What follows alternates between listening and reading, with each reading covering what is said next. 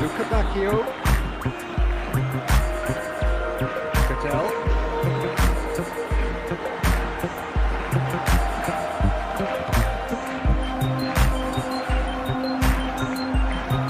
Needs to get it forward quickly.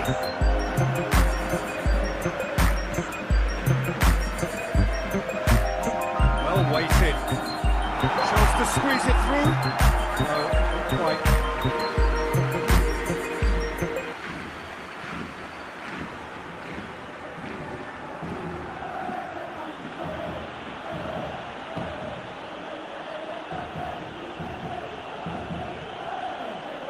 Pedri.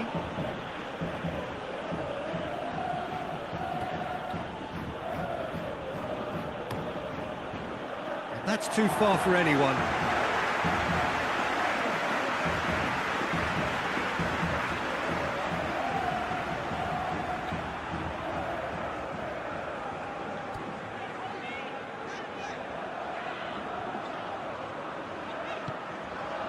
Sao.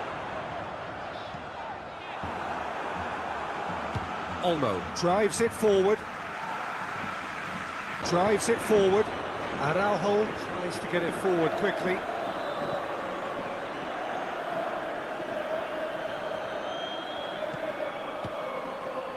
Timely intervention.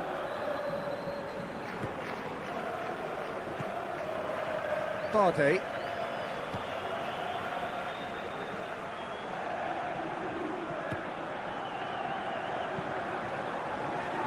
Hoists it forward.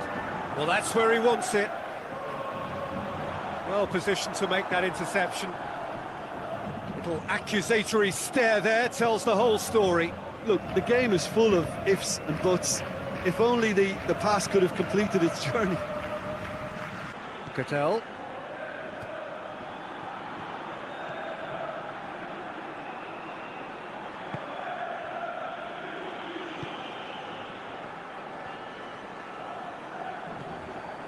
Now it's Luca Bacchio.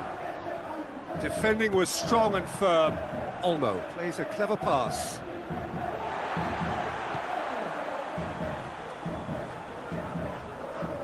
Cattell. Bardet. Cattell. Dani Olmo.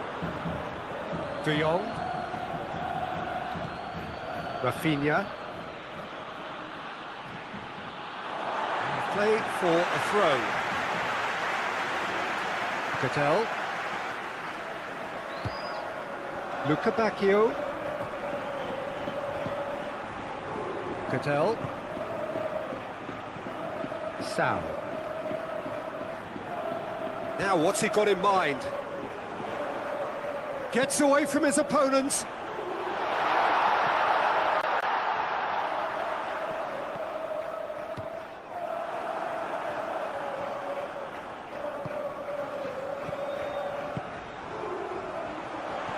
He's through. Goalkeeper's ball. Pedri. Koundé. Pedri.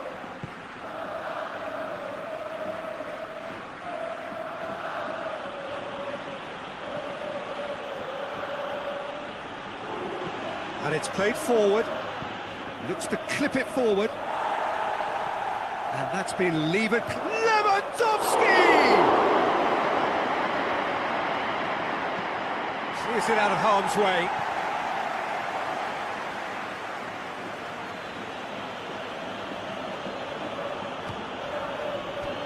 Pedri. Dani Olmo. And here's Lewandowski.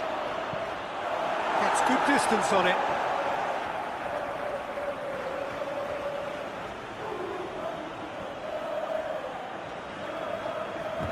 Koundé.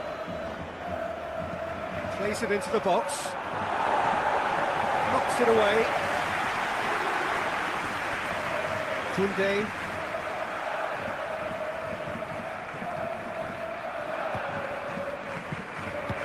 And that has been cleared. De Jong. Pedri. And that's sprayed out wide. De Jong. Pedri. Sam. Finds himself eased off the ball.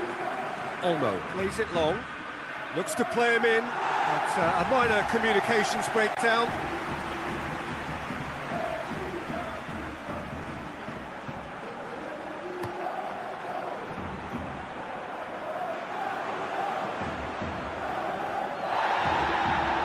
Araujo goes looking. Sal lobs it in gently, and it's hoisted clear. So, needed to come up with a better ball. The movement was good, but the pass lacked authority, a cause of mild frustration.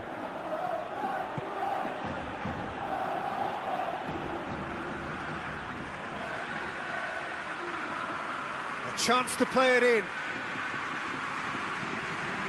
Meets it first time! Summoning spirits to help with keyword research? Use SEMrush's SEO toolkit to find high-value keywords to boost content and rankings, and fix critical issues before they hurt traffic. Summon the tools that work for you. To get it clear. Sal. Good ball, it's done. Hits one! Oh, what a wonderful stop! That was high-class goalkeeping there to back up his high-class wage. Forward it goes. De Jong plays it forward. Gets it back. And it's played forward. Deftly done. Managed to get it away. Out for a throw.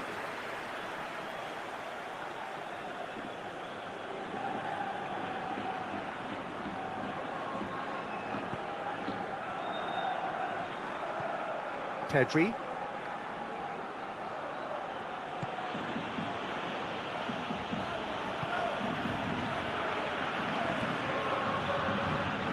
Pedri.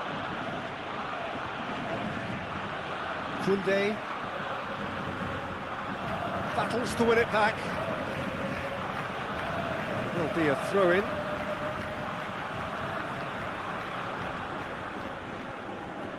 Aimed in towards the centre. Well, it seems as if he's just had a momentary lapse and slipped into tunnel vision, because he had good options around him and he failed to get his head up.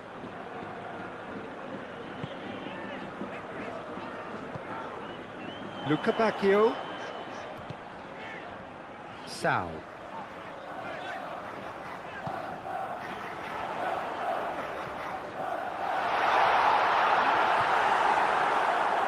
There's a lot of movement going on. There's no shortage of options. So I guess they're looking to play around their opponents as opposed to through them. Yeah, the style is designed to dominate the ball, and so you dominate your opponents. Knocks it away. And no, that is pretty much the end of that. All the way back, and they start again. Pedri.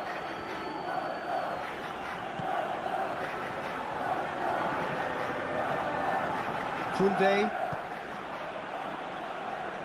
Sevilla are already trailing here early on. They cannot afford to let this get worse. The only consolation at this stage is that they've got a lot of time on their side. You try to find a positive for any eventuality, and while an early concession is unwarranted, they can... There to hoof it away. Now it's Rafinha. And he's got the ball glued to his feet. Now it's Dani Olmo. Pedri. Hefty challenge, but fair enough. Referee has just said play on. And that's been levered clear. Partey. Questions were asked, but he's given the answers. Rafinha. Rafinha going full tilt down the left.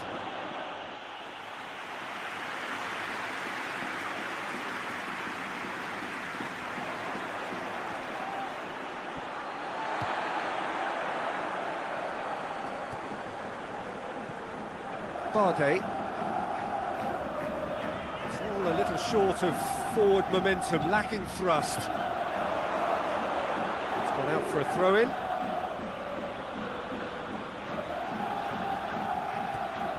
And it's Lewandowski. Pedri. Koundé.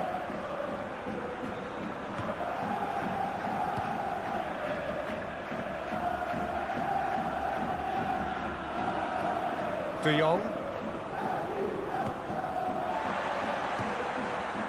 Sau.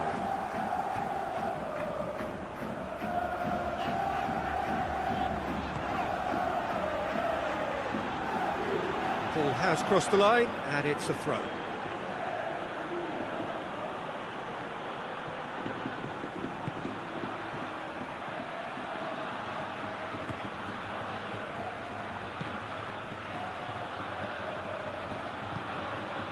Sau.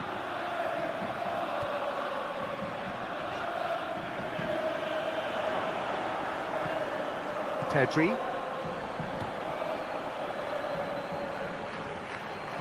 Olmo drives it forward.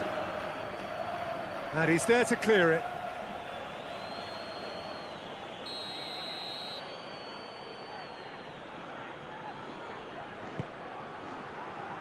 And that has been cleared.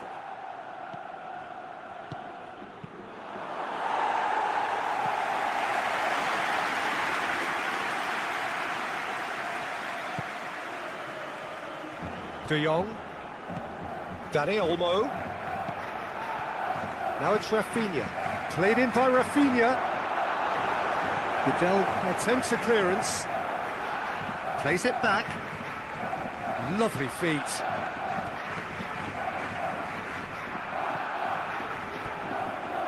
De Jong with a long pass.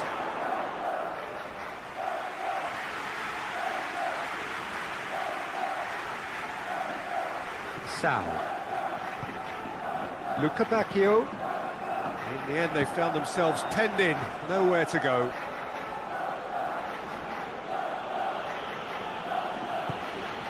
Rafinha.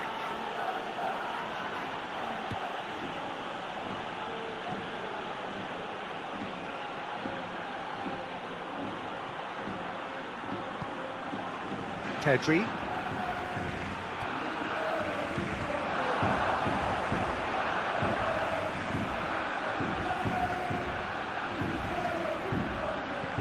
Whipped in. And out to safety. And it's been taken straight back.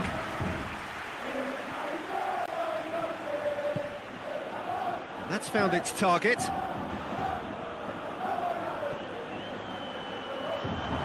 And here's Lewandowski. It's Lewandowski! That has certainly tested the keeper. The keeper really dug out his defence then. A magnificent effort. Tries to get it clear.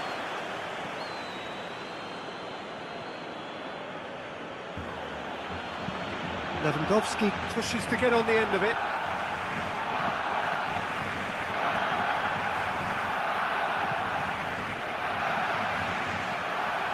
De Jong. Dani Olmo. Tries lifting it over.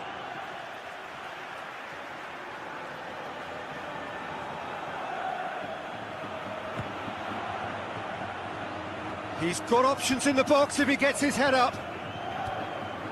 Rafinha plays it backwards, and they'll try again.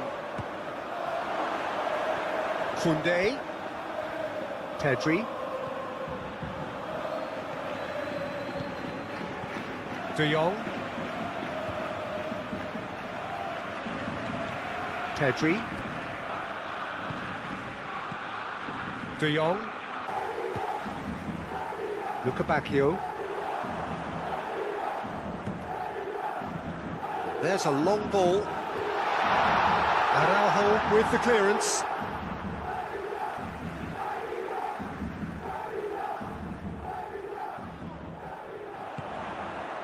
Sao.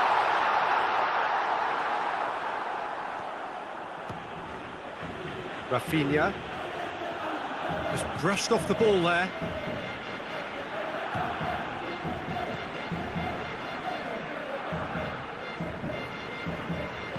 He's looked long this time.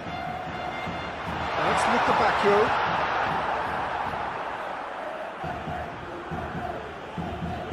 Hoists it forward. Lewandowski spreads it towards the left. Oh, sweet feet.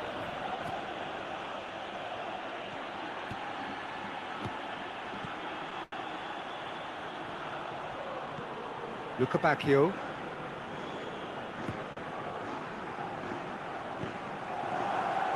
And the weighted pass. And through to the goalkeeper.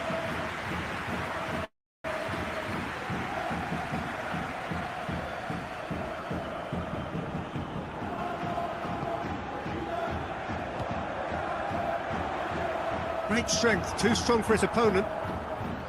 That's just very well played.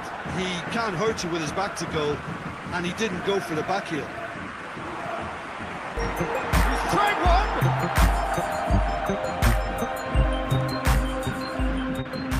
Rafinha.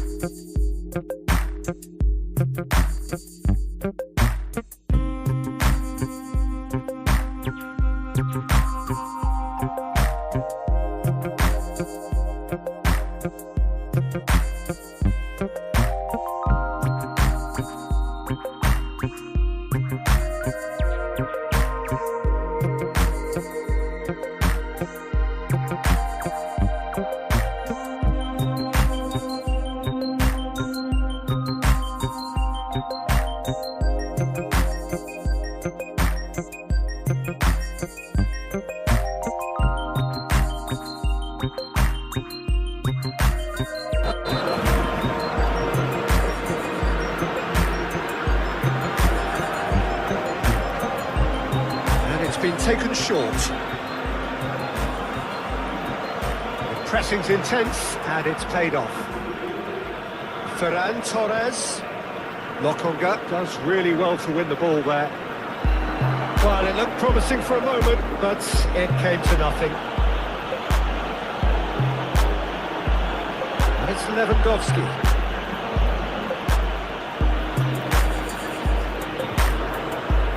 Luka Bacchio.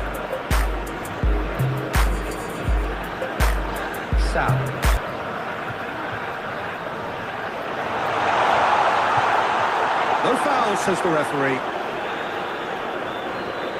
Luka Bacchio wins the duel this time. Great run on the overlap here. It is quite a run he's making here. Well, the defence proved infallible then, but that won't be the last they'll see of him. Well, we expected better, and so did he. Lokonga.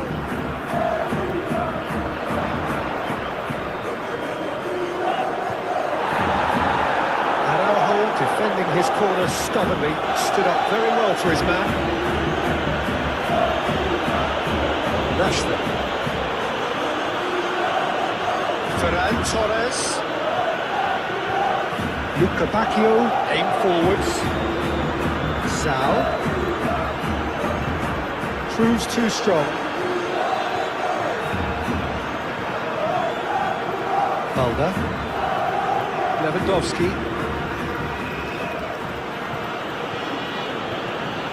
Balda. Pedri. De Jong. Lewandowski. Balde. It's a good run down the left-hand side. Lewandowski has been caught there, it's a foul. Ref's been lenient here. I think he'll get too many more chances.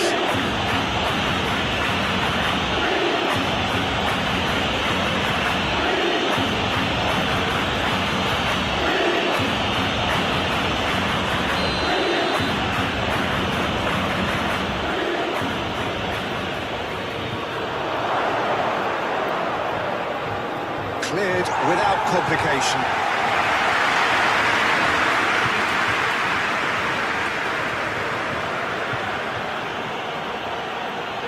Muscular approach does pay off here.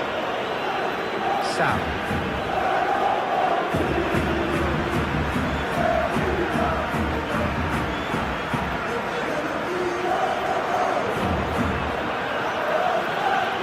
Araujo.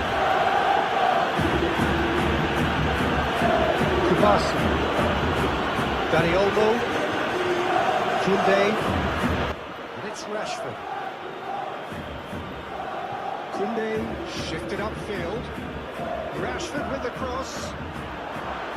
And that should be the keeper's.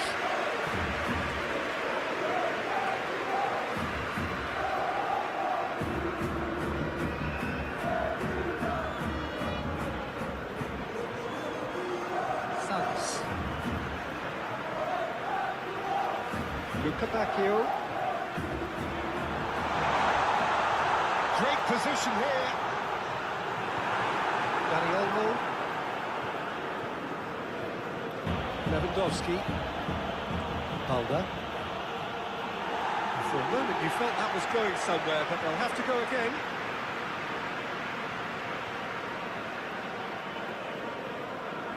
Luca Bacchio. Luca Bacchio has a look up from the right-hand side, seeking out options.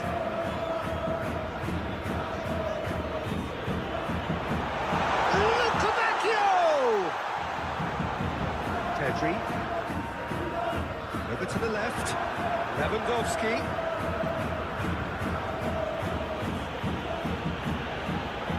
Some good run down the left-hand side.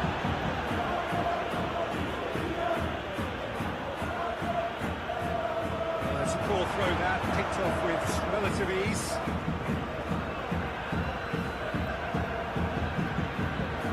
Agume.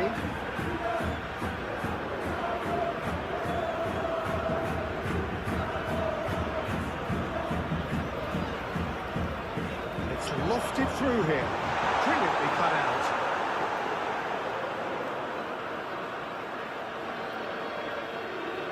Koundé. Moved on forwards. Koundé forwards and with intent. Salas. Sam. He's looking for the runner here. And the shot! Pedri. Barcelona are working the ball as only they can. Well, we're seeing a better spell of passing here, Peter, so We are. getting some short, crisp passing and much more purpose behind it. And they're keeping the ball. Well, in some way, that qualifies as good defence too, though. De Jong has got himself a free kick.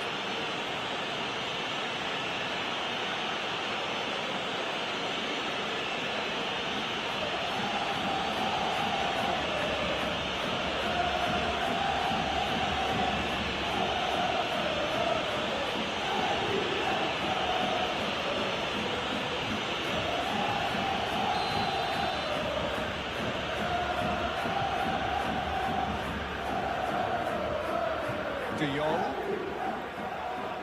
And he's going to be pulled back for that one.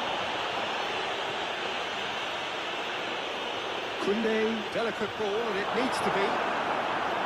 That pass is somewhat less than ideal. Look, the game is full of ifs and buts. That's surely a foul. Free kick.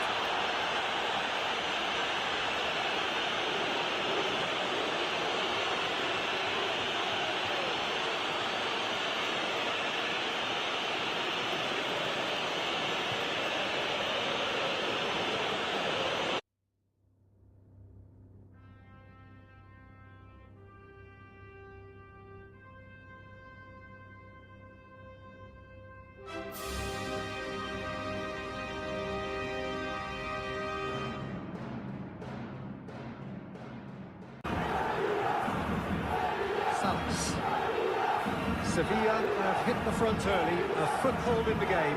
Well, this is all down to a big team commitment to exercise a measure of control. Hits one! Just fizzes past the post. Oh, how close was that to going in? It only required the smallest of tweaks.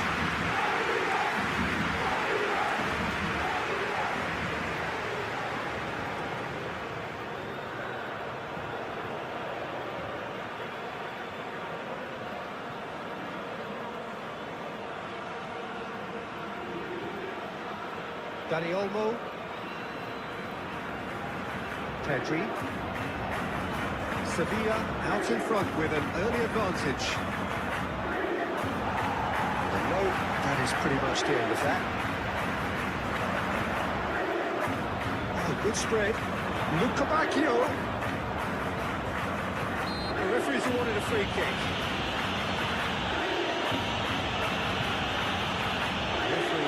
Resisted the temptation to go to his pocket. It's just a stern lecture.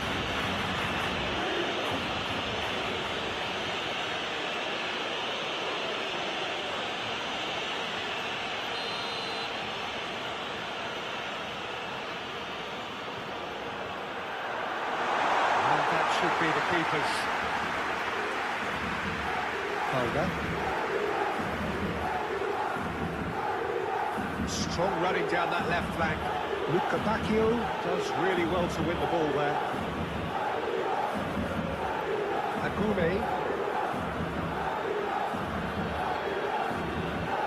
So just the one early goal to report so far. 1-0 the score. And that's a foul. Free kick's been given. Agume is sporting a guilty look after that. That just required a bit more oomph to reach its target.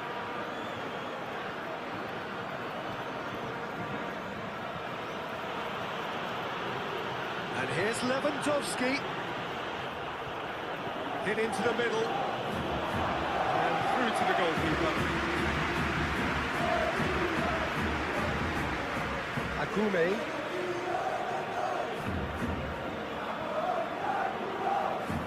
Lokonga. Sao. Lokonga.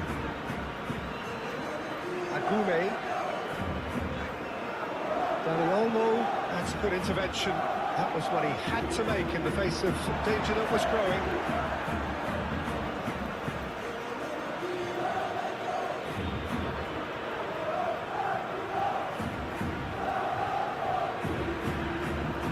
Now then, the ball's come loose. Balda. Lewandowski. Balda. De Jong. Pedri.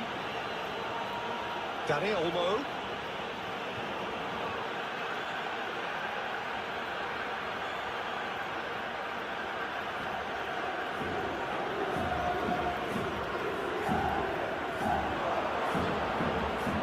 Spread out to the left.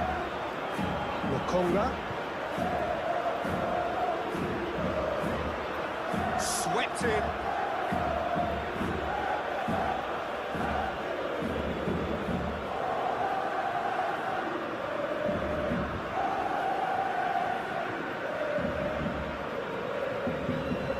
Dani Olmo. Koundé. Aim forwards. Cleared without complication. Araujo. Dani Olmo. Koundé.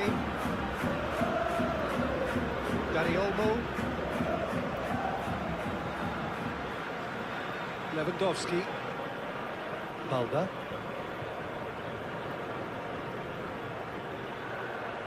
He's going to be disappointed with that. Sal. Lokonga. Luka Bacchio. It's Lewandowski. Decent hit! That comes as a mighty relief.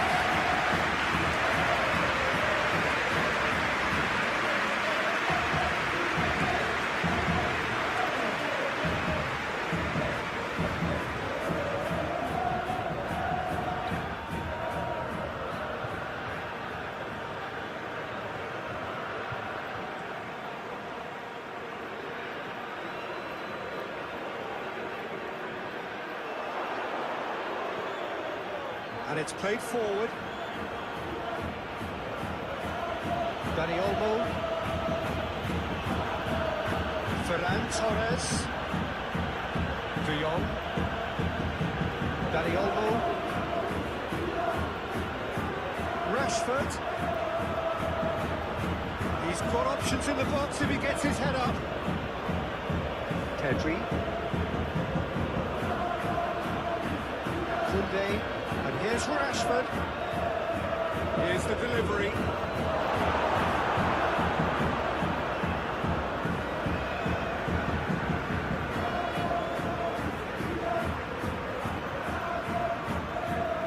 Luka Bacchio. It's a good run down the right. That's a deception. His positioning was spot on.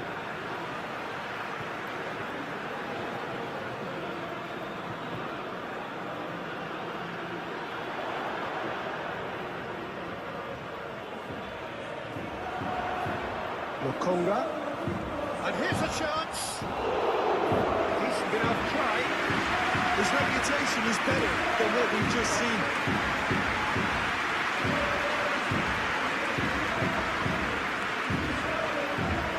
Rashford. 15 minutes till half-time.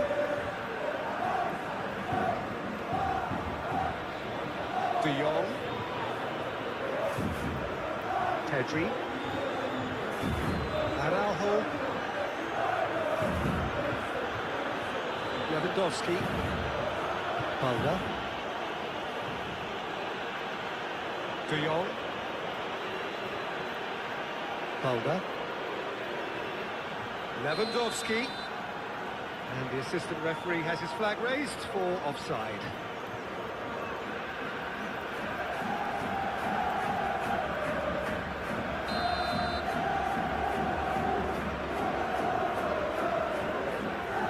Salas.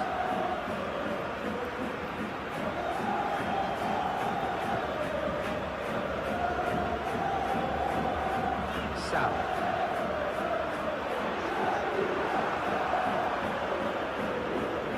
Kubasi. Koundé. That's really well manoeuvred. Dani Olmo.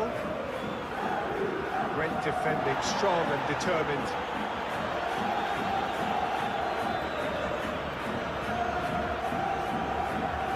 Sal. Luka Bacchio! Oh, extraordinary. Do I really need to tell you, Peter, that he has to do better, especially from there?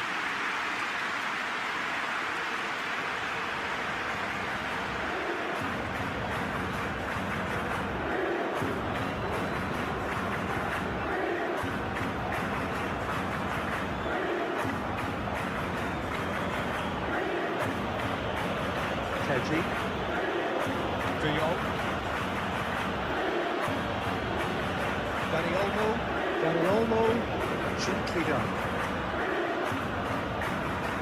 De Jong.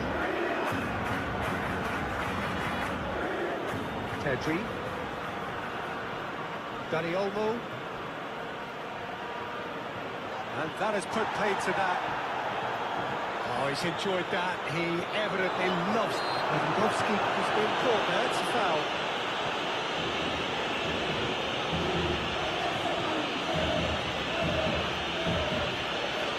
Played towards the other side. Luca Bacchio. Great run on the overlap here.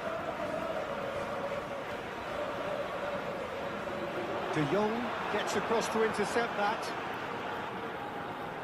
Now it's Ferran Torres. And that's clear cut. It's a free kick.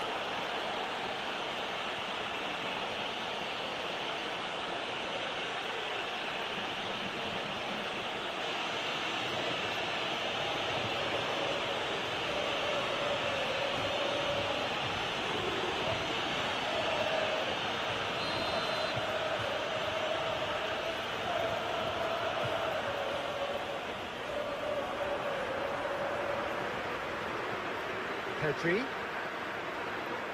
Pedri has been caught there, it's a foul.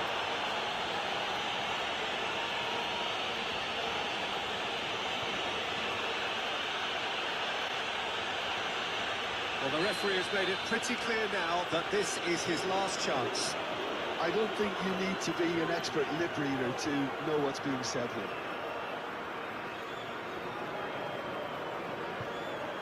Oh, he's found some space here. A communication breakdown there, it seems.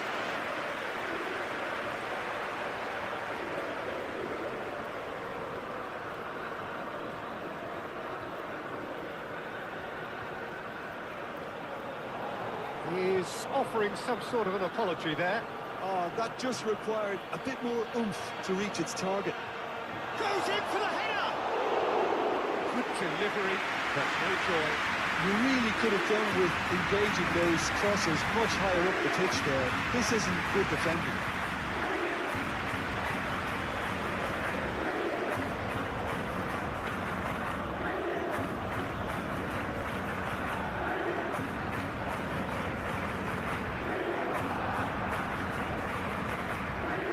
Agume. That's really well manoeuvred.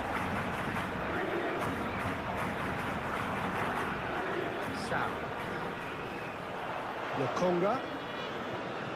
Carmona. Aimed into... Heads it! Oh, just needed a better contact. Barcelona, well, the manager clearly has to react to this and tactically change what's happening. It's too easy for them to get in.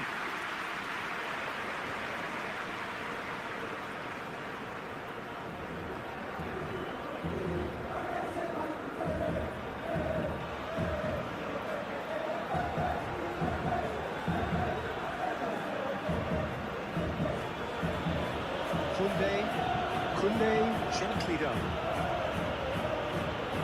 Dani Olmo. Moved on forwards. Agume. And it's played forward. Dink through. It's gone for a throw-in.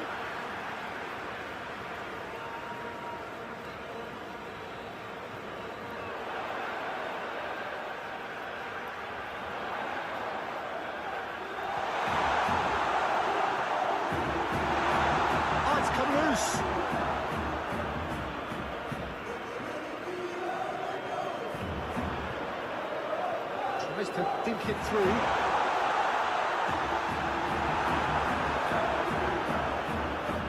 Pedri, forwards and with intent. Barbe, it's a sharp pass. Carmona.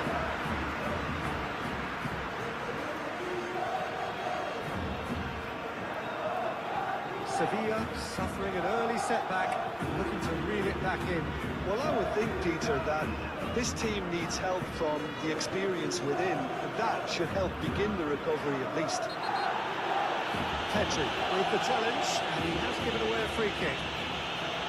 Well, that looks like a final warning, still no card.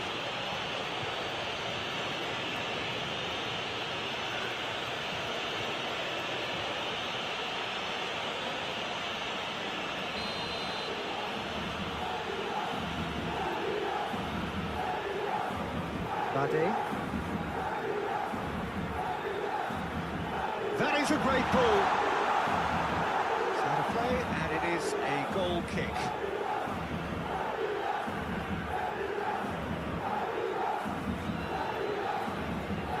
Dani Olmo.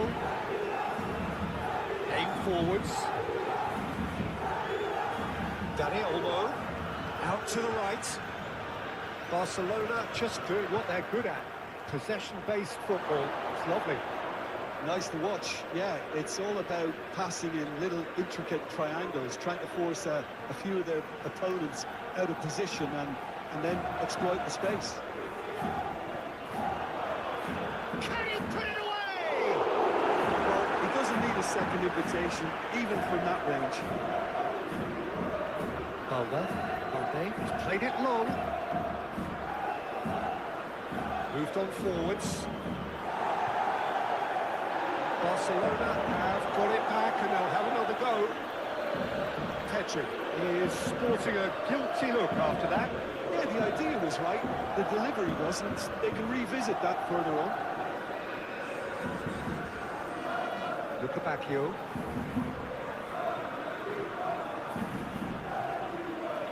Sao. He's not played the ball, that's a foul.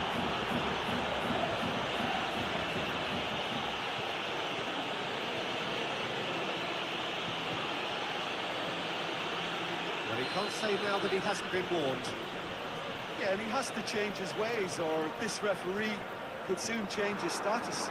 It was a sterling effort, and at least he kept it on target.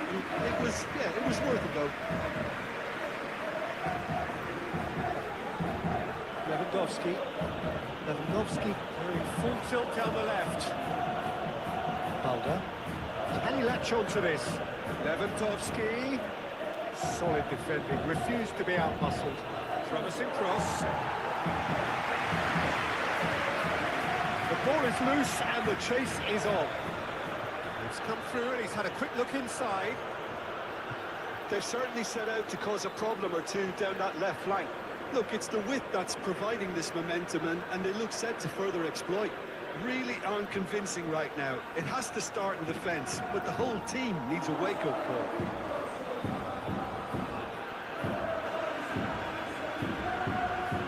Balde.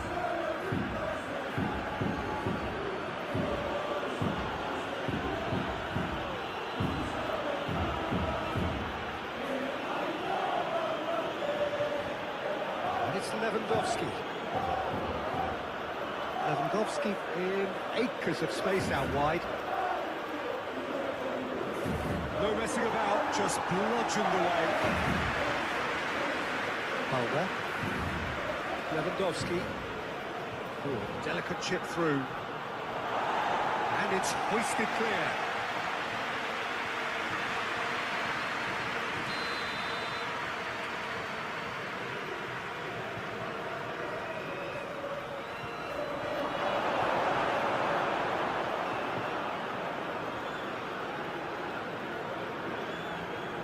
Played out. A successful school year for your child is only one click away. At Minnesota Virtual Schools, our online education program is a tuition-free, fully accredited public school for kindergarten through 12th grade. With flexible scheduling, a personalized program, and a school-supplied computer, your child can tackle school on their own terms, with as much support and attention as they need. Great education the way you need it. Visit mnvirtualschools.org to learn more and enroll now.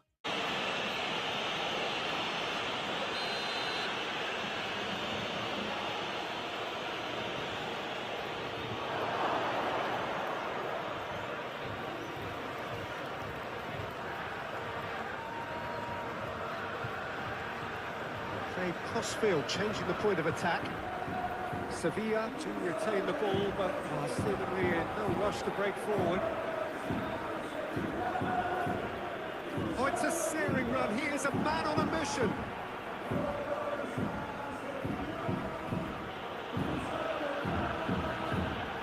And it's Rashford.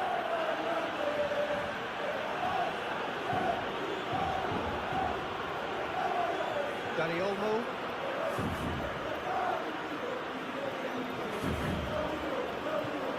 Rashford. Dani Olmo. And here's Rashford. Pedri. Sal has given away a free kick.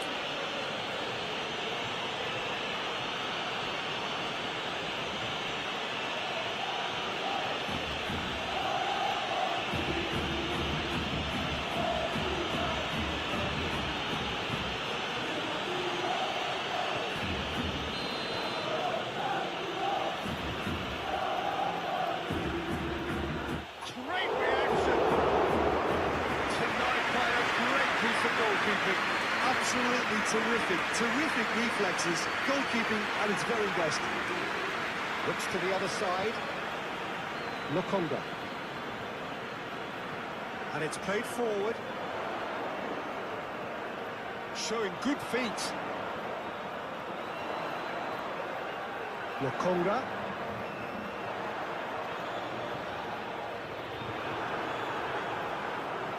Araujo forwards and with intent. Balda.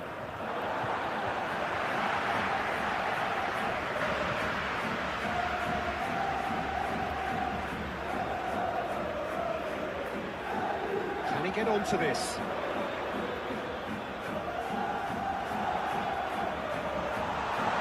Great chance!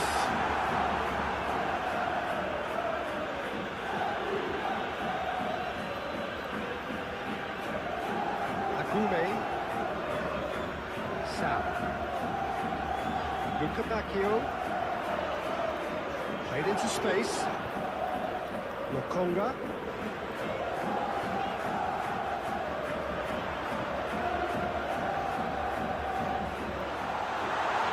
Gets into some space. Chance! Just off target. Yeah, he may have snatched it down a bit, even though it was quite close.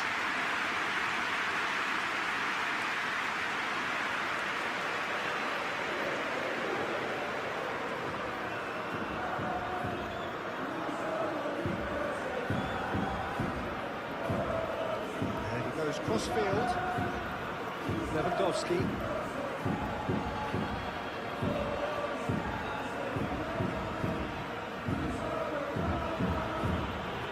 Balda.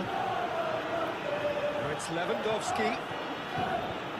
Great defending, strong and determined.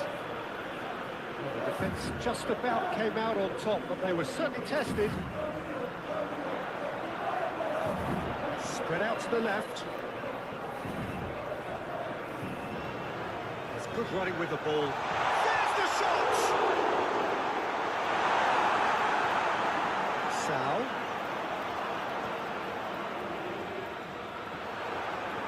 Lewandowski.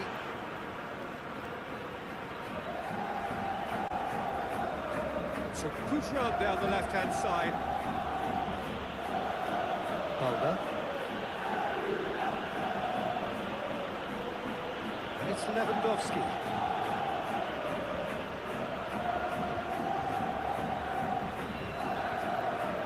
Carmona. Bade.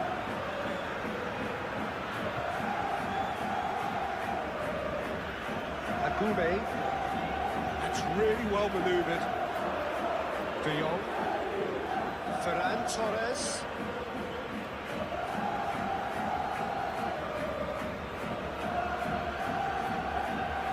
De Jong. Oh, he's going to be pulled back for that one. And that's going to be a booking.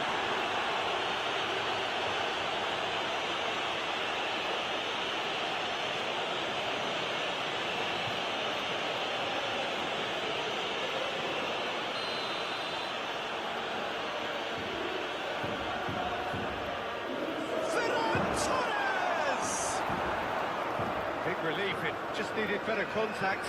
Yeah, but the two that closed them down merit the praise of a job well done.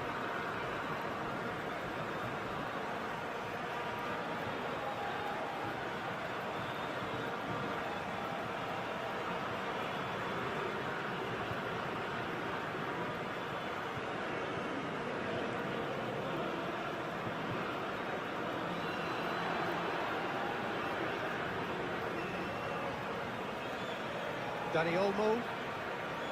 Sevilla are still behind as we reach out for half-time. Luca Bacchio can get it clear. Agume. Sam.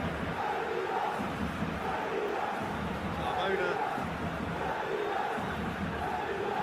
Sevilla keep hold but can't do anything meaningful with it.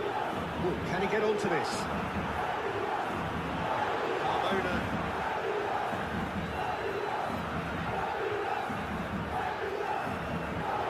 Oh, good spread. Oh, that's nice. Now who's going to be first to this?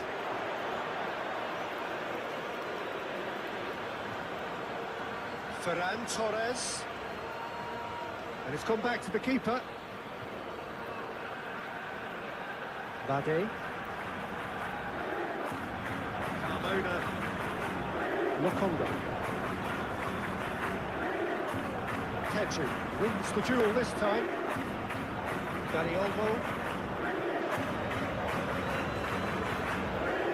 Kedri. Kedri chooses to go cross-field. 5 minutes till half-time.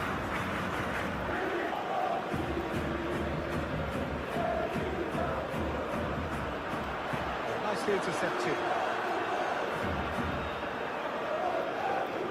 And he was clearly disappointed with that pass. And that was just poor decision-making and a weak execution. Bade tries to clear. Kedri. Over to the left. Valde. He is just caressing the ball. And he thumps it clear. De Jong. Gets good distance on it. That's been won straight back.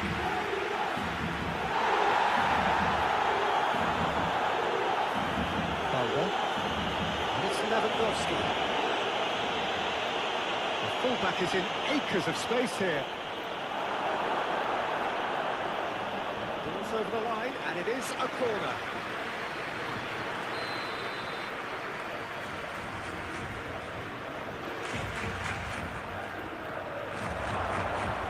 Herring after the ball here. Pedri. Hurry. Now the finish! And he's there to clear it.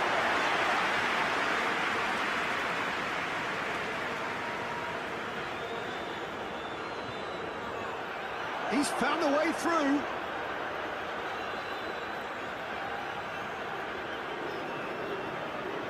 Luca Bacchio. Oh, that's nice. Oh, it's played into the area. And out it comes again. Ferran Torres. Rashford. Pressing's intense, and it's paid off. Now, where's he looking? And it's played forward. Araujo forwards and with intent. Barcelona disappointing in the end there. They lack urgency. Bade. Carmona moved on forwards.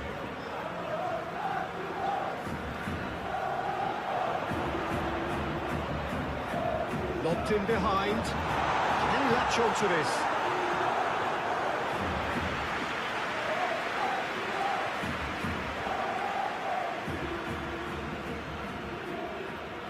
Dani Olmo. That's really well manoeuvred. Koundé. He's looking for the runner here. Can he get onto this? Not offside that time.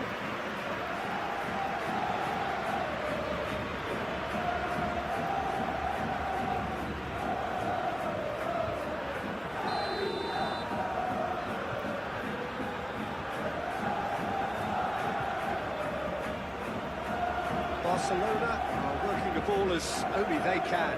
Well, we're seeing a better spell of passing here, Peter. So We are. we're getting some short, crisp passing and much more purpose behind it. And they're keeping the ball. Well, in some way, that qualifies as good defence too, doesn't it? Pedri. I wonder what you've seen, Jim, over the early moments of the game. Well, neither side has really grabbed the initiative, I would say. That's a foul. Simple decision for the referee. That is good strength.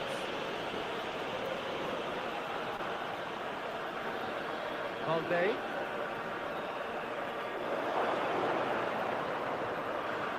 In with the challenge.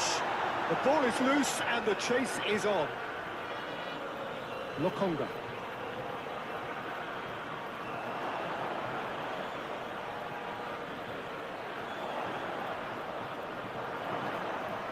That's a foul. Free kick's been given.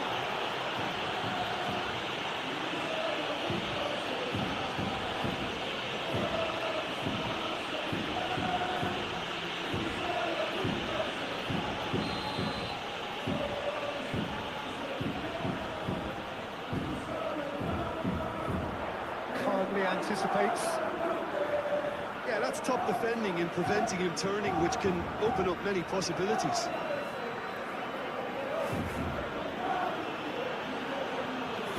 Dani Olmo shifted upfield. Carmona.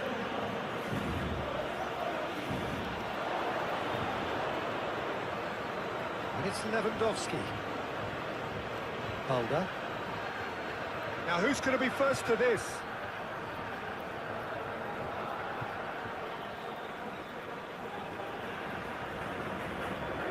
He's been picked out. Luka Bacchio. It's run loose here.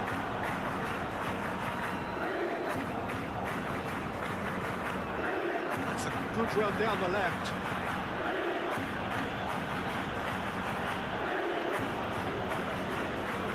Bade. Lokonga. Sevilla yet to have an attempt on goal.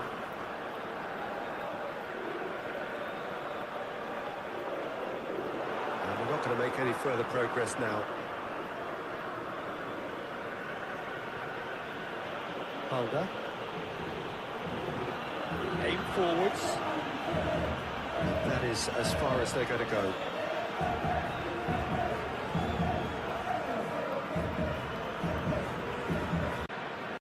Good spell of possession this, but very little to show for it. Bade. Sam. Luka Bacchio. Looks to the other side.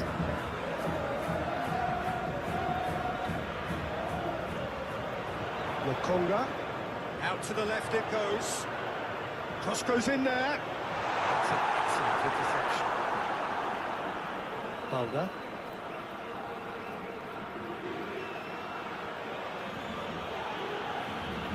De Jong. Lewandowski. Great defending, strong and determined. Salas.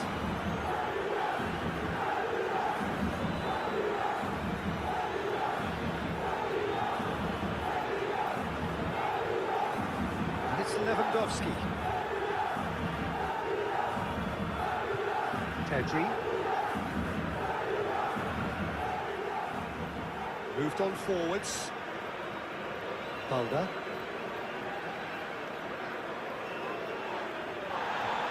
Foot in. Balde has got himself a free kick. There could be trouble here. But for now, the referee is keeping his cards in his pocket.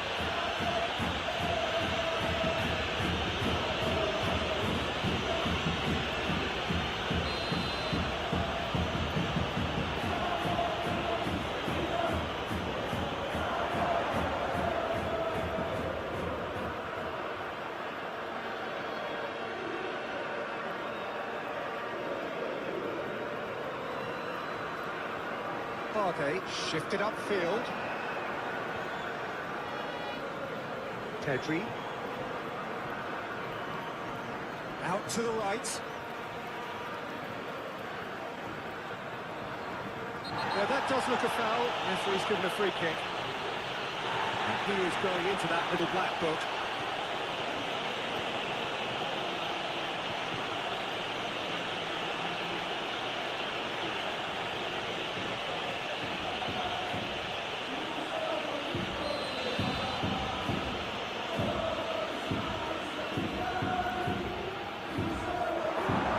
Too long and over the line.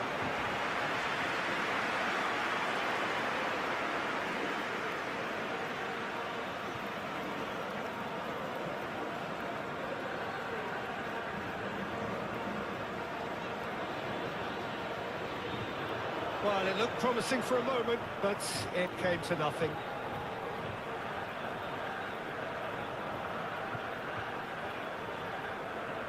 That's really well manoeuvred. Deftly done. Well, I'm not quite sure he needed to hold up play quite as much as he did then. A couple of his teammates were very annoyed.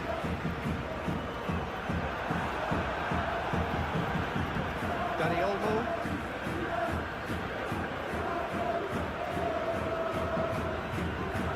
Tall, a little short of forward momentum, lacking thrust.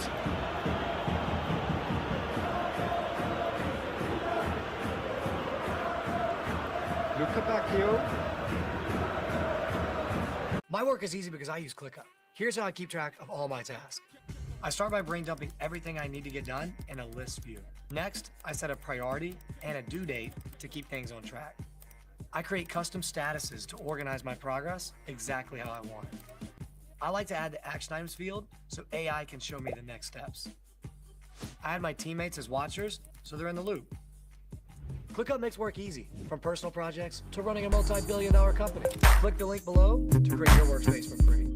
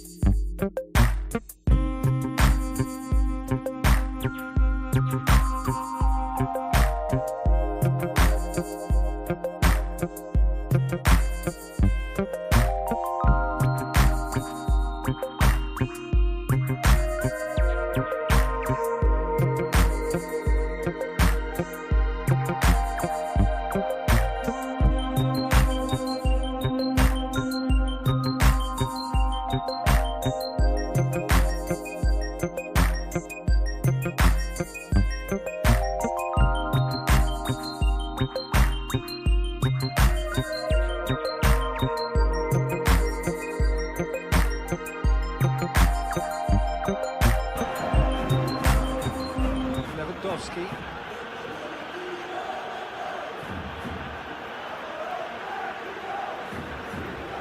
Sal.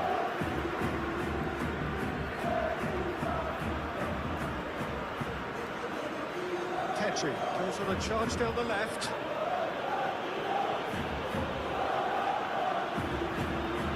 Salas.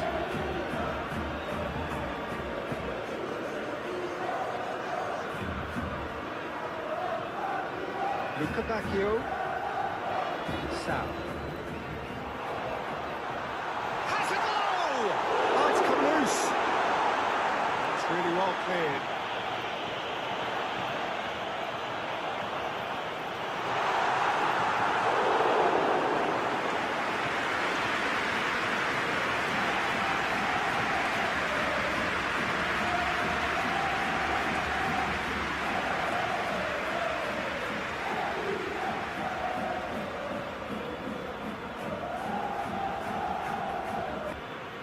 Lokonga.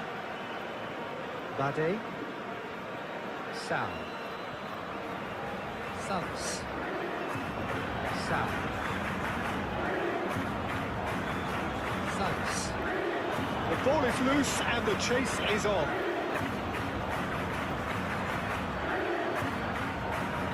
Keeper's got good distance on that.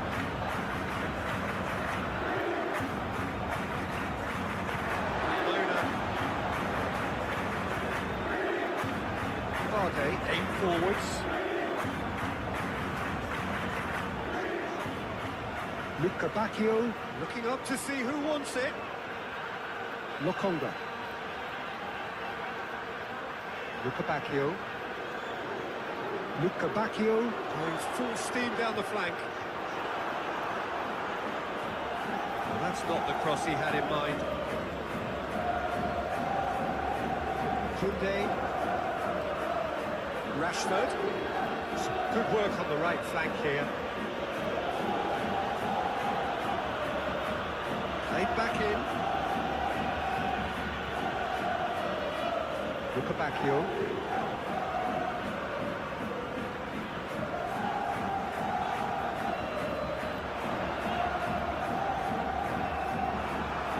Balda.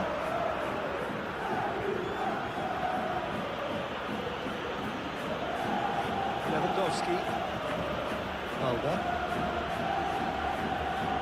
De Jong.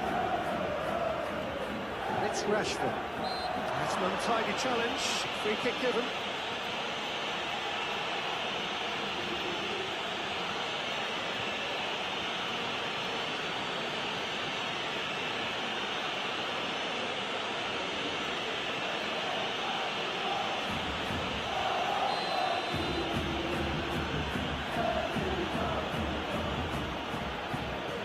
Koundé.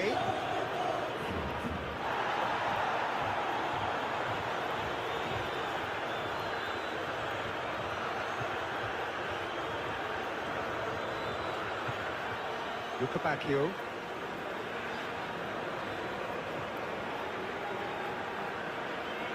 Luca Bacchio. Oh, what a pass! Oh, great header! Oh, the keeper's done ever so well. Really looked sharp there, didn't he? That's very well played. Sam. Lokonga. Bade.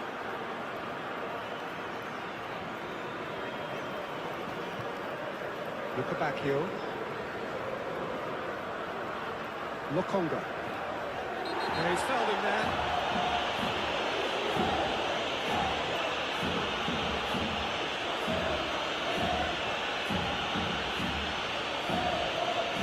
Daddy Olmo gets his final warning.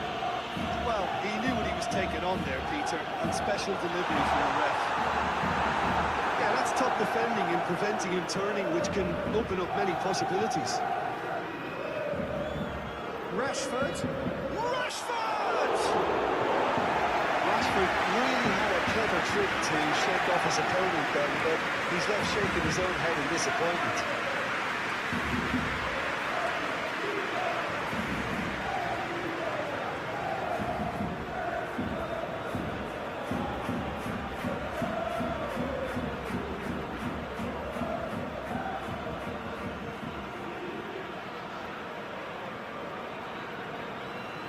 Salas. Sam. Oh, can he get onto this? And he cuts out the supply. Tedri. It's beautiful, intricate passing. They are toying with their opponents. Yeah, just keep things nice, short, crisp, and let the ball do all the work, and it ought to pay off for them as well. Agume.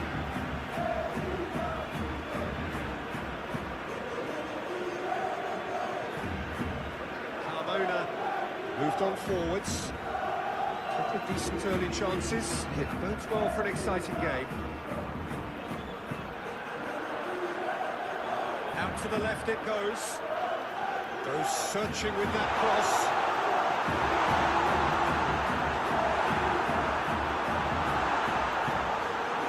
And it's played forward. Balda. Balde forwards and with intent.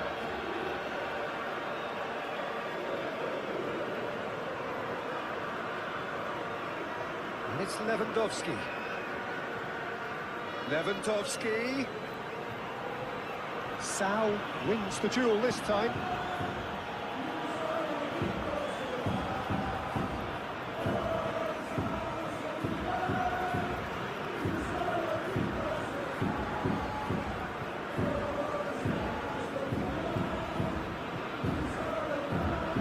If referee's given a throw.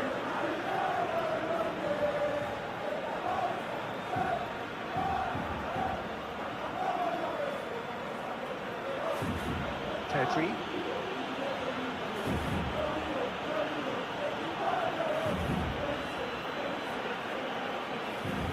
Rashford. Still goalless at the moment.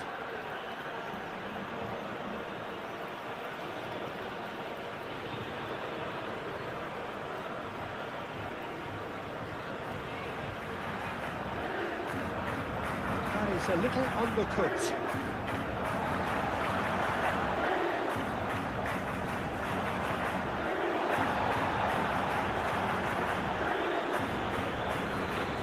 Lewandowski.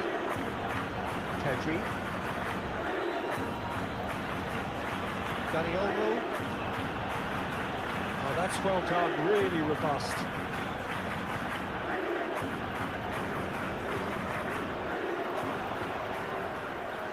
Pedri has given away a free kick.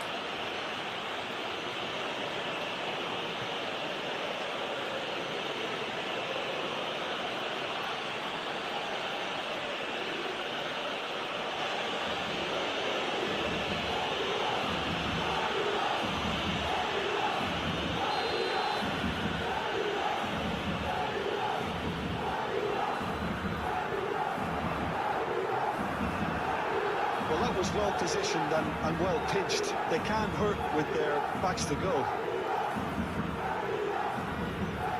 Dani Olmo.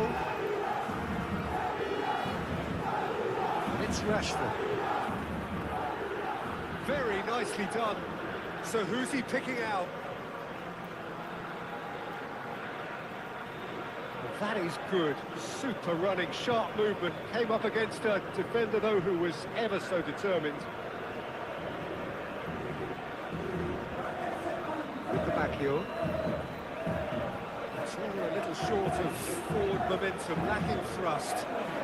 Luka Bacchio looks to get on the end of this. Luka Bacchio. Nice physical challenge.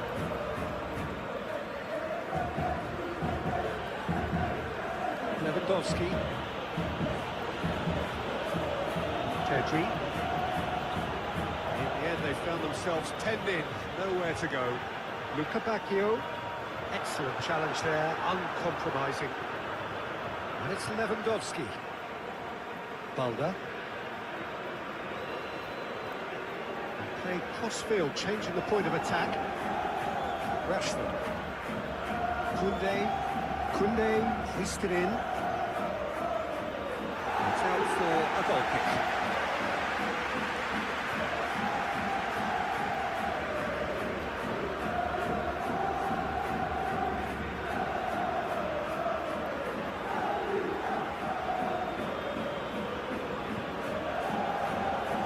Salas. Carmona. Sal. It's really well manoeuvred. Luka Bacchio is onto it in a flash.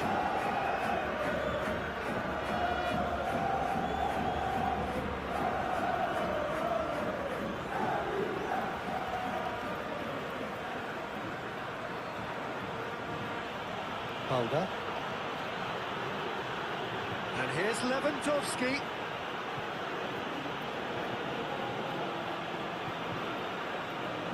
Pedri. Dani Olmo.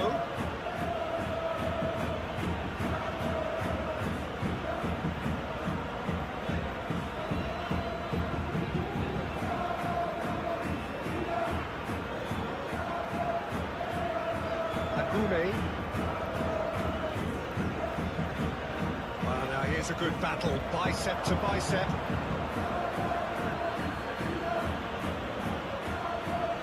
Muscular approach does pay off here. Well, that's a foul, free kick's been given.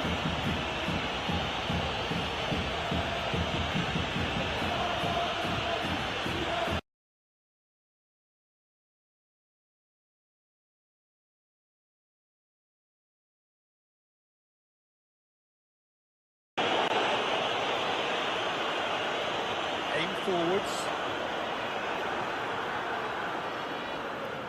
He's offering some sort of an apology there. He made it look a bit predictable. Dani Olmo, oh, good spread. Dani Olmo.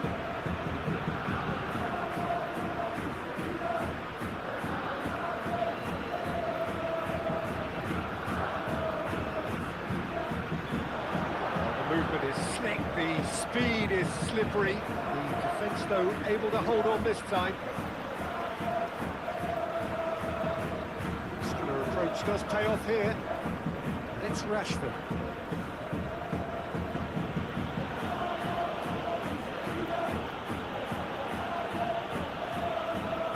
Barcelona ran themselves into the proverbial cul-de-sac there.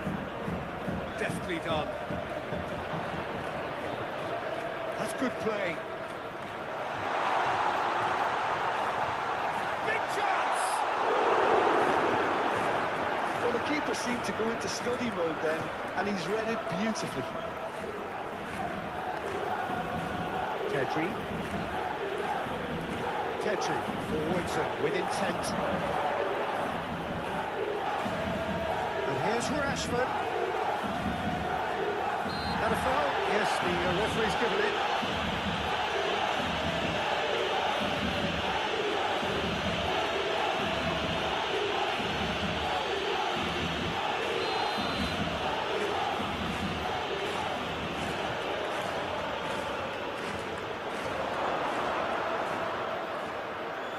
Pedri.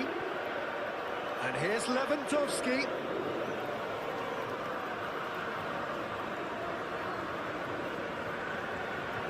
Now then, the ball's come loose. Here's the cross. Defending of the desperate variety. And here's Rashford. Balda. Dani Olmo. Oh, he's caught him there, it's a free kick.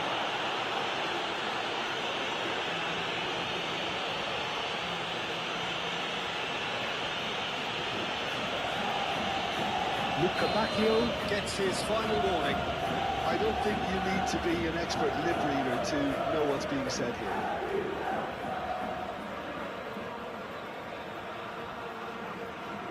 Agume. Sal. Hits the channel. Now here's the delivery. Nice interception, well timed. Dani Olmo, aim forwards.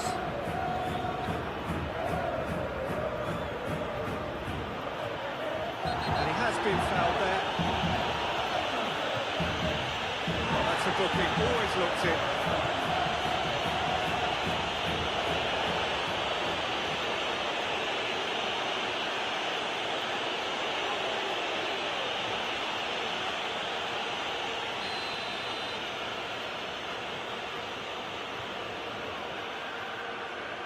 Can he put it away? Oh, just lacks a decent finish.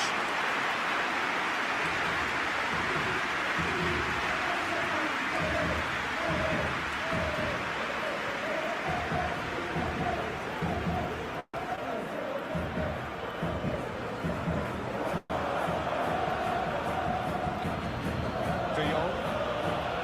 Ferran Torres. Sal does really well to win the ball there.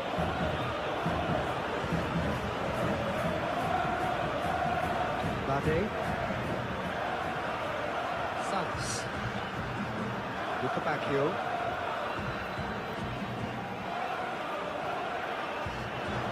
Sal. De Jong producing a good steal there, showing a good level of alertness. Pedri. Lewandowski. Oh, that's well done, really robust. Finding an investor-friendly real estate agent can be daunting, especially if you're looking to invest out of state. But with Bigger Pockets Agent Finder, you can find a trusted, investor-friendly agent in just 2 minutes or less. They can help you find the right property in your target market, even from afar. So take your first step towards financial freedom today. quickly find your perfect match with the help of Agent Finder. Find your investor-friendly agent on BiggerPockets Agent Finder now. It's off target and by quite a way. Well, that's why we all say indecision is fatal.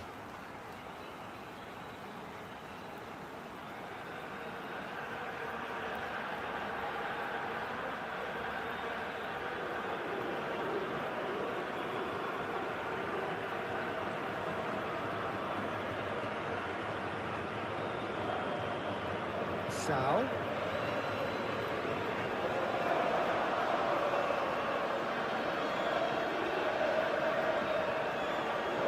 That's a nice ball. That's a brilliant interception. Excellent challenge there, uncompromising. Dani Olmo. Rashford. De Jong. Oh, that's a very decent ball now. That's been won straight back. Lewandowski. So who's he picking out?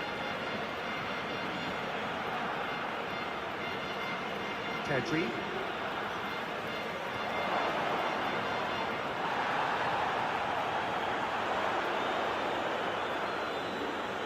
The dressing room at half-time. It's one.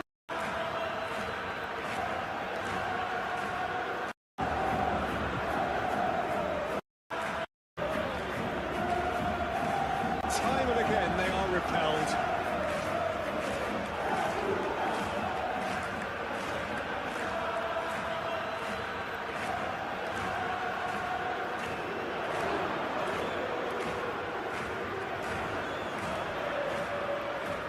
Lokonga. The pressing's intense and it's paid off.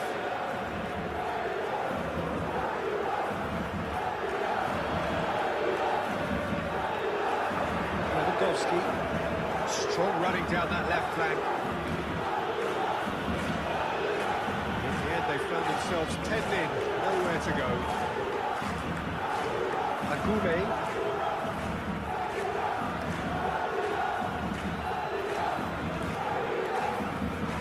Dani Olmo wins the duel this time.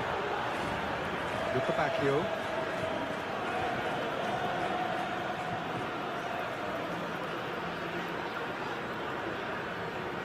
Defence just about came out on top, but they were certainly tested.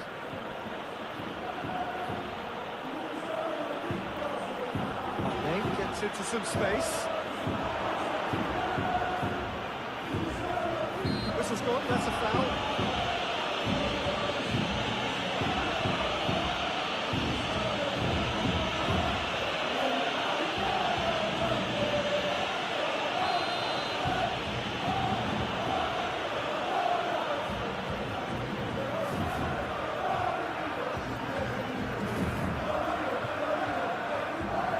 Ferran Torres. And it's Lewandowski. Played down the flank. Now it's Rashford. Agume does well to get it back.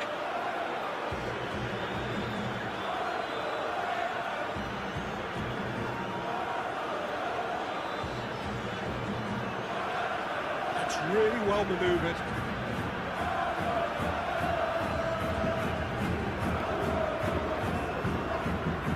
Mulder. Charging forward down that flank.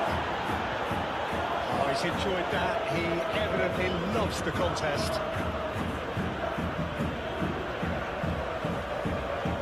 Sevilla can't make any sort of inroad despite all this possession.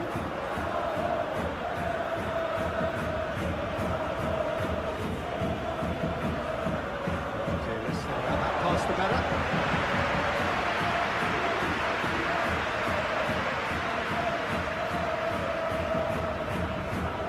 Luka Bacchio tries making a foray down the right. Great defending, strong and determined. Yeah, he's fouled him there.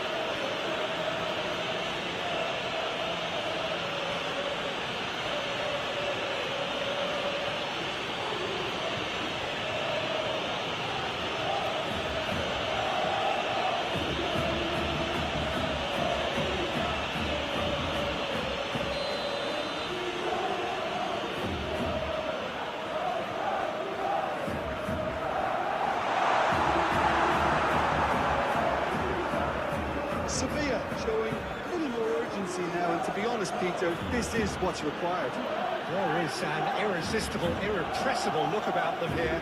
Well, the question now is whether they can sustain it.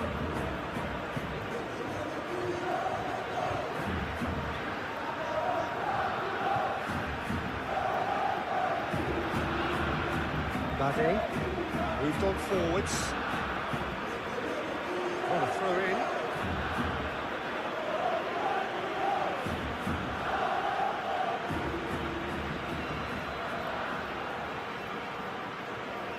De Jong. Pedri. Balde. Oh, it's played into the area. Oh, that's overhit.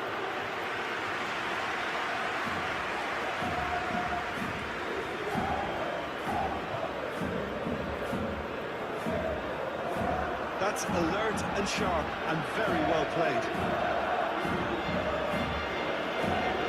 Lewandowski has set up one goal so far. De Jong. Oh, delicate chip through. Not pretty, but it gets the job done. Pressing's intense, and it's paid off. Proves too strong. Ferran Torres. Lewandowski. He's got the shot away! And for a moment, time stood still.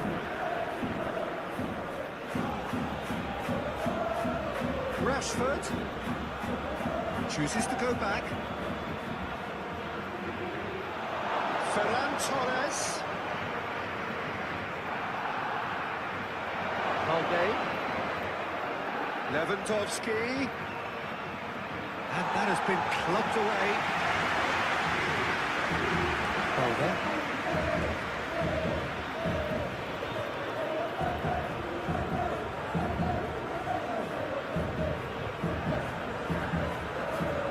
De Jong. Balde.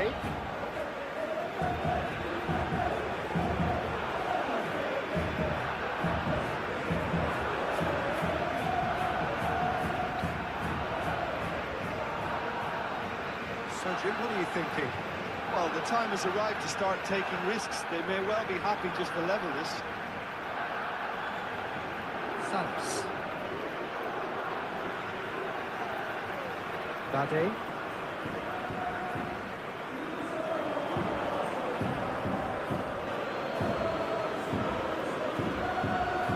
Balde. And it's played forward. Lewandowski is flagged offside.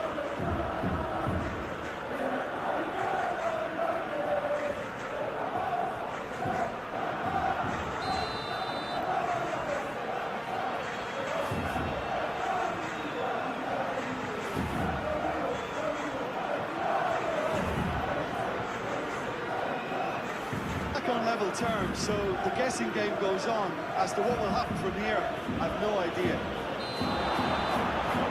The assistant referee has his flag raised for offside.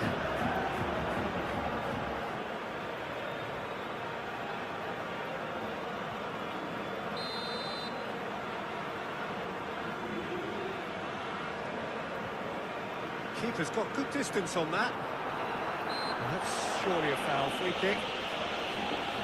Lewandowski.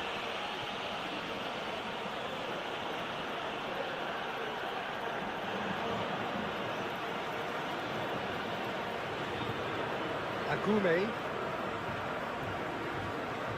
Sevilla getting a lot of touches here, but they're not making much progress. It's an inviting looking ball, that. Oh, they could be caught out here. He has found the way through.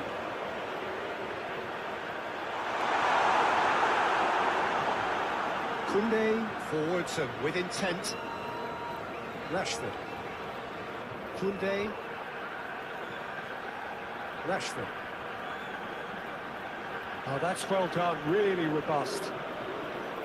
Concentration levels are very good, and so is the commitment. This game could yet yield a winner.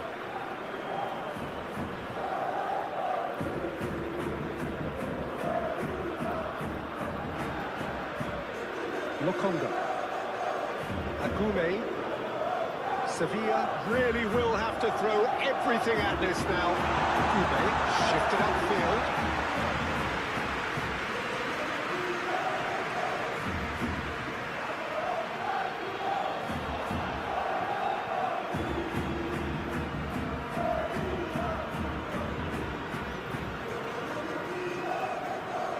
Koube. That's good play. Lokonga. That's very neat.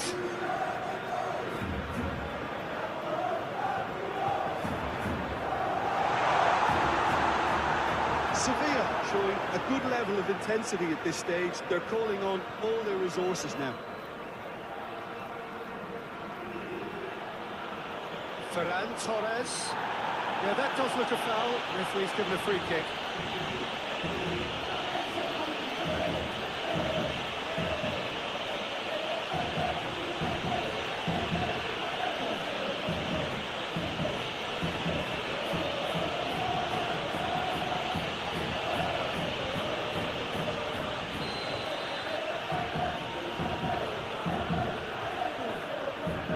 It's Rashford. De Jong. It's Lewandowski!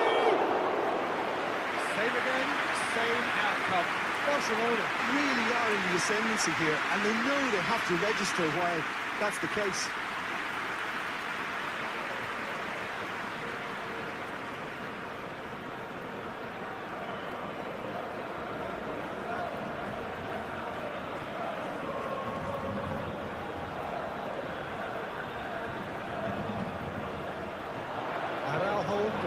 The referee's awarded a free kick.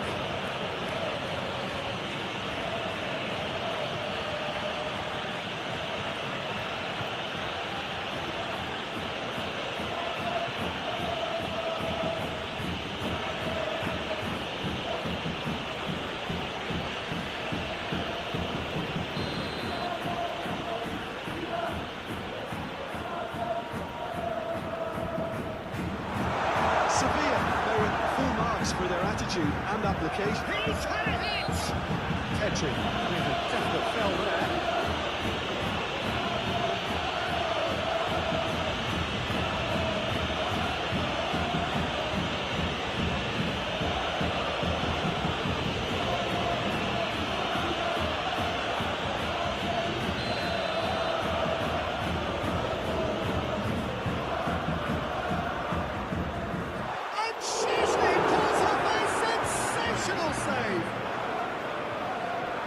Koundé.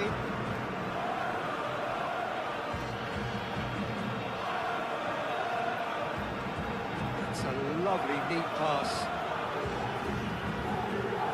Lewandowski.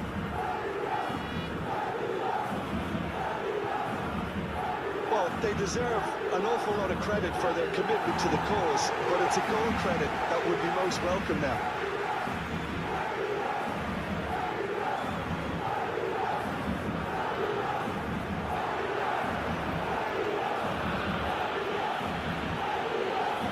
Lewandowski.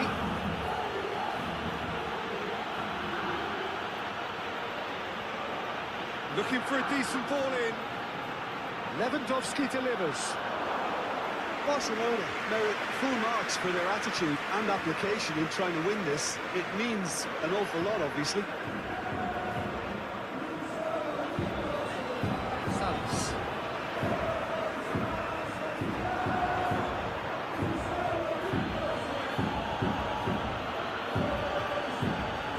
Ferran Torres.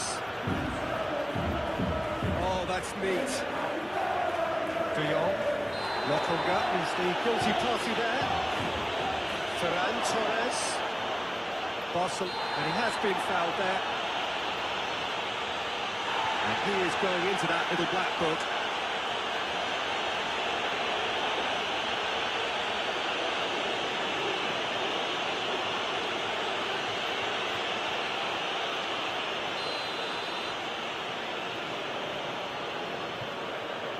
And the ball's done its job. And the ball's come loose here. Rashford. Salas with a fine tackle. He is just caressing the ball. Well, both sides might have to settle for a draw here, although there's still a chance for one last fling.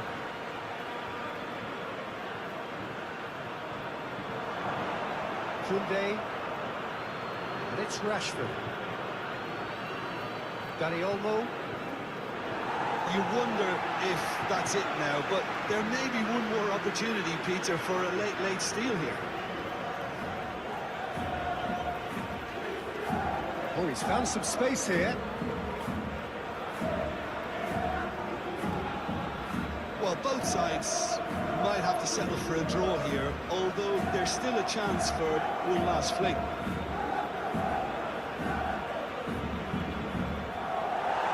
And he thumps it clear. Big chance, corner.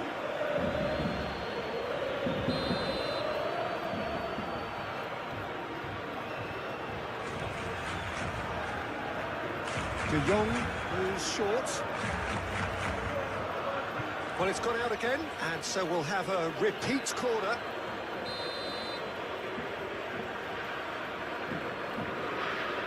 De Jong plays it short. That is lovely. Koundé. Shapes to shoot! Dani Olmo. We are into stoppage time. Pedri. It is now or never. Time is against them.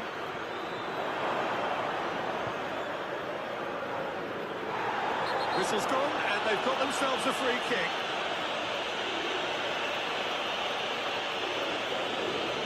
There could be trouble here, but for now the referee is keeping his cards in his pocket. Well, he's asking for trouble, Peter, and with this urge to nibble away, I think the ref is spelling it out for him now. Sevilla can really do with some bigger names standing up here. At times they didn't even look as if they knew what they were doing. He's certainly caught him there. It's a free kick. That's a booking. Always wants it.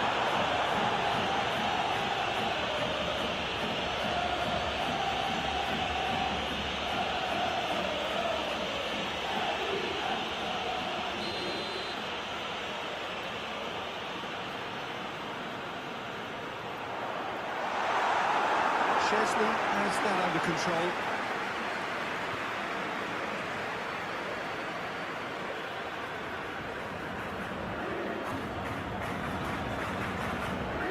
De Jong.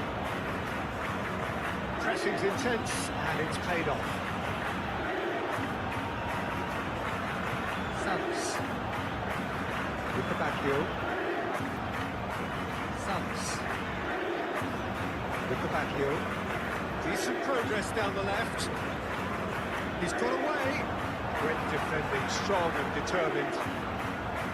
Well, the movement is slick, the speed is slippery. The defence, though, able to hold on this time. And he's straight offside.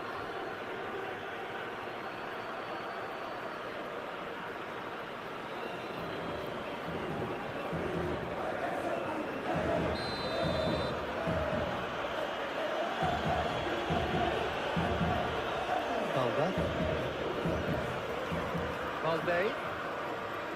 Very nicely done. This is gone, that's a foul. Now it's Lewandowski. Wins the duel this time. Gets good distance on it. Valde. Lewandowski.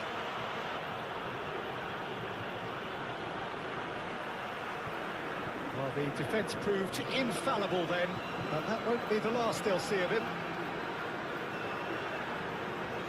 Bade.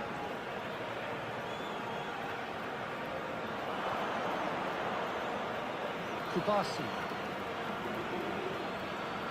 De Jong. Lewandowski. Balda.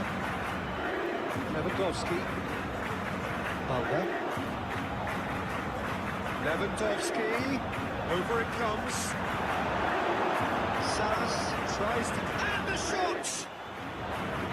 Dani Olmo. Oh, here's a chance! That's a waste. Barcelona really have been deserted by their composure and allowed frustration to take over, and it's not a good sign.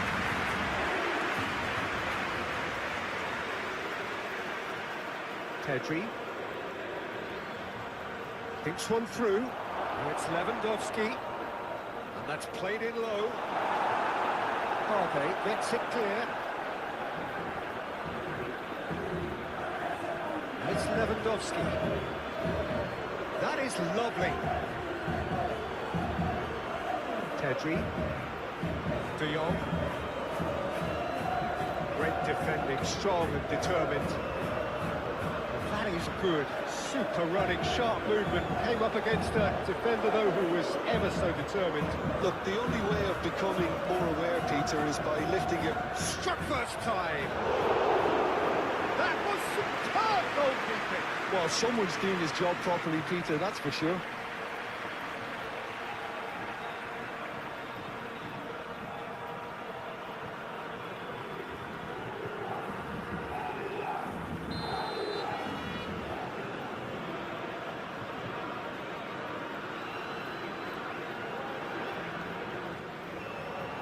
Keeper's dealt with that. And that's surely a foul. Free kick.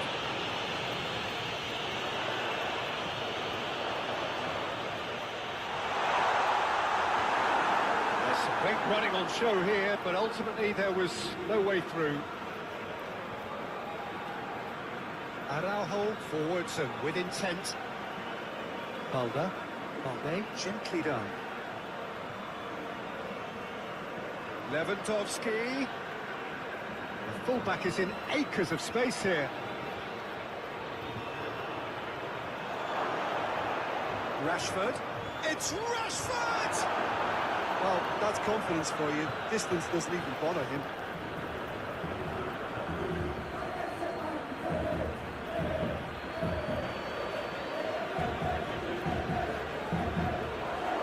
Luka Bacchio.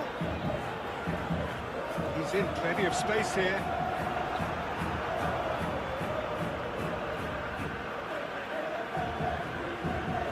Koundé.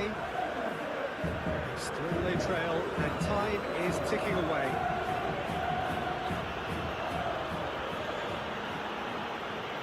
Koundé moved on forwards, and he cuts out the supply. Ferran Torres.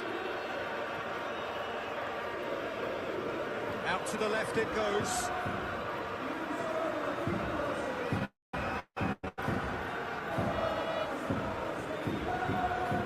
Here it is, crossed in.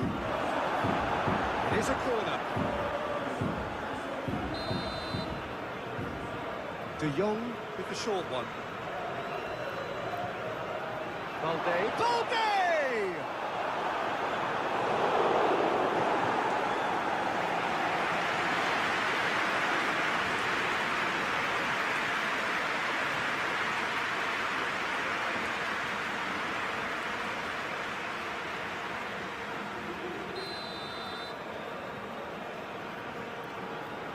They've played it short.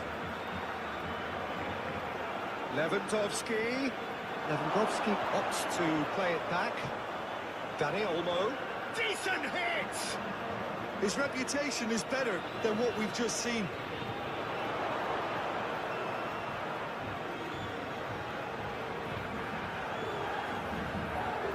Agume. Bade.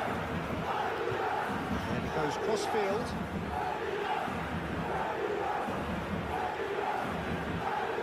Luka Bacchio.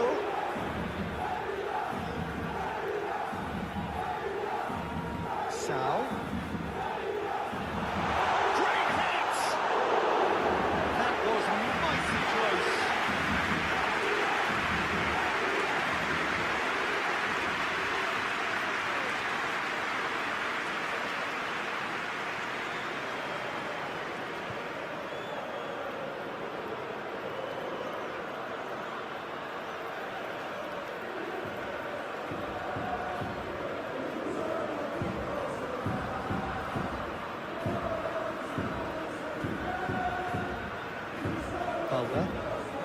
And it's played forward.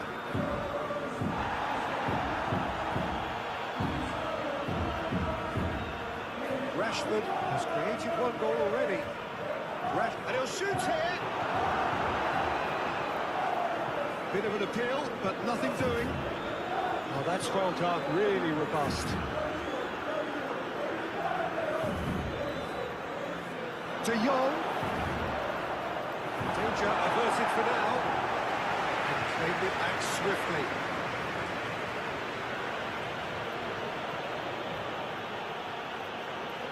De Jong. Akume. Lokonga. It'll be a throw-in.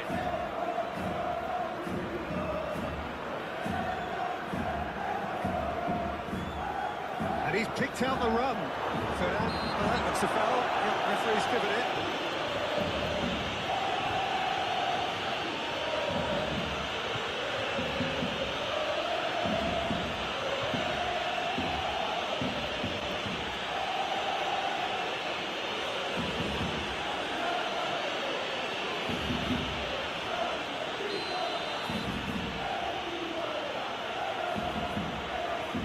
And the ball's come loose here.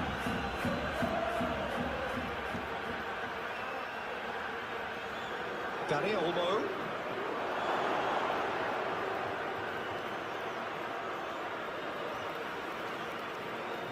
He is through here. Well, that defending is unapologetically persistent. It's almost personal. And it had to be. Well played. That has snuffed out the danger. Sevilla are definitely going about this the right way. They're coming again and again. Well, the question now is whether they can sustain it.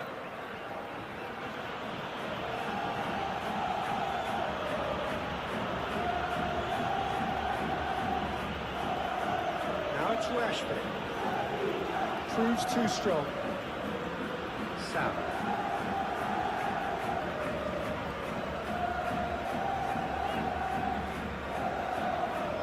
Luka Bacchio.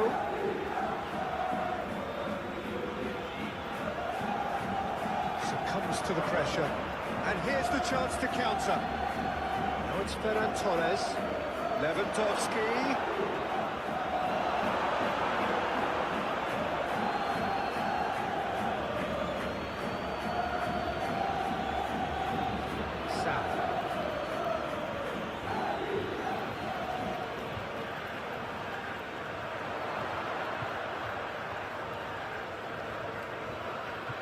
That's going to be a goal kick.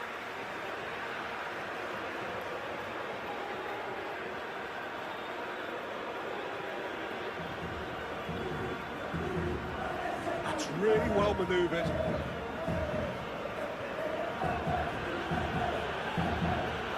Nice physical challenge.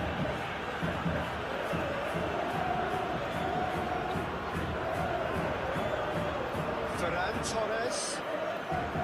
Dani Olmo, delicate ball, and it needs to be. Lokonga.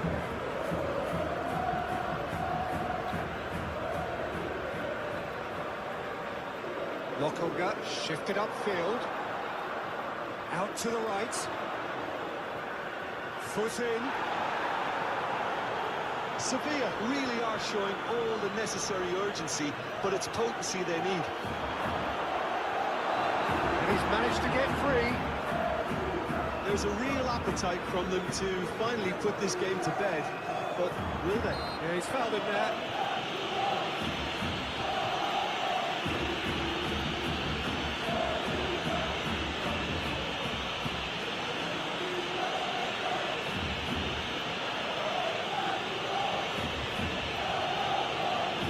Authority, Peter, why not push on and totally kill this off?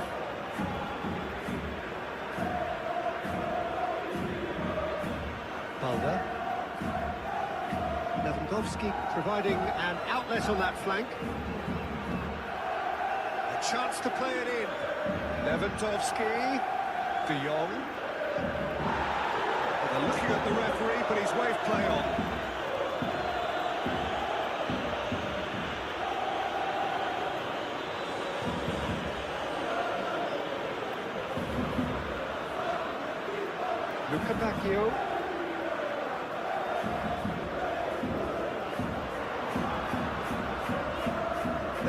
lovely. Great defending, strong and determined. Well, the movement is slick, the speed is slippery. The defence, though, able to hold on this time. And he's certainly caught him there. It's a free kick.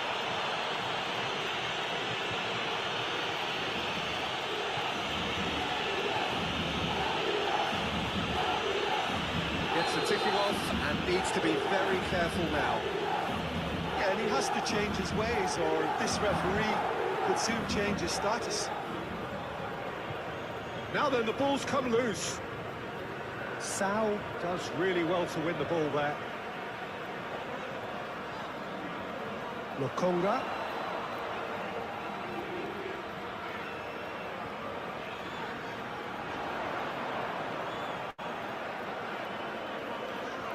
Aimed in towards the centre. Well read, and the danger is averted. Balda. Balde, gently done. Well, it looked promising for a moment, but it came to nothing.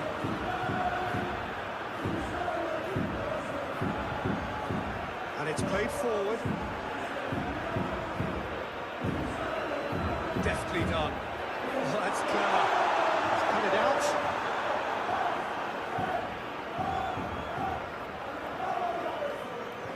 Lewandowski. Ferran Torres. Rashford. Lokonga gets a foot in here.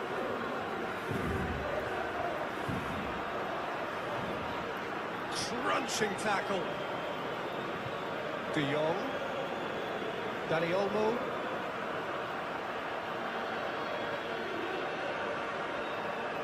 De Jong. That's a big chance!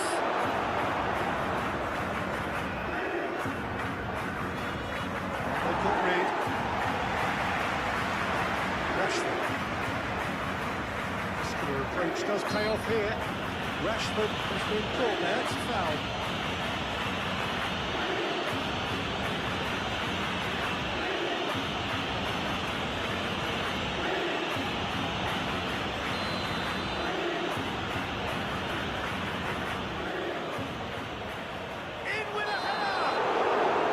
Rashford gets flagged offside.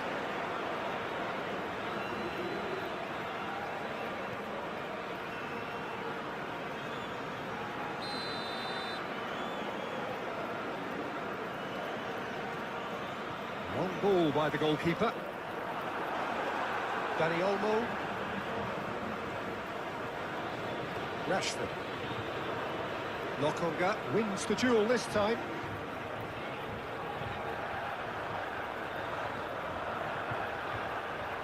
Salas. Salas forwards and with intent. Sal. Almost 75 minutes on the clock now. Well, it's great defensive work. It doesn't take too much imagination to guess what would have happened otherwise. Oh, I was on the edge of my seat then. He just took on one too many. Carmona.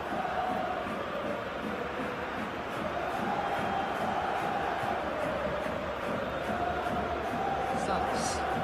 That's really well manoeuvred. Pedri. And it's Lewandowski. Floats it up and over. Out of play for a goal kick.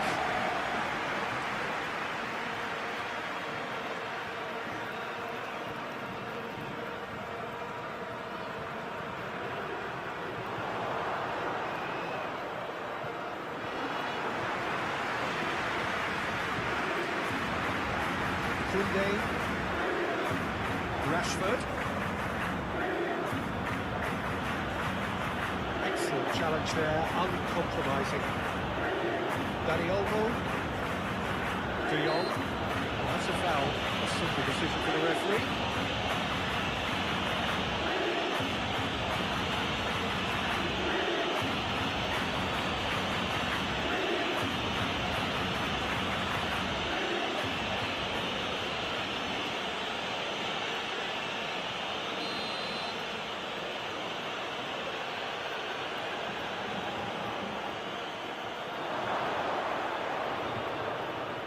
Dani Olmo. Had a foul? Yes, the referee's given it. And no surprise, that's a booking. Well, what goes through a player's head at times like that is a mystery to me.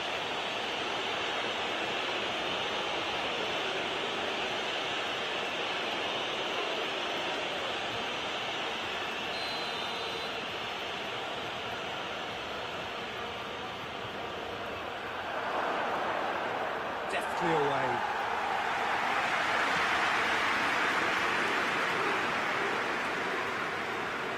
Calder. And it's Lewandowski.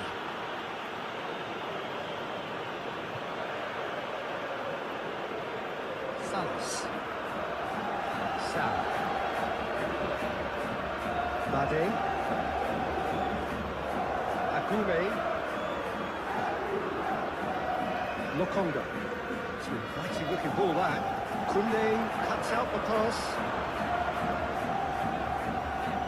Agume.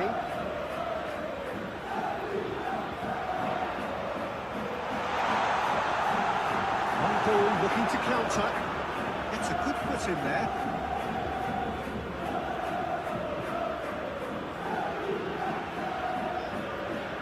Carmona. How do teams come out for the next period? Well, it remains very delicately poised, and based on the promise we've seen through the first 45 minutes, I wouldn't be surprised if this takes another twist or two. It certainly would be in keeping. We're already back up and running after half-time. Sevilla can really do with some bigger names standing up here. At times they didn't even look as if they knew what they were doing. Carmona. Agume. Moved on forwards. Carmona. Oh, can he get onto this?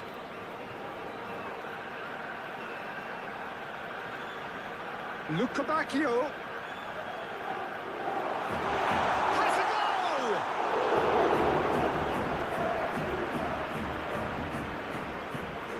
Clearly not happy with that.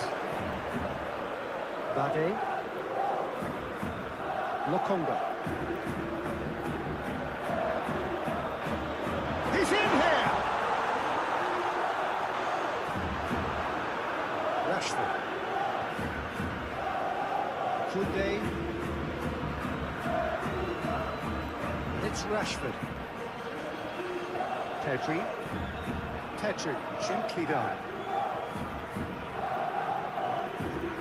Agume. And it's played forward.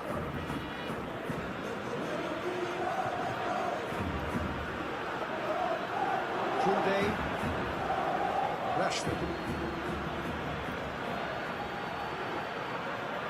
Carmona. Lokonga. Agume. It's all a little short of forward momentum, lacking thrust. Salas. Salas shifted upfield. Luca Bacchio looks to go up and over. Dani Olmo. Rashford.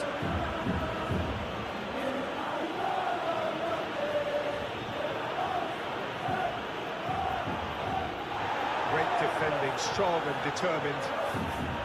Well, the defence proved infallible then, but that won't be the last they'll see of him.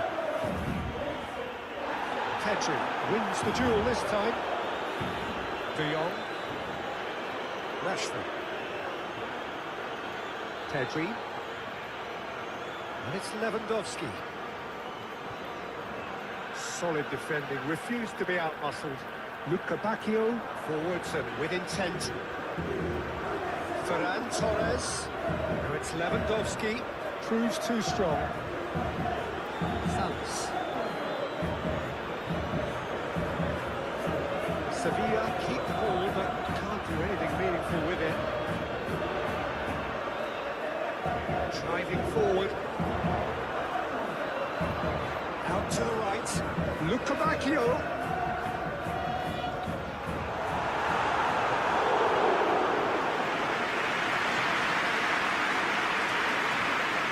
Pedri.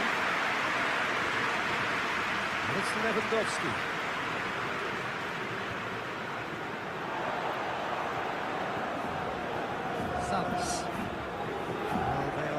trailing, and they require a change of fortune, pretty sharpish.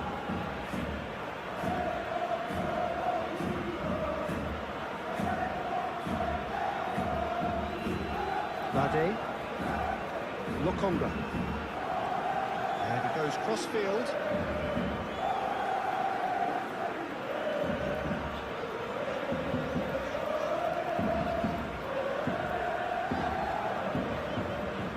Luca Bacchio, the fullback is in acres of space here.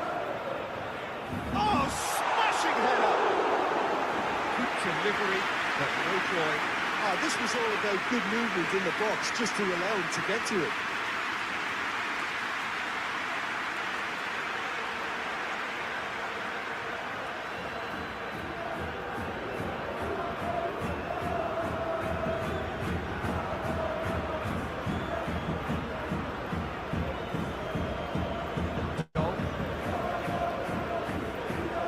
It's Rashford. Dani Olmo. De Jong.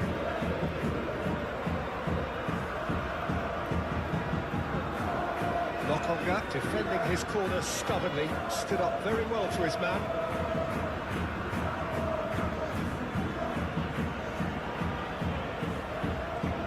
Luca Bacchio looks to get on the end of this.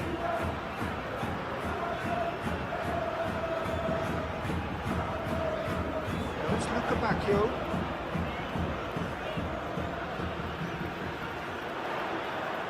Oh, nice touch. Sal. He's had a shot! Well, he's missed it. It was very much worth a try, and I've seen worse. That should tee him up nicely for his next attempt at least.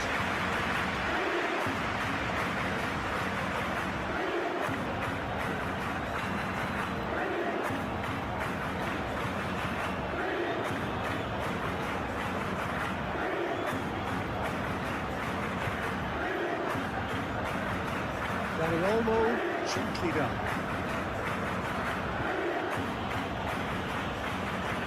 De Jong, it's run loose here. Agume.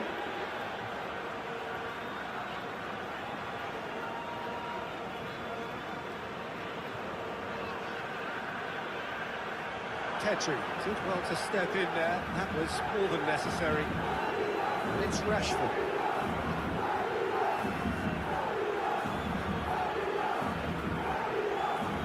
De Jong.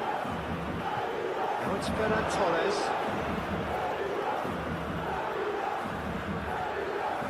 Dani Olmo. That's an untidy challenge. Free kick given.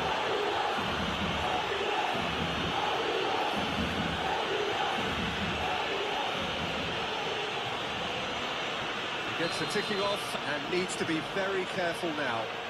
He just needs to find the control button on his aggression before the ref... It's Rashford!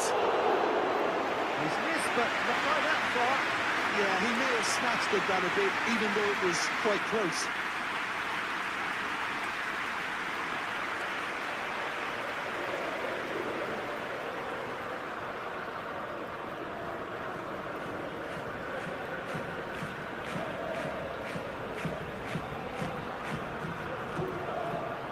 That is not the best ball, and he offers an apologetic look. Yeah, the idea was right. The delivery wasn't. They can revisit that further on. It's really well manoeuvred. Barcelona have a free kick. And the referee has shown him a yellow card.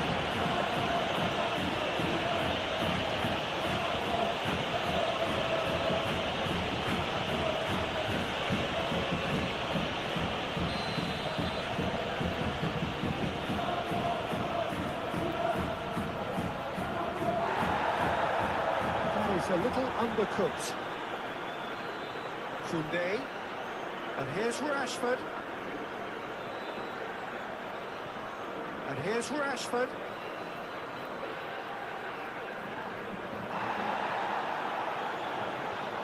De Jong. He's not played the ball, that's a foul. Well, he knows very well that he is already walking a tightrope.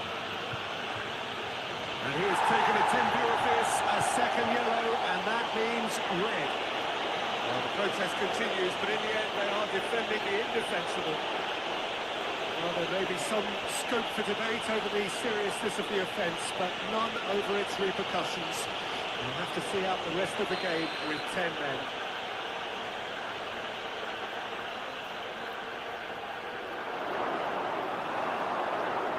Keeper's ball.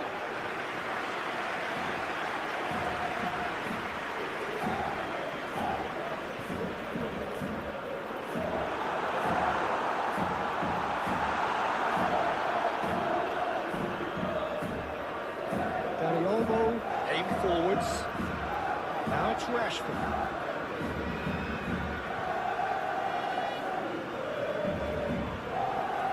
Dani Olmo. Dani Olmo is fouled.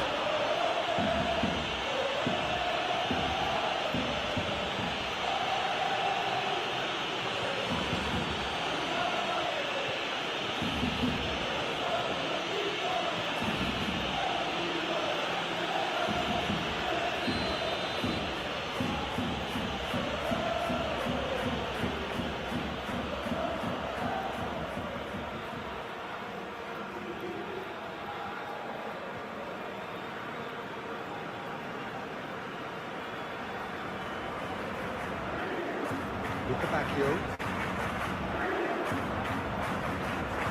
And he's there to get it away.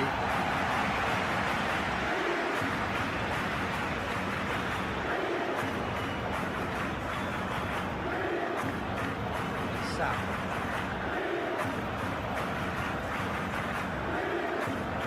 He's found support out wide. Oh, sweet beat. He's got options in the box if he gets his head up. Lukebakio, back it goes. Sevilla are definitely going about this the right way. This is a really front-footed approach. Well, the question now is whether they can sustain it.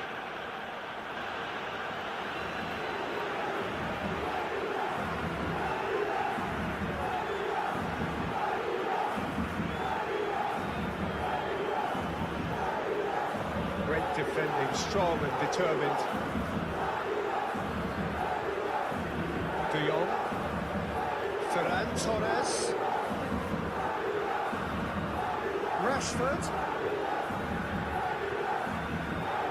Very nicely done. Rashford with the cross.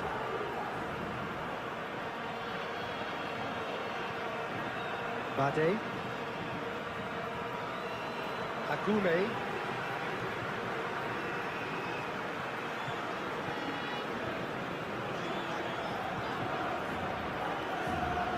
Sevilla really are showing all the necessary urgency, but it's potency they need. And it's Lewandowski. That is lovely. Barcelona clearly have been instructed to kill this off. Offence is the best form of defence. Sam.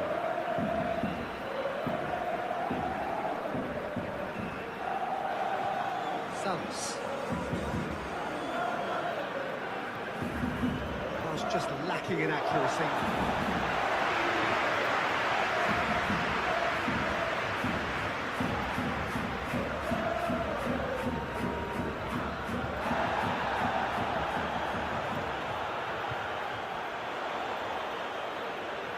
That's tidy. Can he deliver? Sao. Excellent challenge there, uncompromising.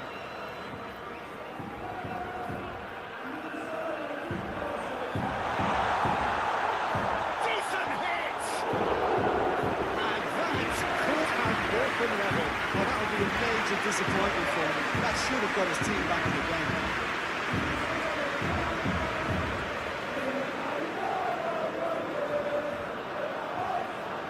Lukebakio. Tetri does really well to win the ball there.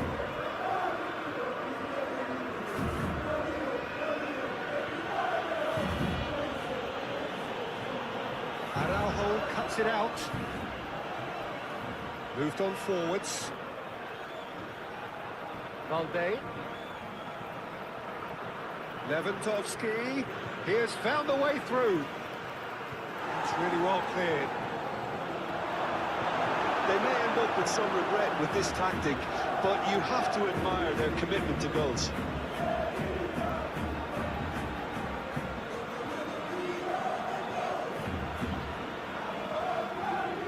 Sam.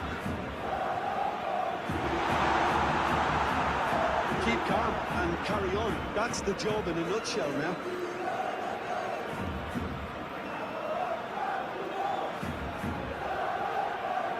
Ferran Torres.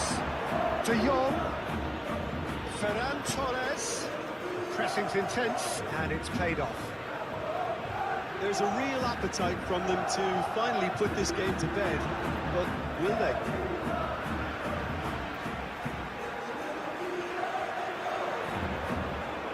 Luca Bacchio.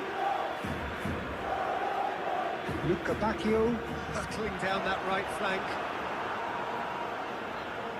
Well, there's plenty to like about this approach. Get your head down, keep battling away, and eventually things might change for you. Now it's Ferran Torres, and it's played forward. Expertly cut out, really nicely done.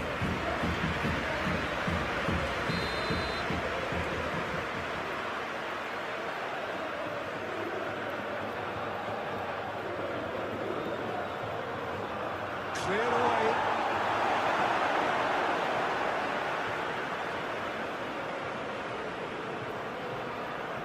Barcelona certainly don't need to overcommit now. Their priority lies further back.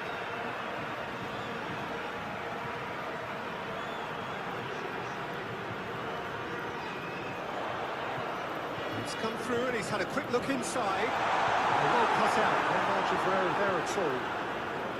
I think we're about to see a frenetic finish. No half measures from here.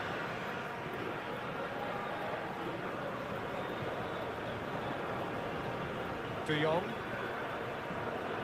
Ferran Torres. Sao wins the duel this time.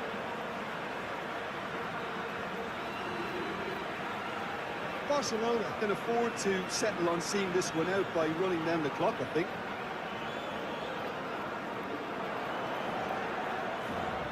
The pass is intercepted.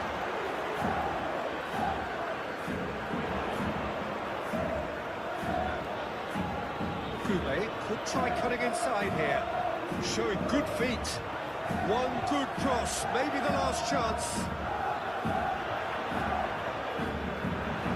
I thought it was going to happen then. How many more chances can they realistically expect now?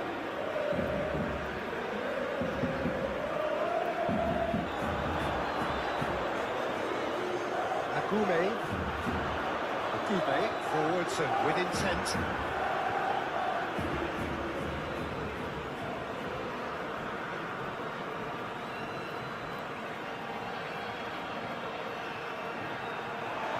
Back to the keeper they go. Long ball by the goalkeeper. And the whistle's gone, presumably for offside.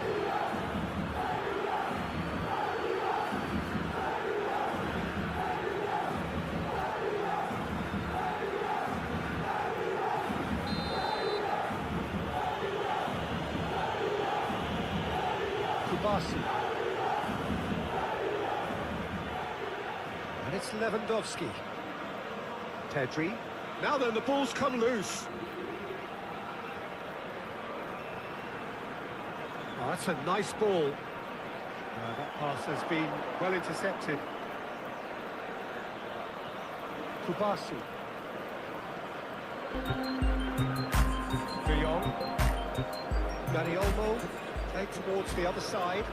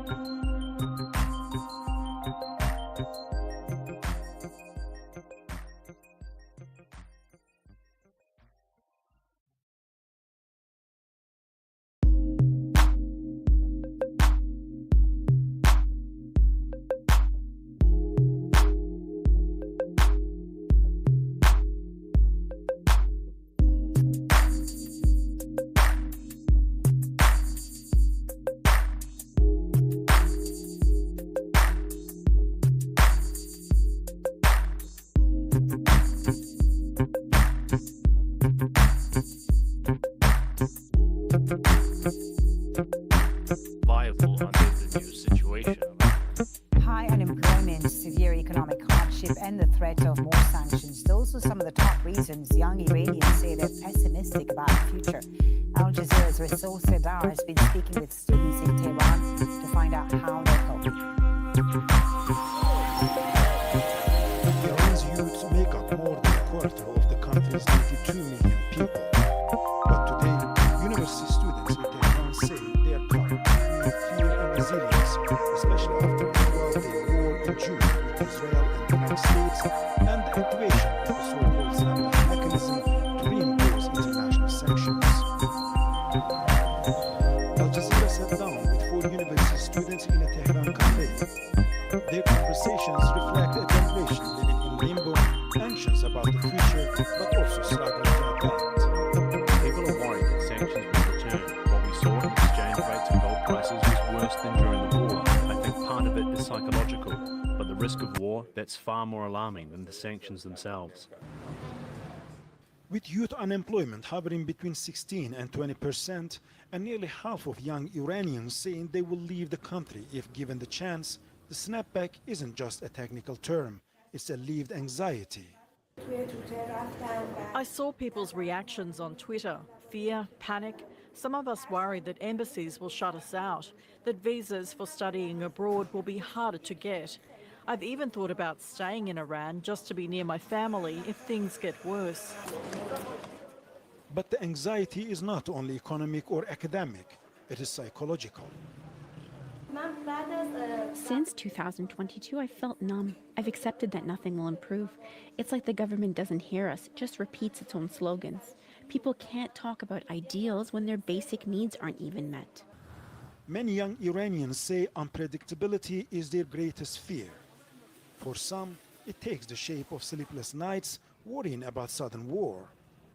For others, it means daily choices, whether to study, to work, or to leave, no longer feel like real choices at all. For me, the fear feels more like anger. On the first day of the war, I couldn't even talk to anyone. It was like history unfolding in front of us. But later, seeing Iran retaliate, there was also pride. This pride is mixed with despair, uncertainty, and debate about Iran's future, whether it lies in resistance, negotiation, or something in between. Iran's young generation faces unemployment, rising poverty, and decline in marriage and birth rates. Now, caught between sanctions abroad and frustration at home, many say they feel suspended between two wars. The one just ended, and one they fear could come next. Rasool Sardar, Al Jazeera, Tehran. Russian forces have launched a wave of drone, missile, and guided bomb strikes on Ukraine. Ukrainian authorities say at least one person was killed and 9 injured in the eastern city of Zaporizhia. Drone attacks were reported in the capital, Kyiv, as well as Dnipro, Odessa, and Lviv. At least 4 people died in a Russian missile strike in the western Lviv region. There have also been attacks against energy facilities in Chernihiv, where firefighters have been battling flames at a power plant. In Afghanistan, people are coping with the aftermath of one of the worst earthquakes to hit the country. More than 2,000 people were killed last month. In Kunar province, one of Afghanistan's least developed regions, aid agencies are struggling to find new homes for the displaced. Rob McBride reports. The former U.S. military base in Kunar has now become home to thousands of people displaced by the quake that shook the mountains above this plateau. They share up to 4 families per tent. And as the nights get colder, the looming prospect of a winter under canvas is a daunting one for people like Ghulam Mohammed and his young family. This is what worries us. If we are not settled anywhere else in time for winter, it will be very difficult here. With its epicenter in the Norgal Valley, this magnitude 6 earthquake was unprecedented for this part of Afghanistan. Loosely built, dry stone buildings on steep hillsides, whole villages were destroyed as houses toppled down onto each other. The experience has left thousands of displaced families deeply shocked. Cities of tents have sprung up around Kunar as aid agencies look to long-term solutions. While some people want to return to the mountains eventually, most need to be found permanent homes to resettle here. When the quake happened, rescuers were hampered by the sheer remoteness of this location. The same problem now faces agencies, both Afghan and international, as they look at the task of long-term rehabilitation. Raja Khan had spent his whole life in the same valley. He says he can only remember one previous tremor about 7 years ago. And for all of his young children, this was a first that still gives them nightmares. When the water tankers drive by, the kids suddenly wake up in shock, thinking it's another quake, and I say, no, go back to sleep. All the kids you ask here, they will tell you they don't want to go back. A whole mountain valley community dealing with the collective trauma endured in the place they used to consider home. Rob McBride, Al Jazeera, Kunar Province, Afghanistan. South Korea is dealing with an unprecedented wave of cyber attacks, exposing the personal data of millions of people. It's been fueling widespread fraud and undermining the country's reputation as a global tech hub. Jack Barton reports from the capital, Seoul. How can a smartphone threaten South Korea's reputation as a global tech hub? The answer is nearly every aspect of our lives, including our financial data, is stored here. A wave of cyber attacks targeting SKT and KT, 2 of South Korea's biggest telecommunications companies, has exposed just how vulnerable that information really is. In the KT case, the hackers illegally installed a very small microstation and intercepted the traffic of customers, using it to steal information. In contrast, SK Telecom's case involved installing malicious software on the server to steal the entire database. Hackers also managed to access about 3 million Lotte credit card accounts and stole data from at least 20 private equity firms. The crisis has shaken public confidence, with hundreds of people reporting fraudulent. Bolted both this government and previous ones have been scrambling to put out fires only after incidents occur. Since it's not easy to see whether adequate measures are actually being taken, I feel like they're trying to soothe concerns by offering some benefits, so I don't feel very reassured. To make matters worse, a fire then crippled key state online services, including here at the Seoul government complex. We have digitized government services more than almost any other country, but the infrastructure itself, the main system, shuts down, causing widespread disruption, shock and confusion to people's lives and corporate business. Many government services are expected to remain offline for weeks, prompting an apology from the president. In the information age, national digital infrastructure is a core security asset and the bloodstream that sustains the public's daily life. The government has pledged to spend billions on turning South Korea into a global data center hub over the coming decade, with a much greater share now expected to be spent on security. Now that I use Monday Service, AI makes selling tickets my form of meditation. Monday Service is a ticketing platform that helps us manage and automate our entire service operations with efficiency and with no code needed. IT, HR, ops, or any other department, everyone can manage ticketing their way and stay on the same platform, so we can create a unified experience for our customers. Every incoming ticket is automatically categorized, and the repetitive issues get resolved. Whatever tickets are left get routed to the right available rep with recommended resolutions and next steps. And you can see it all here on our dashboards. We customize them to focus on the strategic stuff, identifying company needs and opportunities so we can finally be proactive and also showcase our business impact. Turns out my job doesn't have to be that chaotic. Right, Taylor?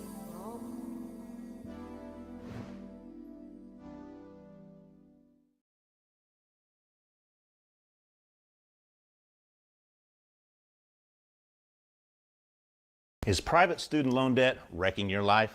You really need to talk to YRefi. YRefi refinances distressed or defaulted private student loans that others won't touch. They'll provide you with a custom loan payment based on your ability to pay. YRefi is not a debt settlement company, and they work with each client individually, tailoring each loan to each borrower's specific situation. They can save you thousands of dollars and even reduce your total cost. Is private student loan debt keeping you up at night? So many Americans feel stuck and helpless, and many have even lost hope. Can you imagine not living under this burden anymore?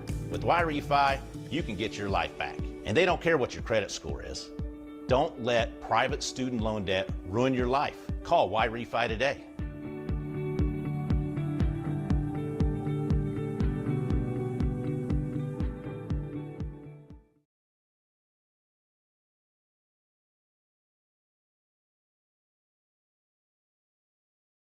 Capital Asuncion. But inside the Congress building, a diplomatic row is brewing. Ahora casi no hay comercio o exportación de Paraguay directa a China. Es una gran lástima. Chinese envoy Xu Wei had come to Paraguay to attend a UN meeting. But he's taking time out to speak to local lawmakers. Pero con relación diplomática con China, ustedes pueden ganar más. Es o con China o con Taiwán. En el caso mío es recomendar al gobierno de Paraguay de tomar una decisión correcta lo más temprano posible.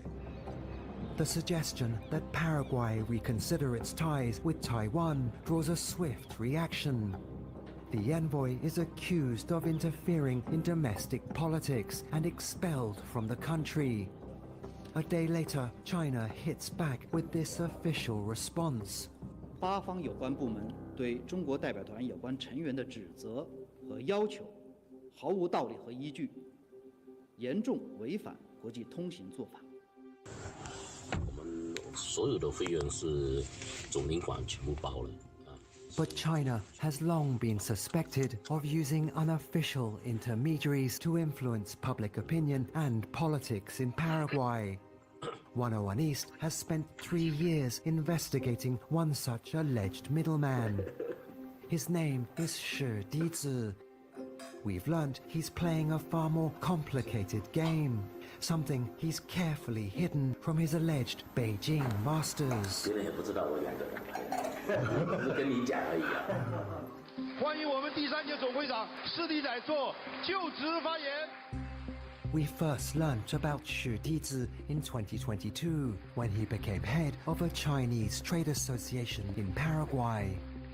A source had told us he's an alleged criminal with a powerful backer. Posing as shady business people with a fortune to invest, our undercover researchers contacted him. They've since discovered much more about the man.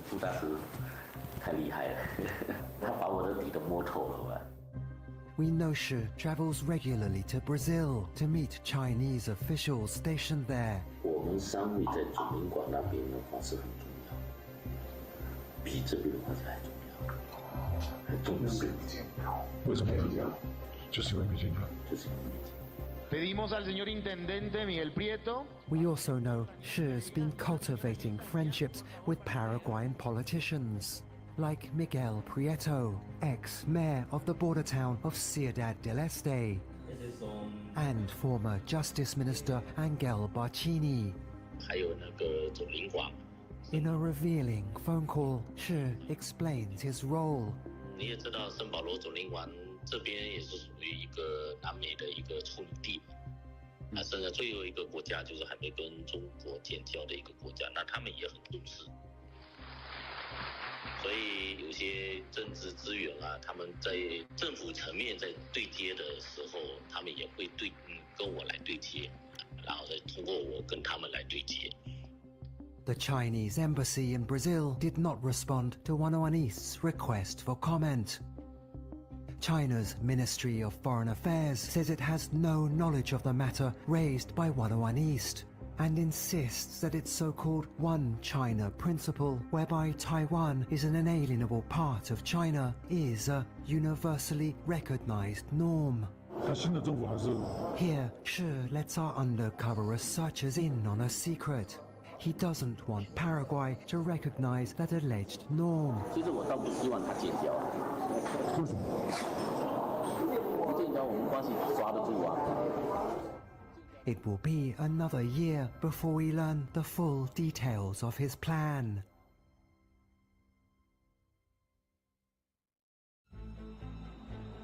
Bangkok, Thailand is a world away from Paraguay. But this is where our story continues. Our undercover researchers are here working on a separate investigation when Shi rings. He says he needs to see them urgently.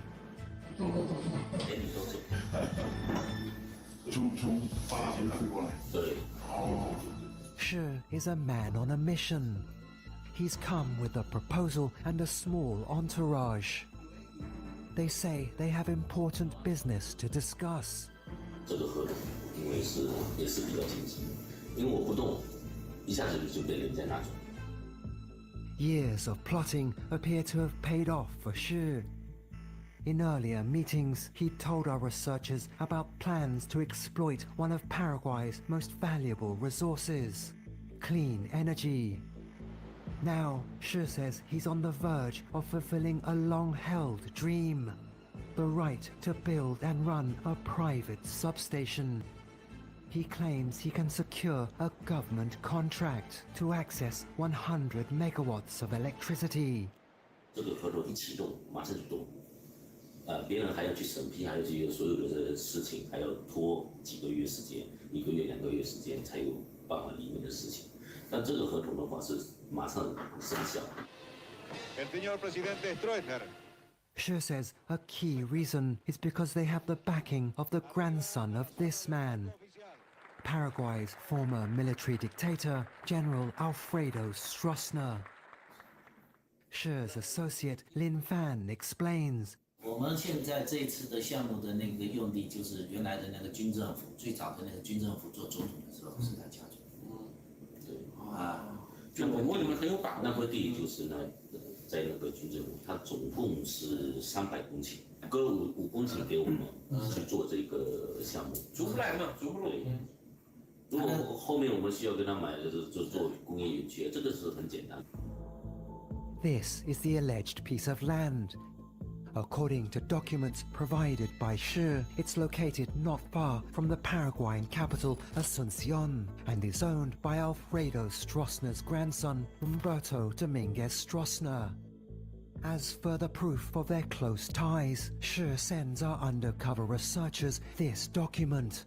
He says it's a private agreement for the development of a substation and 2 industrial parks.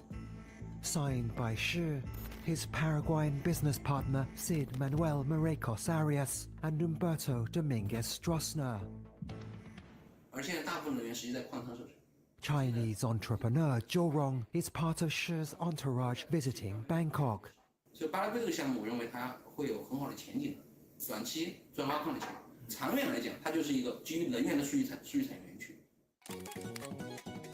Zhou is the founder of Bitcoin mining services firm Meta Luban. Paraguay is a country that we're quite familiar with here at Meta Luban. We have many repair sites there. On YouTube, the company says it's making a big push into Paraguay because of its cheap, clean energy. Privately, though, Zhou tells our undercover researchers there are other reasons he's interested in the country. 物尽其用，人尽其才的地方，你无论想干什么，你们说你想做博彩也好，或者里面去做一些类灰产的业务也罢，还是去做挖矿，天堂啊，哪有那个国家？你想想，你说现在你在东南亚玩，东南亚玩风险多大？抓了很多人回去，就是因为反定价的这个事情。就我身边啊，所以说我觉得你说东南亚这地方其实都不安稳，那最好就是远一点，中国又没建交，资产又安全什么的。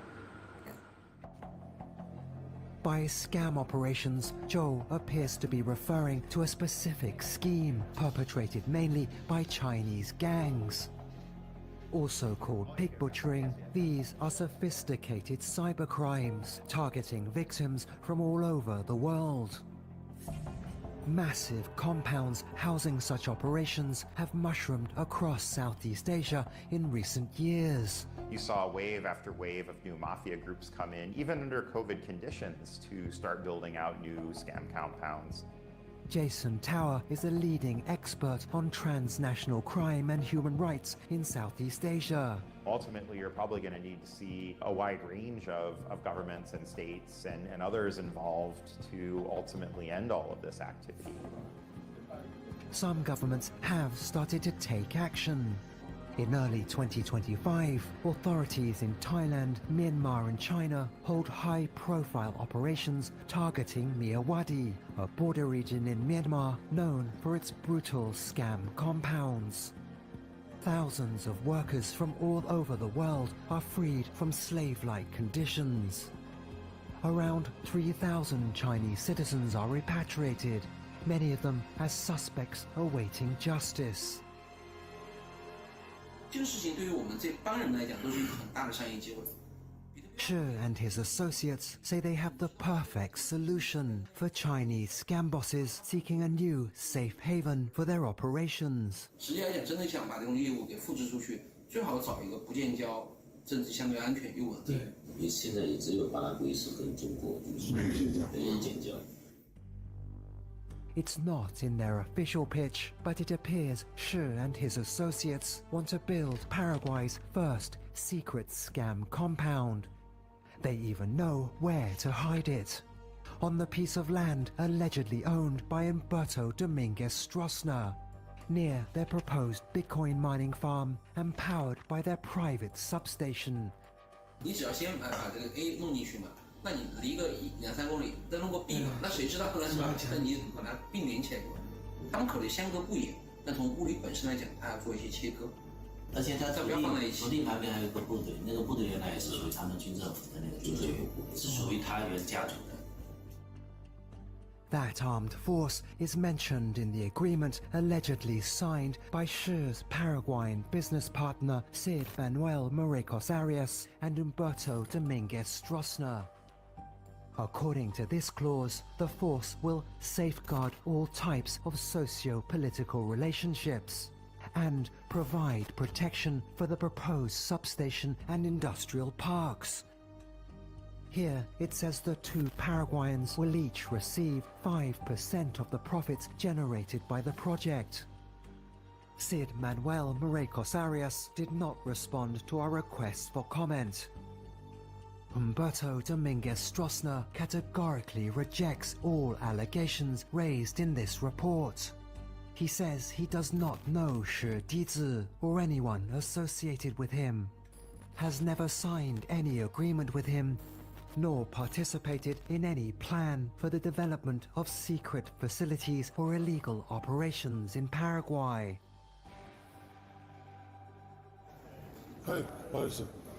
To find out how Shi and his associates plan to implement their alleged scheme, our undercover researchers arrange a second meeting in Bangkok. 投资计划来讲，我觉得在一期的整个投资规模大概在2000万美金左右，二期的话大概在3000万。第一期是2000万，对，2000万。第二期是3000万，对，后面的第3期就最重要的工业这个园区的话，就是专门做这个，就像 KK 园区一样，一模一样，一模一样，一模一样。我觉得是这样的，一模一样的做，就把整个配套全部做完。It appears Zhou and Shi are planning to model their project on one of Myanmar's most notorious scam compounds. KK Park has been accused of subjecting thousands of workers to torture, forced imprisonment, and other forms of abuse. Here, Shi says they'll have to mask the illegal activity taking place inside their proposed project. 你要挥得好看啊！名字想好没有 ？AI 很火，叫 AI 电人产业。但你如果只要 KK 那个，太显眼了。但人家一听这些字母的话， AI 产业园你可以讲什么故事嘛？你要做什么人工智能啊、数据大模型啊，对吧？你能讲后面的事嘛？然后只是说这部分巴拉都没有这种人才，人才都在中国或者说在海外，让我把这些人才引过来，对吧？它一定要有路径和逻辑在里面。那这个事情是完全没问题，那我走了。好，有事给我打电话。慢点。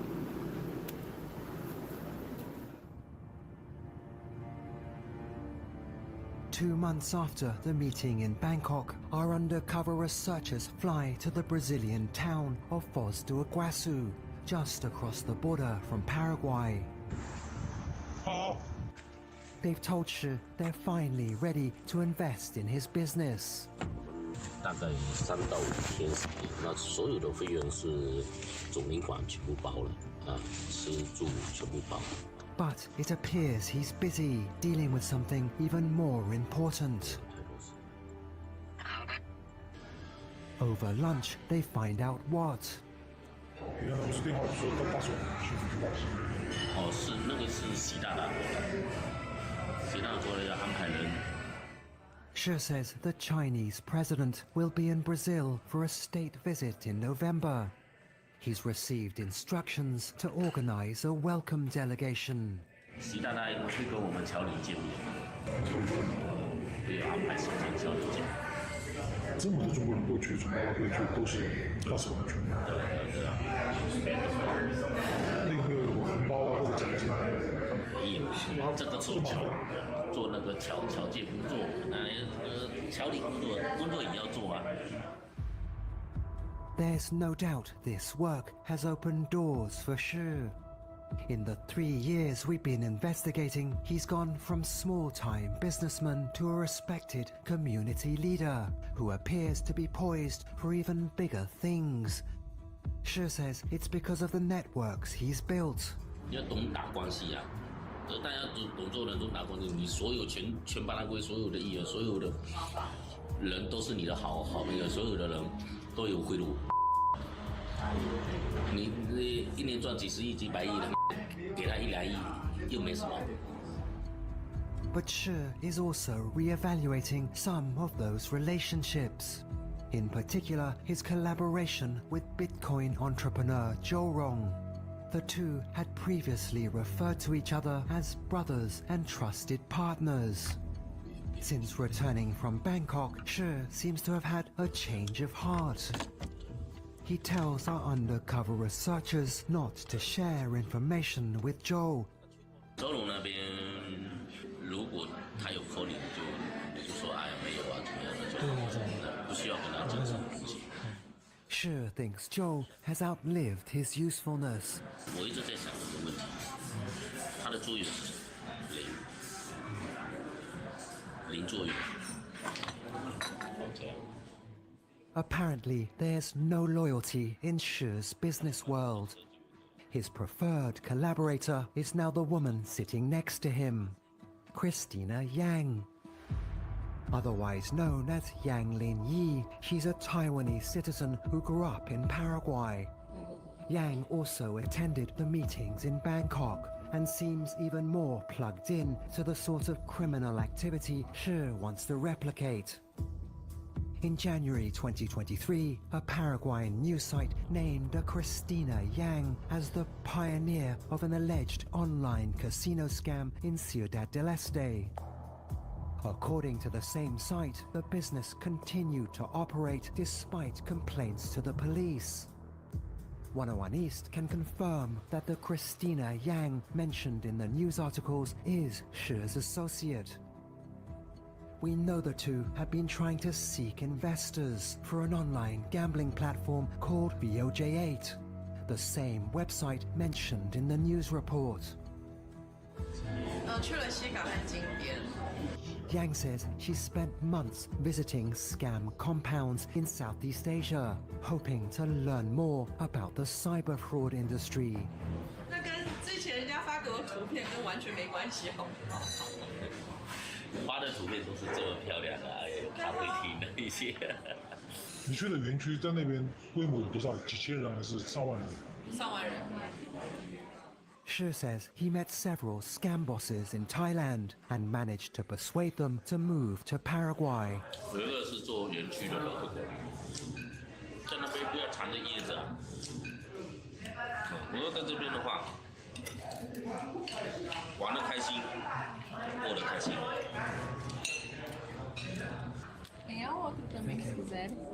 It seems Shi wants to give these criminals more than just a safe place to live and work. For $40,000, he says he can get them Paraguayan passports. 这个护照呢，我先跟你讲，这个护照呢是真实的，但是是套。 In other words, he's engaging in identity theft. 这个是我们跟人口局内部合作的，对吧？他会把资料调出来，然后找那个合适跟你们合适的，那不管是日本人也好，韩国人也好，台湾人也好，这些人因为要跟你相像，你这边的输入进去就是你全新的资料，有10个手指的资料，所以他就是要你资料。 所以之前那个人他就没有套掉了，换掉了，明白吗？这个东西我们现在已经因为几个人，像前天下来2个人，就已经也走了。也是中国，中国有案底的，不回族，但会去别的地方。 Paraguay's Interior Ministry, which is responsible for issuing passports, did not respond to our request for comment. Neither did the National Police. Shi believes his hard work is finally bearing fruit. But there's just one thing he has to do before anything else can move ahead. Secure the alleged government contract for 100 megawatts of power. 不然你没有合同，或者他不愿意接受，他不批你合同的话，你什么东西都没办法做。 Shi says the man that will make this happen is his most important ally yet, Paraguayan Vice President Pedro Aliana. 我们的合同就是跟副总统要，那第一次我们要付出了很多钱，签约就已经去了150，那你那边他得要150，对啊。 签约你就已经去了150，你这个钱你可以跟我一起去付，我觉得这个没问题。我跟你讲，因为这个钱是要送的。 In this conversation, Shi explains what the payment is for. 这个是拿合同的钱，不能走公司账。你说这个小费这块的话，150是全部给一个人，还是会分几个部门的老板给？几个人？有哪几个人？5个议员1个。 5个议员一个副总统5个议员，这个事情是私下的事情啊。那我只对你讲，但不管是怎么样的话，有些东西的话是不能讲的。 Shi doesn't know it, but this will be his last meeting with our undercover researchers. As he leaves the restaurant, he believes they're ready to pay the $1.5 million, and he arranges to meet Vice President Pedro Aliana the very next day. By the time Shi sends them this picture of him and Yang with the Vice President, our undercover researchers are already hundreds of miles away. They do not sign any contract with him. make any deals, or respond to Xi's subsequent attempts to get in touch. Vice President Pedro Aliana did not reply to 101 East's requests for comment. Neither did Christina Yang nor Lin Fan. We did not hear back from Jorong, but his company, Metaluban, issued this response, stating that it has never participated in any illegal activity in Paraguay, and it is not in any partnership or joint investment activity with Shi Dizi or any organizations related to him. 我们第3届总会长就是我们德才兼备、青年俊才施地仔会长。 101 East sent detailed questions to Shi Dizi, but he did not reply. 就职发言。 It's clear he's come a long way since his inauguration in 2022. Using his role as China's alleged middleman in Paraguay, Shi has extended his influence to fulfill his own ambitions. 我们要树立商会形象，遵信守法，作为例会之本。 It's hard to imagine what he might achieve. 我朋友说的一句话，就是说，这个国家是我还的。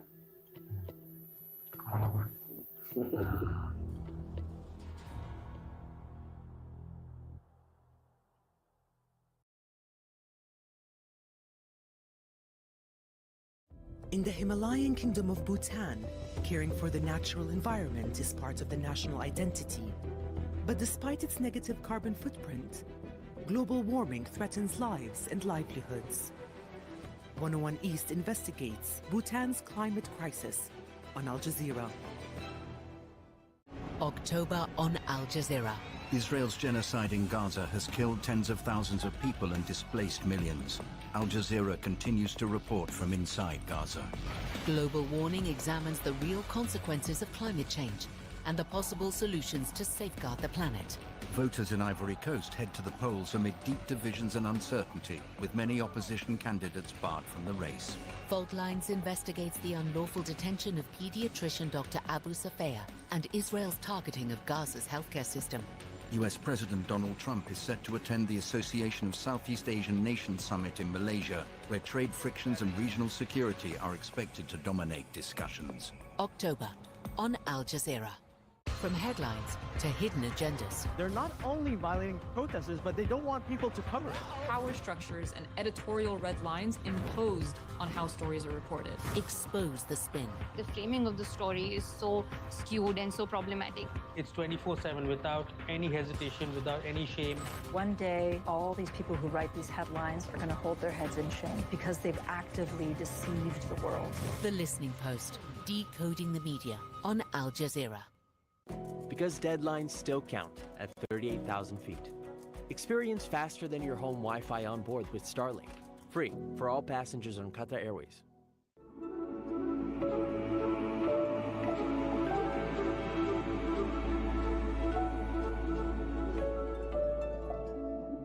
Negotiations are going on right now. Will probably take a couple of days. Donald Trump says he's confident Hamas and Israel will accept his Gaza peace plan, though some changes are possible.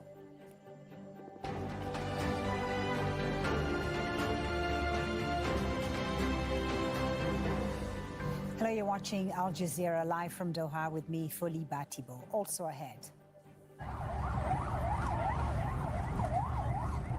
Israel kills 15 Palestinians in Gaza in defiance of U.S. demands to stop its attacks.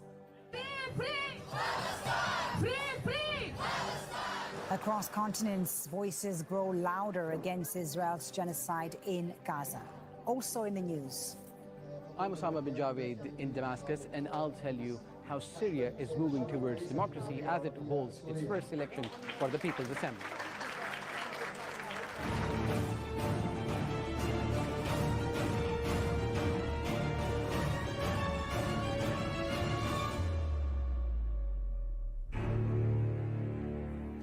Crucial Gaza ceasefire talks are due to get underway in Egypt on Monday with the goal of pushing ahead with Donald Trump's 20-point plan to end nearly 2 years of Israel's war. The indirect negotiations will focus on ironing out technical aspects of a captive prisoner swap deal And the talks could take a couple of days, according to Trump, who spoke to the media before departing Washington, D.C. earlier. He also went on to tout his ceasefire plan as a great deal for Israel and one that will bring peace to the region. We don't need flexibility because everybody's pretty much agreed to it, but there'll always be some changes. But the Hamas plan, I tell you, it's amazing. You're going to have peace, if you think about it, peace in the Middle East for the first time in, they say, really 3,000 years. So I'm very honored to be a big part of that. Look, they've been fighting for a plan for years. We get the hostages back almost immediately. Negotiations are going on right now. Will probably take a couple of days, and people are very happy about it. Well, we have 3 correspondents covering the latest developments for us. In the very beginning, I was very concerned about if she was going to be able to manage, be self-disciplined enough, and it really has been the opposite. She really has thrived. She's become a lot more independent. She has developed a very positive attitude towards school. She has developed really strong relationships with faculty and staff.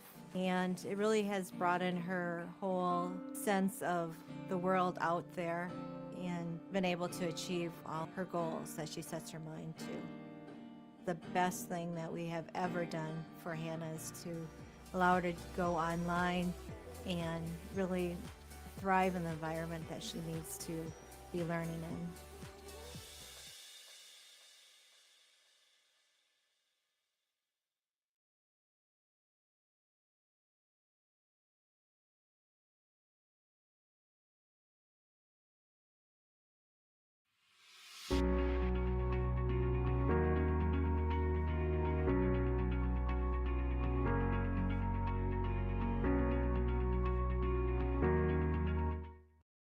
But that work is happening even as I speak to you this very moment. Steve Witkoff, Jared Kushner, presidential son-in-law, will be in Egypt for those negotiations. That's when we'll really see, though, if this is about peace. Because in the past, Witkoff has effectively just basically been Israel's lawyer in these negotiations and has doubled, it's pretty well documented how he says one thing to Hamas and something completely different to the rest of the world. And there is one worrying report on that subject. Dropsite News says Hamas is saying in the initial communication from the U.S. and Israel, we're sending a message that there won't be real negotiations, just a set of directives given to the Palestinians about the release of the hostages. So that's going to be the key, because Hamas has said, look, we will release the hostages, but it has to be tied to guarantees on ending the genocide, the Israeli withdrawal and humanitarian to Gaza. Now we'll see if Trump really is serious about peace. Yeah, there'll be some tough discussions, no doubt, in Egypt. Thank you very much for that, Shihab Ratanzi in Washington, D.C. Well, earlier, President Trump spoke to U.S. media about his proposed Gaza ceasefire plan through text messages. CNN asks Trump what would happen if Hamas insisted on staying in power. Trump replied, complete obliteration.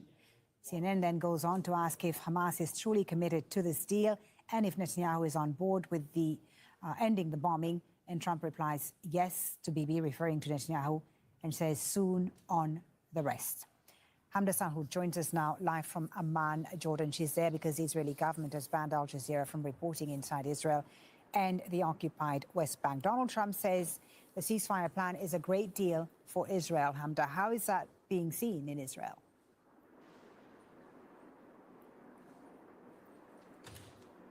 Well, by the family members of hostages, by the Israeli public, and much of the Israeli government, specifically the opposition, it is being seen as a huge deal and a pathway to finally end the war that's been dragging on for nearly 2 years because of Benjamin Netanyahu's leadership. They say that this could have been done a long time ago, but he's the one that stalled and got in the way for his own personal and political gain. And now Netanyahu reportedly held a phone call with the American president in the last 48 hours after Hamas had given their response to the Trump proposal on the table. And Netanyahu wanted to let the American leader know that this was nothing to celebrate, that their response was not positive. But U.S. President Trump firing back, telling Netanyahu that this is the only way forward. And yesterday, Trump on the record said that Netanyahu had no choice but to take this deal. So there are some concerns within Netanyahu's right-wing government, specifically the far-right party parties who have largely been against any sort of ceasefire deal.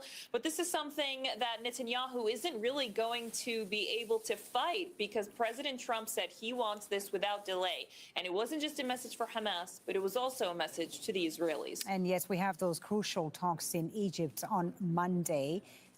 Who is Israel sending to those talks, Hamda, and what are their expectations?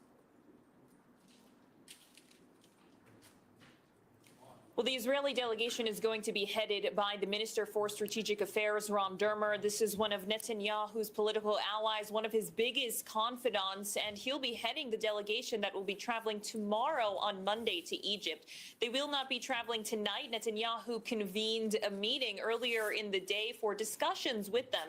It's worth mentioning that previously we've seen security chiefs who went to this meeting, the head of the Shin Bet, the head of the Mossad, but there were a lot of reports in Israeli media citing anonymous officials that they were clashing with Netanyahu because the security chiefs were trying to negotiate on a pragmatic level, and Netanyahu wanted something completely different, often inserting himself and adding red lines at the 11th hour. So this time, the team that's going is not going to defy Netanyahu. They're going to carry out his wishes exactly. So a lot to be seen when these negotiations start in Egypt, but it's worth mentioning that according to the Americans, there are just final details and logistics according to timelines that need to be hammered out here.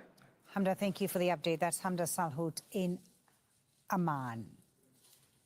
Well, as you heard, Hamas has already agreed to release all of the Israeli captives, both living and dead, pending a change in conditions on the ground, including an end to the bombing and Israeli withdrawal of Gaza.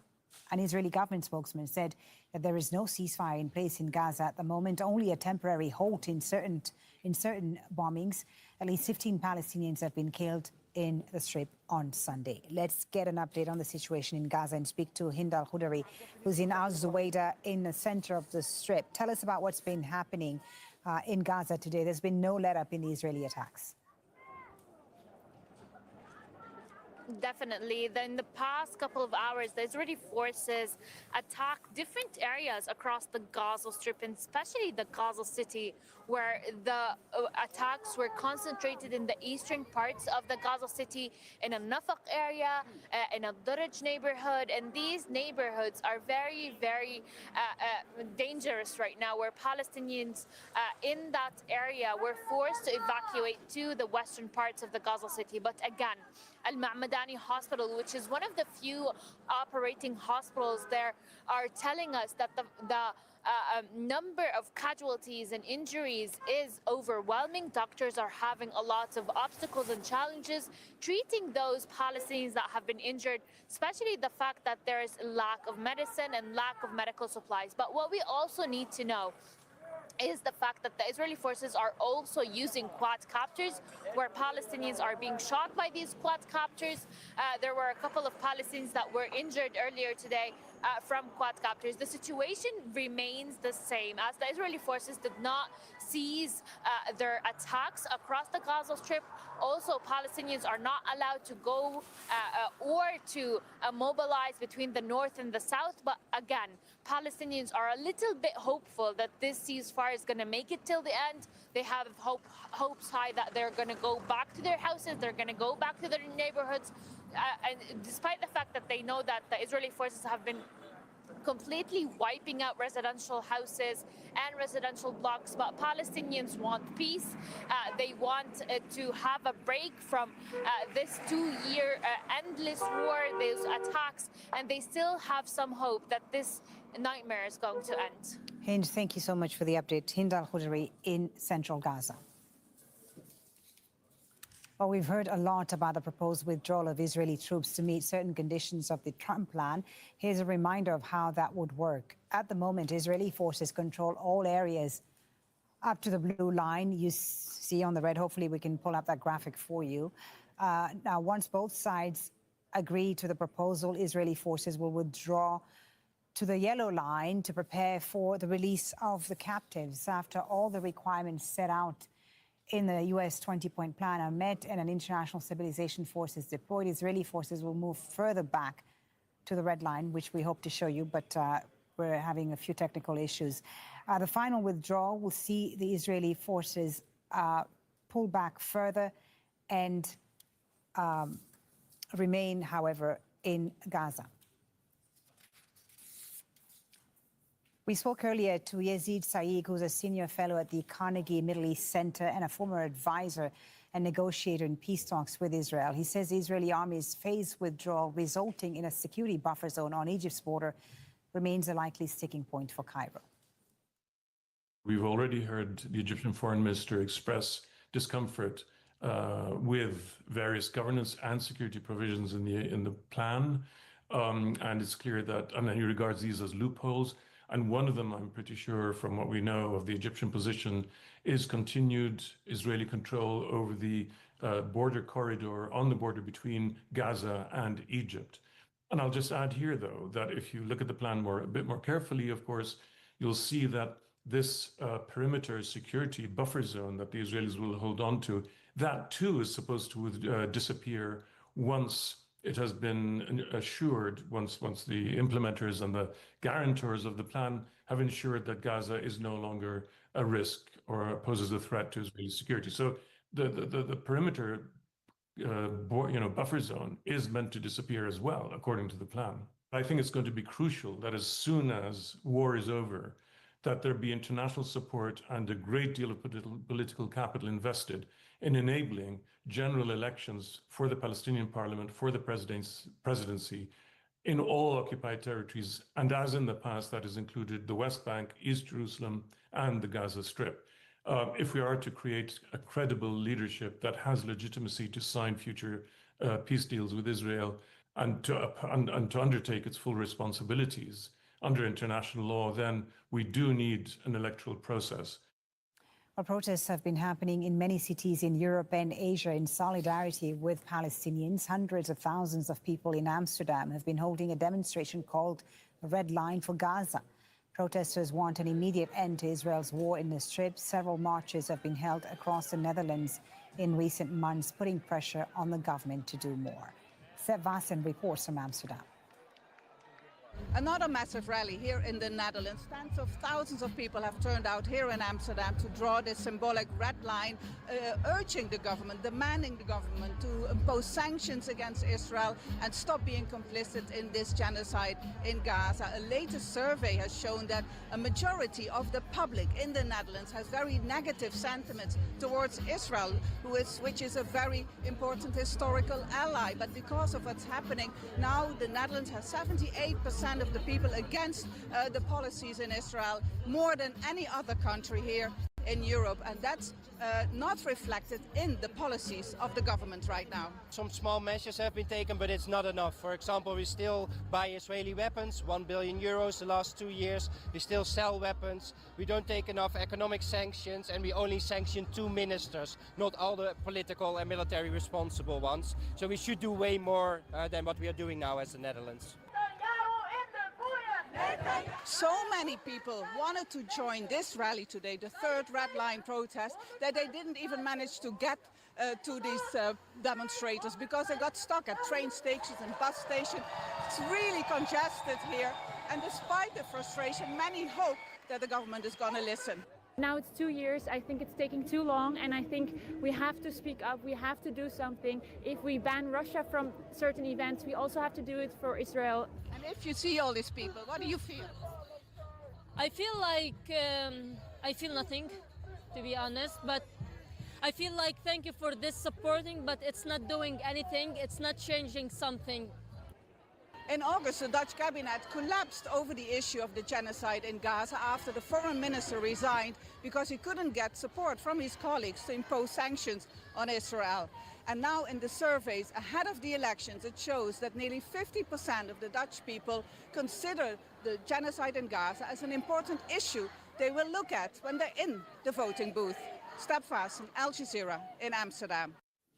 Protesters have also come out in full force throughout Turkey in support of Gaza.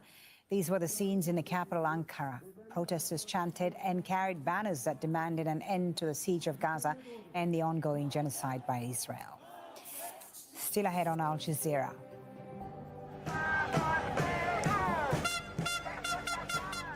Moved by nationwide discontent with the Peruvian government, protesters march in Lima, saying the president is incapable of fighting crime.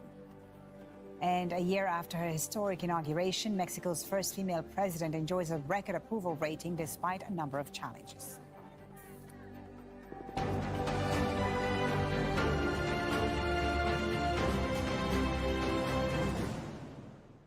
In-depth analysis of the day's headlines. More countries are recognizing a Palestinian state, but does that have any impact on the ground?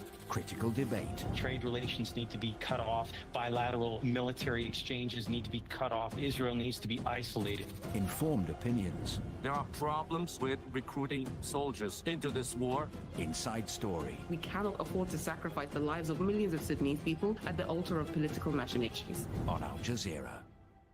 Hearing the facts. Gaza's healthcare system is in a free fall, and now tents have become the lifelines. For the wounded, this is survival. Al Jazeera's teams across the world bring you closer to the heart of the story. Since its inception in 1961, the Kuwait Fund has been supporting people's livelihoods in over 100 countries by funding projects in an array of sectors, ranging from infrastructure to health and education. These initiatives ultimately help to eradicate poverty and promote sustainable development.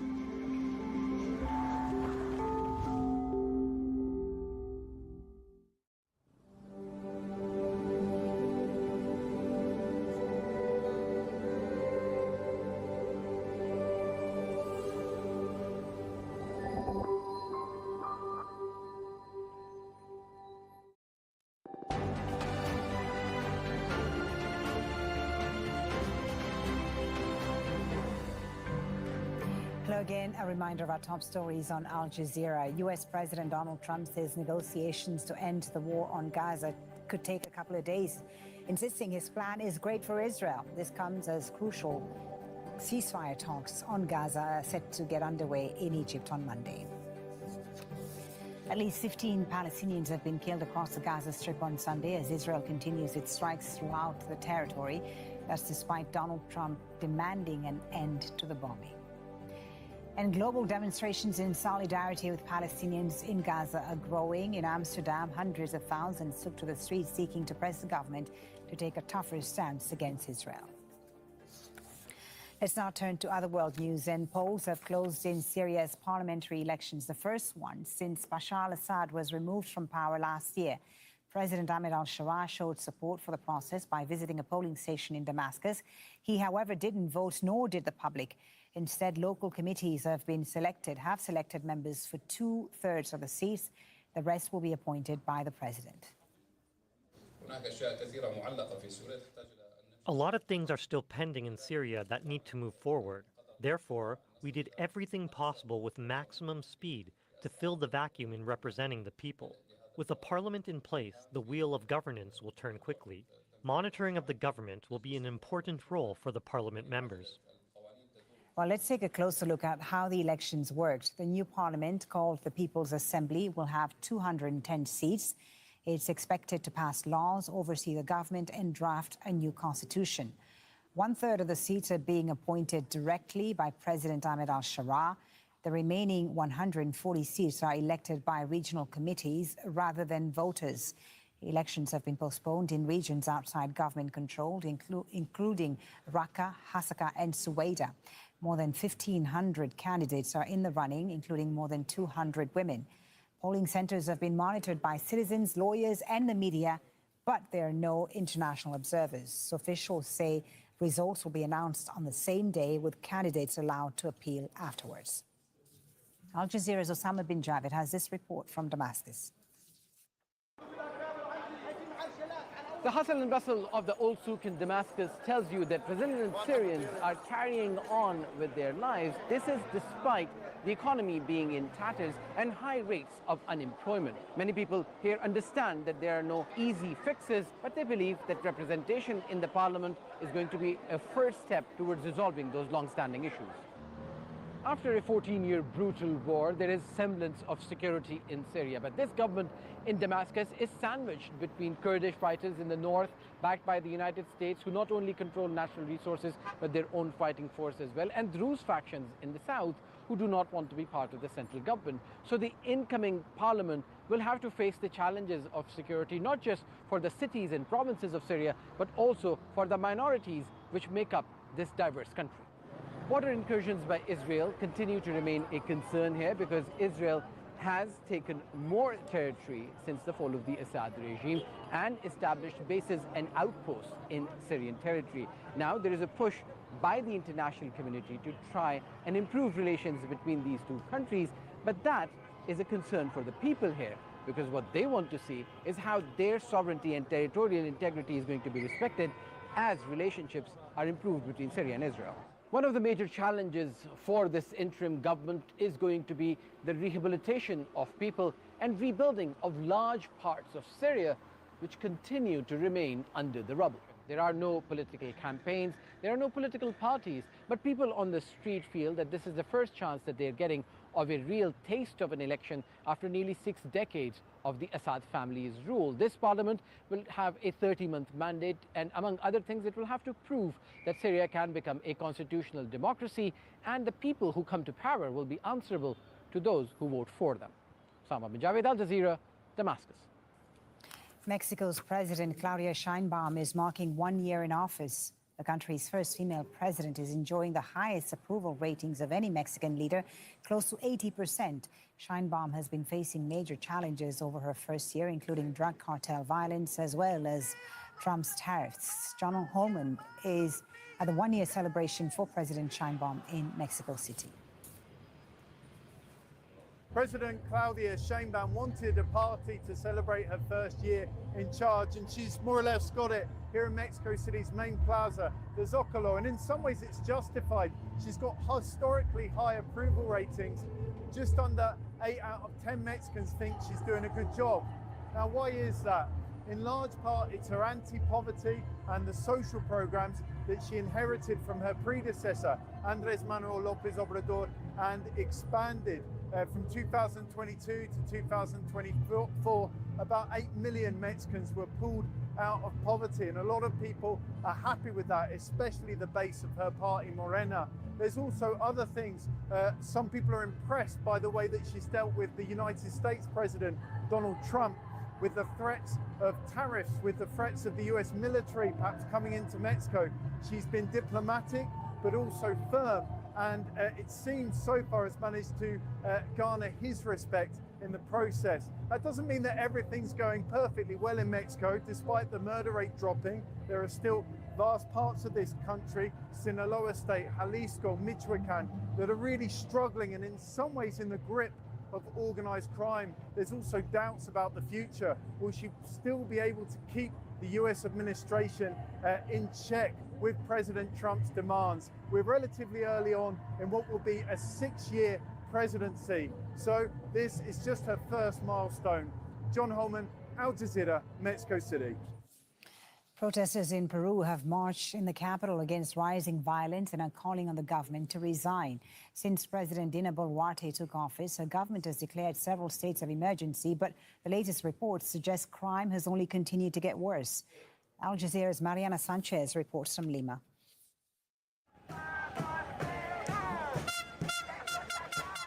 Moved by nationwide discontent with the government, hundreds of protesters marched in the center of the capital, Lima. They say President Dina Boluarte is incapable of fighting crime. She's done nothing. There's paid killings and corruption is continuing in the government and Congress. We are out here demanding they leave. Delinquency is growing. It's the most pressing issue for Peruvians, says the Crime and Violence Observatory. More than 900 people were killed this year, 40% of them men under 30 years old. But President Dina Boluarte said this week that protesting won't resolve anything. Police tried to discourage demonstrations. It's completely shameless. The political class is completely disconnected from the needs of the people. More than 5,000 Peruvians have been killed since Boluarte took office in 2022. Many didn't or couldn't pay extortion fees. Police say in the last 8 months, they've received more than 18,000 reports on extortions. Protesters here say they're angry at police because instead of trying to silence them, they should be protecting their crime-ridden neighborhoods. It's now a common scene, terrified passengers taking cover as bus drivers are attacked. This week, hundreds of transport companies stopped services protesting the lack of protection. Experts say criminality is affecting nearly everyone. It's the country's main problem, and the trend is getting worse. It affects people's daily lives, especially poor people, and it savagely affects transport workers. In economic terms, it's becoming a phenomenon of destruction of the small grassroots entrepreneurial economy. Protesters say now they live in fear and accuse the government is not doing anything to protect them. Mariana Sanchez, Al Jazeera, Lima. In Nepal, cleanup operations are underway after torrential rains triggered landslides and flash floods, blocking major roads connecting Kathmandu Valley. All entry points to the capital remained closed. The landslides have also blocked and damaged several other roads across the country. At least 47 people are reported to have died since Friday. More on all the stories we're covering on our website at aljazeera.com. I'll be back with the news hour in about 30 minutes from now. Stay with us for Inside Story next, which examines whether Israel will end its occupation of Palestinian territories. Thank you for watching Al Jazeera.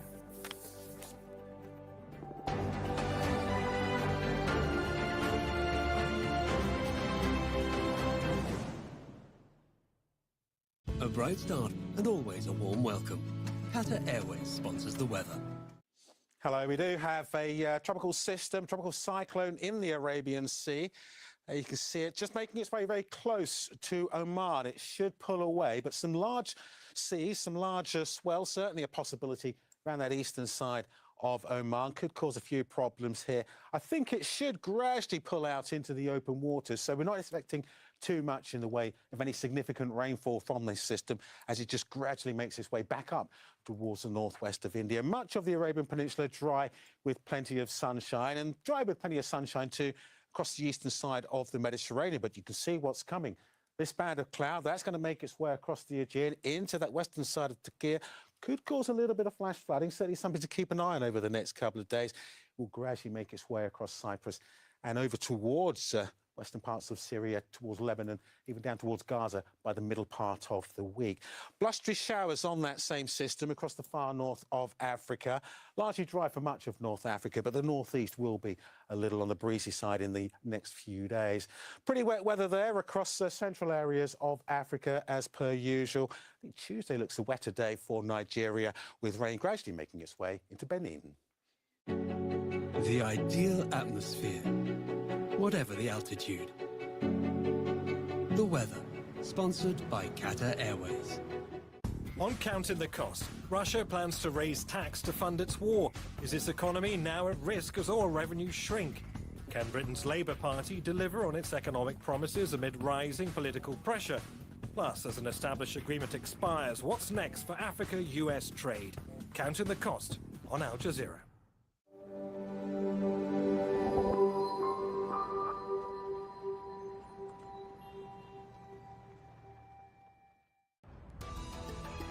Talks to implement Donald Trump's 20-point plan for Gaza are underway. The proposal aims to end Israel's war on the Strip, but ignores its decades-long occupation. So, could there ever be peace if Israel continues to occupy Palestinian territories? This is Inside Story.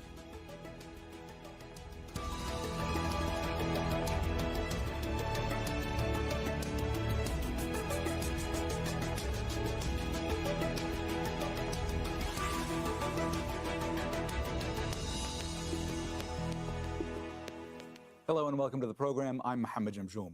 There may be an end in sight to Israel's devastating war on Gaza.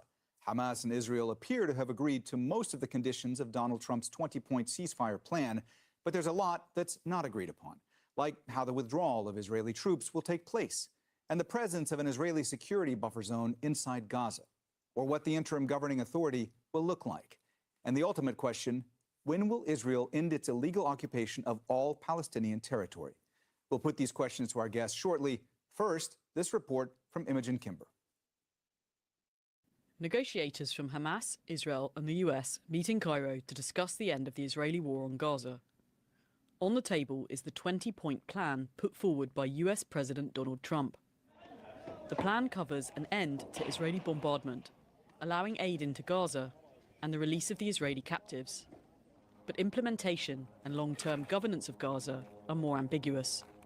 The plan states Hamas will put down its weapons, and Gaza will be governed by an interim authority consisting of Palestinians as well as international experts, with a board including former UK Prime Minister Tony Blair, headed by Donald Trump. There will also be a Trump economic plan and an international stabilisation force made of Arab and international partners. Hamas says this is not acceptable. We will never accept anyone not Palestinian, to control the Palestinian. But this does not belong to Hamas only. This belongs all of the Palestinian and the Palestinian Authority. We can't bring someone like Tony Blair to be governor. First Form protein bars and sticks. High protein, maximum taste. 20 grams of protein in every bar. 18 grams of protein in every stick. Gluten-free, no artificial flavors, just pure fuel. First Form. Shop now.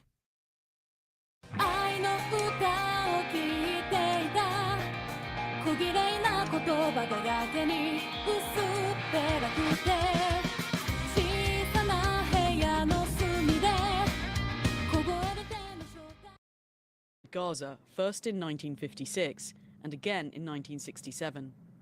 In 2005, it withdrew from the Strip but kept an air, sea and land blockade on Gaza. The International Court of Justice said this was illegal. The Israeli Prime Minister says he backs the 20-point plan, but he has a warning. Hamas will be disarmed and the Gaza Strip demilitarized. This will happen either through diplomatic means according to the Trump plan or militarily by us.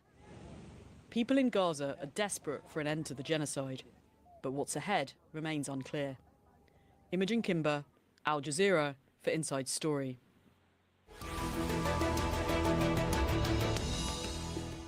All right, let's go ahead and bring in our guests. They're all joining us from the UK. In London, Andrew Gilmore, former UN Assistant Secretary General for Human Rights. In Nottingham, Victor Catan, Assistant Professor in Public International Law at the University of Nottingham and author of The Palestine Question in International Law. And in Lancaster, Simon Mabon, Professor of Middle East and International Politics at Lancaster University and author of The Struggle for Supremacy in the Middle East. A warm welcome to you all, and thanks so much for joining us today on Inside Story. Andrew, let me start with you today. We heard this in Imogen's report, but it bears repeating. Israel occupied Gaza first in 1956, and again in 1967. In 2005, it withdrew from the Strip, but kept an air, sea, and land blockade on Gaza. The International Court of Justice said this was illegal. Point 16 of this plan that we're talking about today, it says that Israel will not occupy or annex Gaza, but it remains vague on how that could be done. Do you believe that this can be achieved? Thank you. Yes, it could be. And you're quite right, and your presenter beforehand, to point out that even though Israeli troops pulled out in 2006, they carried on occupying it because they controlled all the land, sea, and air. All the borders, and prevented anybody coming in or out who they didn't want, and any goods. So that occupation carried on. What is meant in this agreement isn't that occupation ends, as far as I see it. It means that the physical occupation of the Israeli troops will end. And what I think is really, really crucial, and what gives me some hope, is that it addresses the great gulf, the great tragedy at the heart of the Abraham Accords, which was that the Palestinian people were entirely excluded. Their aspirations and concerns and legitimacy and their search for justice, all of that was entirely ignored in the hope that the Palestinians would become desperate and then somehow give up their hopes. As we saw, to brutal and horrifying effect on the 7th of October, it had exactly the opposite impact. And my hope now is that thanks to, and I have to say, thanks very much to the Gulf powers who were very much involved in this, there is a chance now that the fundamental question of ending the real occupation, not just getting the Israeli troops out, but getting all the basic facts of the occupation finished.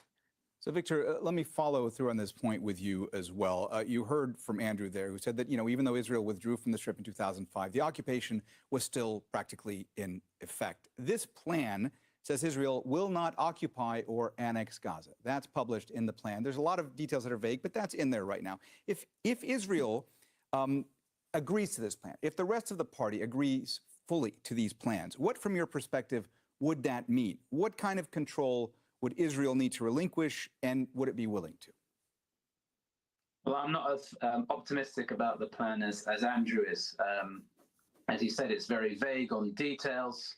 But one of the issues is who has ultimate authority?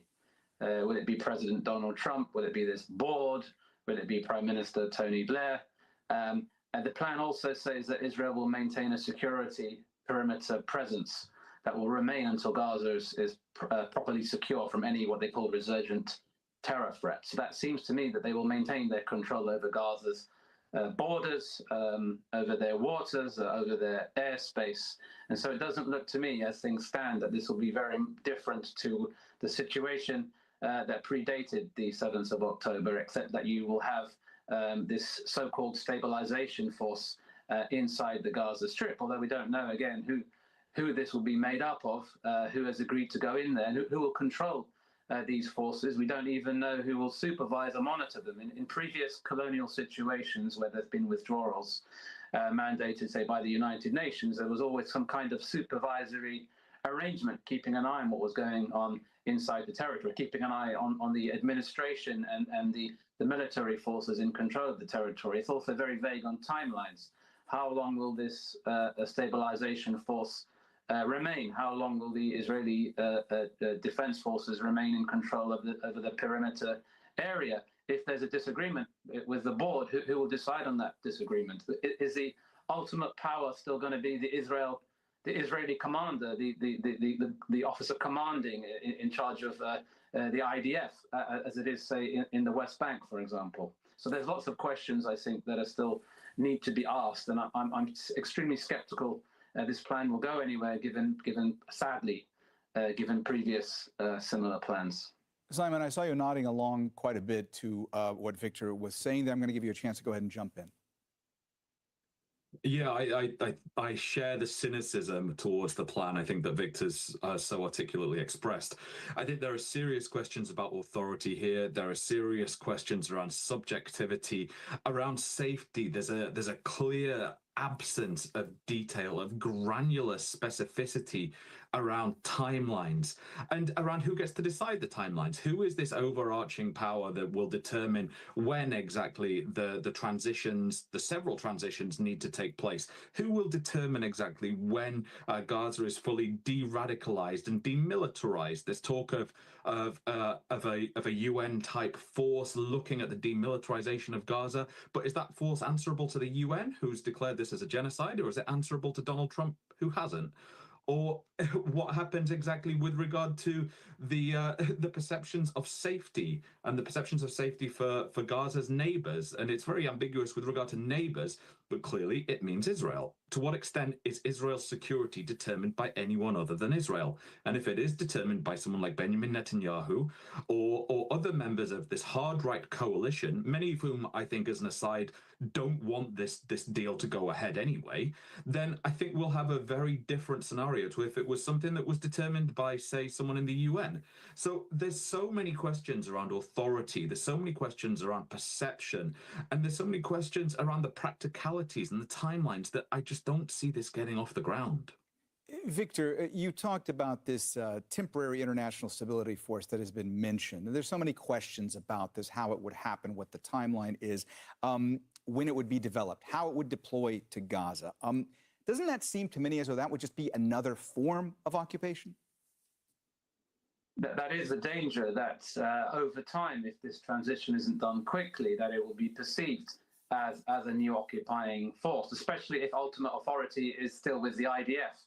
I mean, I can't imagine Donald Trump, he's a very busy man, will be running the day-to-day affairs of Gaza. So there's a real question about who is going to be in charge of this stabilization force. And there is a danger that the longer they are there, and if things do not improve dramatically, they will be seen as not as a temporary force, but as an occupying force. And there's also the issue that's linked to broader developments, including Palestinian statehood. This plan is extremely vague on the state that the UK, France, and Canada and others recognized just a couple of weeks ago. The plan, as I understood it, the original plan was a 21-point plan, and the 21st point was Israel would not annex the West Bank, and I understand that was removed at the 11th hour, much to the chagrin of the Arab negotiators of this plan. So it seems to me that there is a danger here that any stabilization force will be doing the bidding of the Israelis, and it's also who's going to pay for it.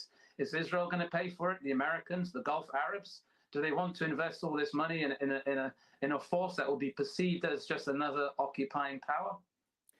Andrew, you heard Victor and to some extent Simon talk about the fact that, you know, in previous iterations in the past decades, that when it comes to peace plans being put forward, if there's some kind of a temporary and interim stability force going into a place, that typically it's the UN that is spearheading that or acting as some kind of guarantor. I want to ask you what you think. Does the UN have a role to play in this going forward based on what you've seen? UN absolutely has a role, and it's spelled out briefly in the plan in terms of humanitarian. I think that the antipathy of Israel towards the UN probably means that they will do, and of course the Americans will do their bidding to ensure that the UN has a limited role, unfortunately. Look, I'm probably no less skeptical than either of my colleagues on this panel, but I do want to say that there are one or two things, though, that do give grounds for some hope. And I said one already, because finally, Palestinians are being addressed, and the Abraham Accords conspicuously ignored them. Secondly, what happened, I think we all know that the reason why Trump has suddenly got involved in this is because he wasn't affected by the 70,000 Palestinians who were being killed. He was angry because 6 people in Qatar were killed in what was clearly a flagrant illegal act by the Israelis, but that is what got him annoyed. And I think what we should all recognize and encourage them. The Gulf Arabs have played a major role in this, because hitherto there's been strong feeling in the Arab world, I know that, in Europe and at the United Nations, that the Gulf Arabs haven't really utilized the massive influence they have with the Trump administration, because we have people in the Trump administration who are so desperate to make financial deals with the Gulf states and with Gulf individuals that they are listening to the Gulf in a way that previous regimes never did. Andrew, so I do think that there is hope in this, and I would hope. Sure. Andrew, I'm sorry to interrupt you, but continue. Sure, I'm sorry to interrupt you, but I do want to ask you. Look, the fact that this plan does not address when Israel would end its illegal occupation of all Palestinian territory, I mean, what does that say to you? You are optimistic about certain parts of the plan, but what does it say to you that that specifically is not dealt with in any way?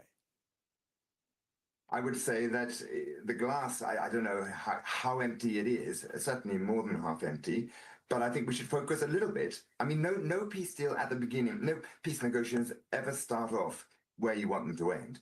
And I think one should at least go for this, even if we know, even if we have every reasons. I mean, let us look at what happened when Netanyahu broke Trump's ceasefire of 19th of January. Nothing happened. He paid no cost. And there's a real fear on my part, and part of everybody else, frankly, that if Netanyahu finds an excuse, which he's desperately looking for Hamas to give him, that somehow he can rip up this agreement as well. That's what he's going to try to do, which is why the rest of us who don't want his vision to prevail is that we need to encourage this process. And we can find as many holes in it, and there are a lot of holes in it. There's no question. It is not a just peace by any definition. But let us at least try to get the Gulf Arabs, who did play such a role in getting this far, to keep their pressure and influence.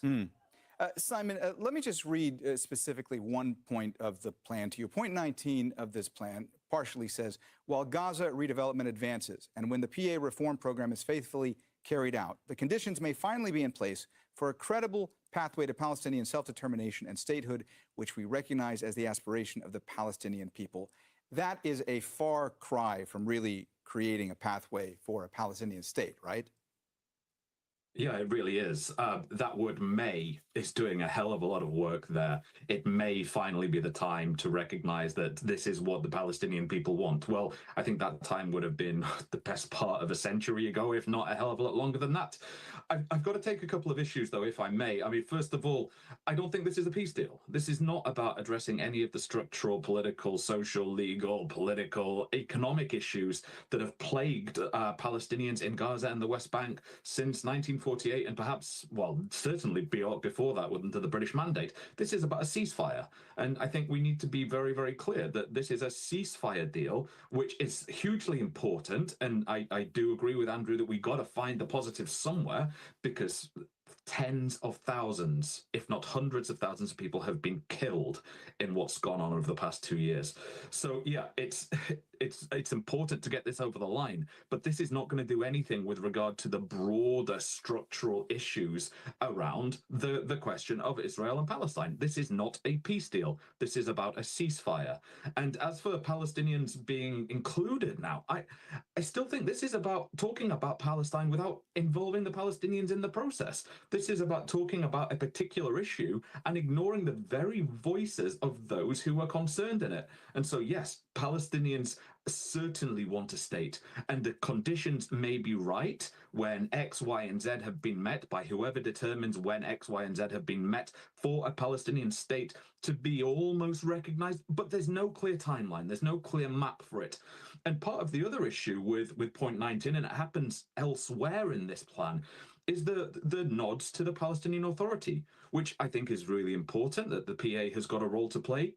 But Benjamin Netanyahu doesn't think the PA has a role to play. He's been very, very clear that the PA cannot have a role to play in Gaza. And if that's the case, then why is this being presented in such a way that the PA is going to have a role, but he's explicitly said that the PA cannot have a role? That's one of the many reasons why I find this plan so full of holes and so problematic, and why I'm very cynical about it even getting off the ground. Victor, what do you think? What's your take on this? First of all, do you think that the PA actually will have a role to play going forward based on what you've seen? And secondly, based on that clause that we just read part of, I mean, do you think that this document creates a credible pathway forward for the creation of a Palestinian state?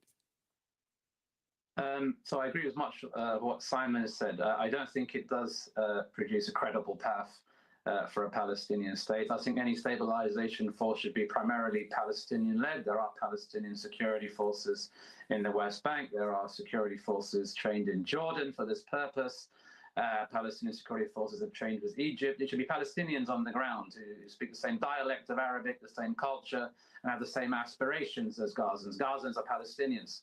They're connected. They're part of the Palestinian state. So having another armed force who are not don't have the same cultural or linguistic will have linguistic challenges in Gaza is highly questionable. Also for the Gulf states, I would, if I was an advisor to the Gulf states, I'd be very careful about handing over large sums of money to a stabilization force where there are no clear timelines for when the IDF will withdraw, if they'll withdraw at all. So it should be perhaps a short phased process, and it should be Palestinian-led, and the security forces should be Palestinian.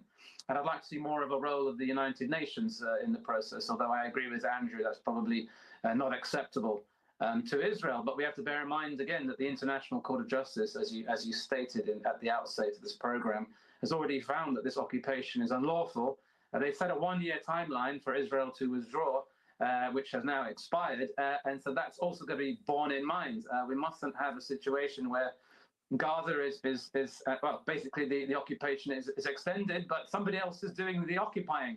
And there's a real danger there that the Israelis will get off with someone else doing their work, someone else paying for it. And we shouldn't forget the tens of thousands of people have been killed in the most ruthless conditions. I mean, we haven't even talked about transitional justice frameworks here, or even discussions about the crimes that have been, numerous crimes that have been committed and that are ongoing in Gaza, which many have described as a genocide. That's not even mentioned here at all. Andrew, you heard Victor there talk about the concept of trying to create this armed force, this security force. I want to ask you, based on your time with the UN, your experiences with the UN, when it comes to developing this type of international stability force, what does that take? How difficult is it? What potentially kind of timeline could it entail? Well, in 1956, when the UN had to put forces into Sinai for the Israeli-Egyptian war, and British and French war as well, they did so within 3 days. When, at the end of the Yom Kippur War, at the end of in 1973, the UN managed to get forces within 24 hours into the Golan Heights. Now that is when there is real willingness on the part of the international community they can move. I suspect there will be much less willingness in this part, in this case, and in any case, this won't have the UN umbrella. So I don't even know what umbrella it's going to have. So, I mean, there is an enormous amount to be deeply skeptical about. I just want to make one point about the Palestinian security forces, because I was living in Gaza during some of the post-Oslo period. I think what is really, really important, that when it comes to the training of Palestinian security forces, which I hope starts as soon as possible, it's really vital that they have strong human rights standards, because the lack of human rights standards on the part of the Palestinian Authority troops, the preventive security they were called, I'm afraid is one of the contributions not only to the rise in the unpopularity of the Palestinian Authority, but also to a contribution to the rise in the radicalization of Hamas, because pretty serious human rights abuses were carried out. So what I really, really hope is that the lessons will be learned from that, and that there will be proper human rights training and proper human rights accountability, as well as anti-corruption measures to ensure that the Palestinian security forces that are going to be trained are trained in a proper way.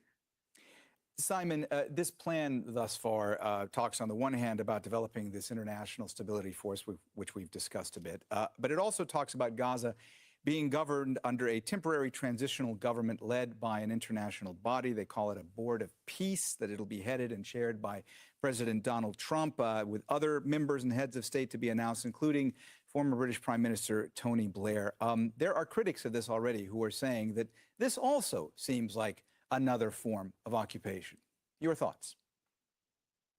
Yeah, it does, and I think there's a couple of reasons for that. One, of course, is Tony Blair's awful track record of involvement in the Middle East, be it the illegal 2003 invasion of Iraq, be it what happened afterwards with the destruction, the evisceration of Iraq, which ultimately contributed to the emergence of Daesh in the summer of 2014, whether it's to do with his role as the head of the quartet, where he rented out a suite of rooms in East Jerusalem at the American Colony Hotel, and did very little to really advance the cause of a two-state solution. Let's not forget the UK only recognized a Palestinian state a matter of weeks ago, yet its former prime minister was pushing for a two-state solution for the years leading up to that, without there being a second state.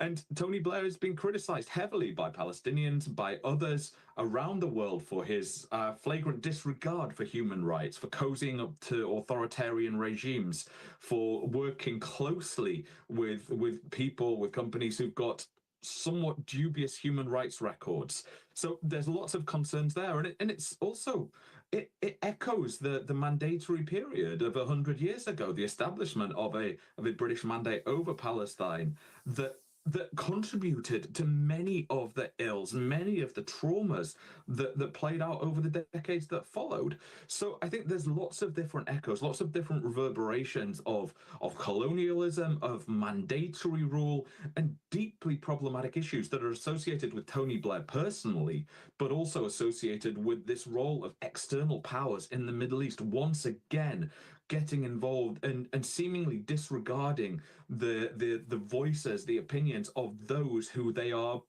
ruling over. Victor, it looked to me like you wanted to add your voice to what Simon was saying, so please go ahead.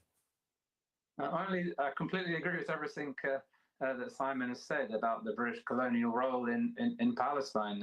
They essentially, through their policies, their migration policies, their policies of repression in the 1930s, the way they just walked out of Palestine in the spring and summer of 1948 amidst the war that they had contributed to.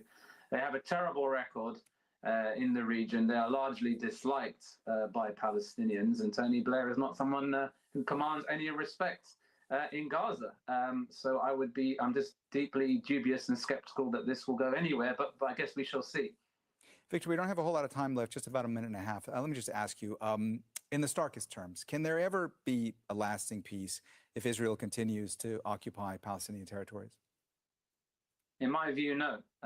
It's one of the causes of this conflict. The United Nations in 1967 called on all the parties to withdraw from territories occupied in that conflict. Israel has refused to relinquish its control. It's colonized, as you know, the West Bank and East Jerusalem with hundreds of thousands of settlers, shows no sign of in fact, it's entrenching its control. It's devolved massive power to a new settler administration that's issuing its own regulations. So as long as that occupation continues and the situation in Gaza, as dire as it is, continues, and the Israelis are involved in any shape or form, I don't think there's any chance of a long and just peace, unfortunately. All right, we've run out of time, so we're going to have to leave the conversation there. Thanks so much to all of our guests, Andrew Gilmore, Victor Katan, and Simon Mabon. And thank you, too, for watching. You can see the program again anytime by visiting our website, aljazeera.com. And for further discussion, go to our Facebook page. That's facebook.com/AJ Inside Story. You can also join the conversation on X. Our handle is @AJ Inside Story. From me, Mohammed Jamjoom, and the entire team here in Doha, bye for now.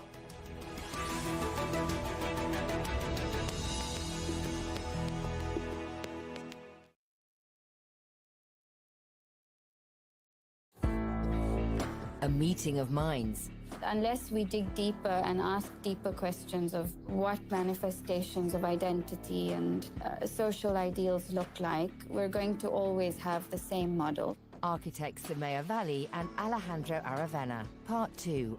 We may contribute as architects to create conditions to level the field, because in the end, cities are shortcuts towards equality. Studio B Unscripted on Al Jazeera. Cameroon heads to the polls on October the 12th, but with 92-year-old Paul Biya seeking to extend his 43 years in power and main opposition leader Maurice Kamto barred from running, is there any real prospect of change?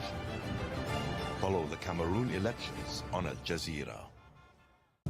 To prevent migrants reaching its shores, the EU is financing Tunisia to control its borders. More than 100 million euros of EU funding. Arrivals from Tunisia have fallen by 80%, but at what cost? People in Power investigates the brutal tactics used. But without us, it will be even worse. And meets those caught in the crossfire of a political battle over migration. Trapped in Tunisia on Al Jazeera. Opening up the conversation. There is a huge financial pressure for couples when it comes to marriage. Connecting communities. We may see a 1-minute TikTok that looks like she spent all day baking, she's beautiful, she's glamorous. We don't see the baby screaming in the background who's been looked after by the nanny. With fresh perspectives from lesser heard voices. Femicide is the term, but it's actually men taking their lives, and we really do need to name that. The stream explores the key issues of our times on Al Jazeera. A diverse range of stories from across the globe, from the perspective of our network's journalists. On Al Jazeera.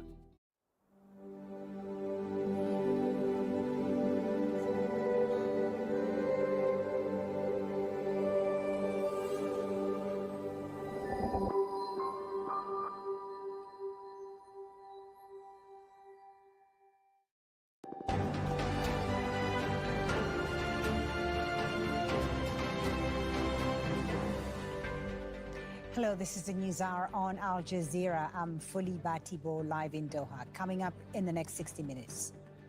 Negotiations are going on right now. Will probably take a couple of days.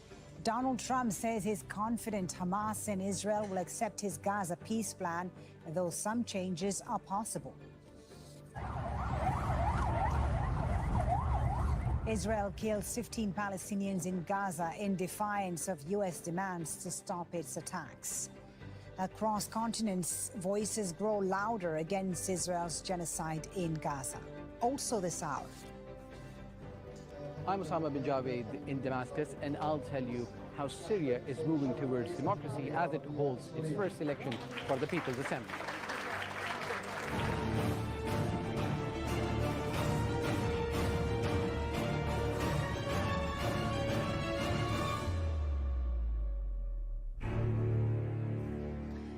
Crucial Gaza ceasefire talks are due to get underway in Egypt on Monday with the goal of pushing ahead with Donald Trump's 20-point plan to end nearly 2 years of Israel's war on Gaza. The indirect negotiations will focus on ironing out technical aspects of a captive prisoner swap deal, and the talks could take a couple of days, according to Donald Trump, who spoke to the media before departing Washington, D.C. He also went on to tout his ceasefire plan as a great deal for Israel and one that will bring peace to the region.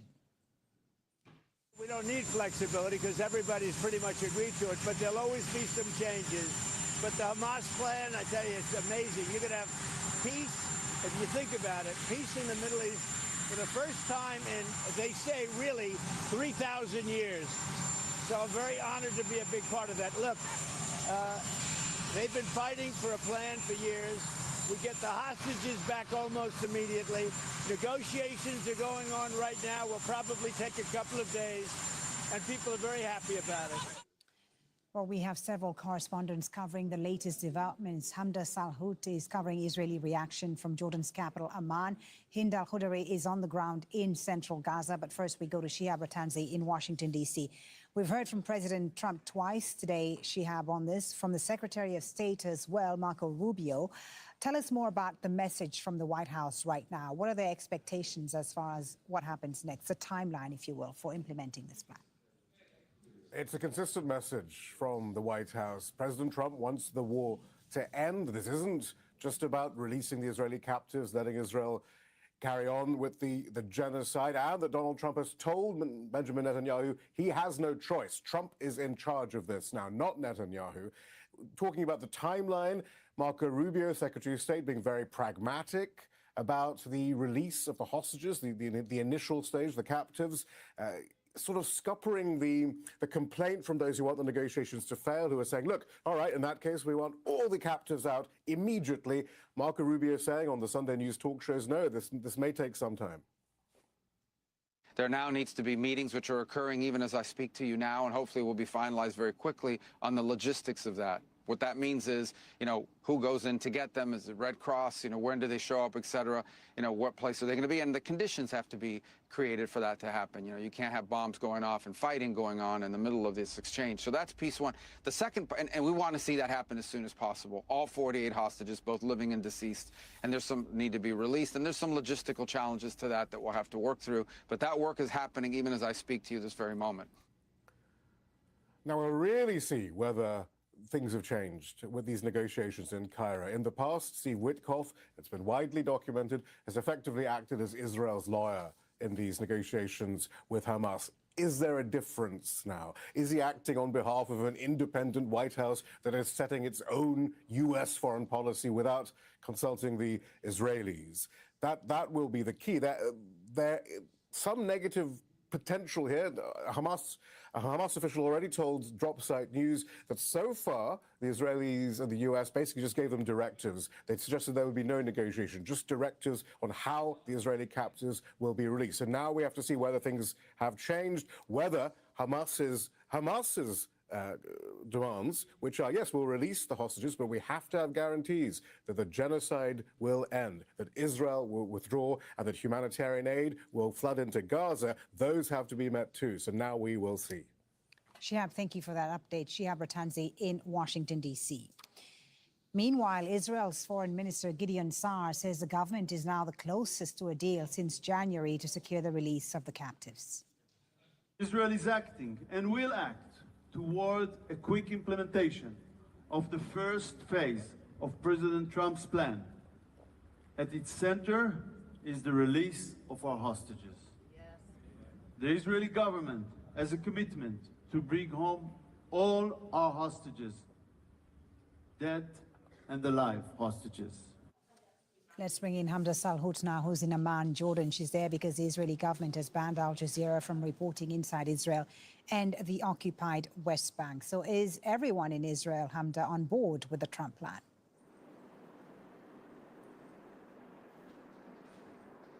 It seems for now everyone is on board. There is some opposition from members of Netanyahu's far-right partners, but they haven't necessarily said they would say no to this deal. They have just been staunchly for keeping the war going. They've been against any sort of deal. And it's worth mentioning that Netanyahu himself has said that Israel has accepted the terms of this deal. Now, what's left to be ironed out are the details, the logistics, the timelines of when all of this is going to happen. It's worth mentioning that Netanyahu convened the team that is set to go to fly to Egypt tomorrow, we are expecting, and essentially giving them the mandate of what they are going to talk about. But Israeli officials have been speaking today on the record, including the defense minister, the foreign minister, the army chief of staff, that they are ready to put this plan in place, but it just needs to be finalized. And so who exactly is Israel sending to the talks in Egypt then, and what are the expectations?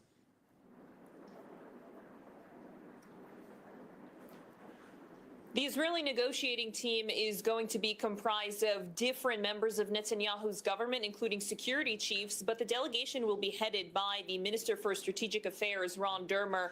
This is one of Netanyahu's political allies, a close and personal confidant of his. It's worth mentioning as well that previously security chiefs have been going to those talks. We're talking about the heads of the Mossad, the head of the Shin Bet. These were people who were negotiating, according to Israeli media, in a much more pragmatic sense and clashing with the Israeli premier about his demands and wishes for what he wanted as part of negotiations for any sort of deal, saying that Netanyahu stood in the way of some of these talks and some of the deals that were on the table in the last 2 years. So they received the mandate from Netanyahu, and they're certainly not going to defy him when they arrive to Sharm el-Sheikh tomorrow, but it's yet to be seen exactly what Netanyahu's red lines are here.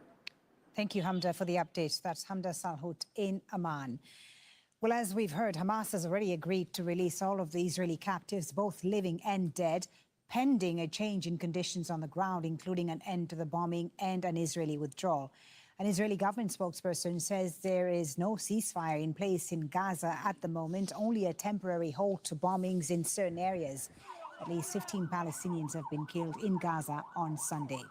Let's get the latest with Hind Al-Khudari, who's in Al-Zuwaydah, central Gaza for us. Hind, no let-up in the Israeli attacks despite the Americans wanting the operations to stop. Tell us about what's been happening on the ground and the hopes and fears of Palestinians today. We definitely did not see any change on the ground. The Israeli forces are still striking different areas across the Gaza Strip. The drones are still buzzing in the sky. Israeli soldiers are still stationed in the northern parts of the Gaza Strip and also in a Netzarim corridor. So it's the same pace, it's the same as if nothing happened or any changes happened on the ground. Now, we need to know that there are dozens of injured Palestinians in the Gaza City. Hospitals are overwhelmed. They are unable to treat all of these Palestinians that have been injured. Hospitals are crammed, lack of medical supplies. The humanitarian situation is deteriorating every single day across the Gaza Strip, especially with the displacement and how Palestinians have been living. But still, Palestinians have still some hope that this is going to make it till the end. They are waiting and cautiously following the news, waiting to hear any announcement about the ceasefire. They want to go home. Our colleague Ibrahim Al-Khalili earlier today went and visited some displaced Palestinians, and this what they found. Neda is a mother of 3 and a widow. Her husband was killed as he tried to bring food home. She and her daughters are now living here in southern Gaza, hoping the day will come when they can return to the besieged north. We don't know where to go or what to do. I'm alone with my children, separated from my family. We don't have food, water, or even clothes. We pray a deal is reached and we will be among the first to rush back to the north. Although my home was destroyed on the early days of the war, I'm prepared to live in a tent with my orphaned daughters on the ruins of our home in Gaza City. The children are forced to share this flimsy shelter, but it isn't even theirs. Etaf, who's also displaced, took them into her makeshift tent made of old blankets and plastic. It offers little protection from the heat in the day and cold in the night, but it's better than sleeping on the ground like so many here have to do. My house was destroyed in the early days of the war. I held my ground as long as I could, but Israeli missiles and shells were flying all around. We set out south on foot with my children and grandchildren. 2 of my sons could not make it. I pray this all comes to an end and we are able to go back to my neighborhood. It is where I was born and raised. Decades of memories there. This is not life. Here in southern Gaza, desperate Palestinian families displaced by Israel's war are living in the streets or in makeshift shelters. Despite harsh circumstances, they hold on to the hope of returning to their homes safely and rebuilding their lives.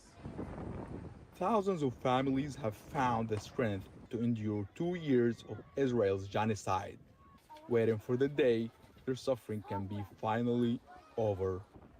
Ibrahim Al-Khalili, Al Jazeera, Deir al-Balah, Palestine.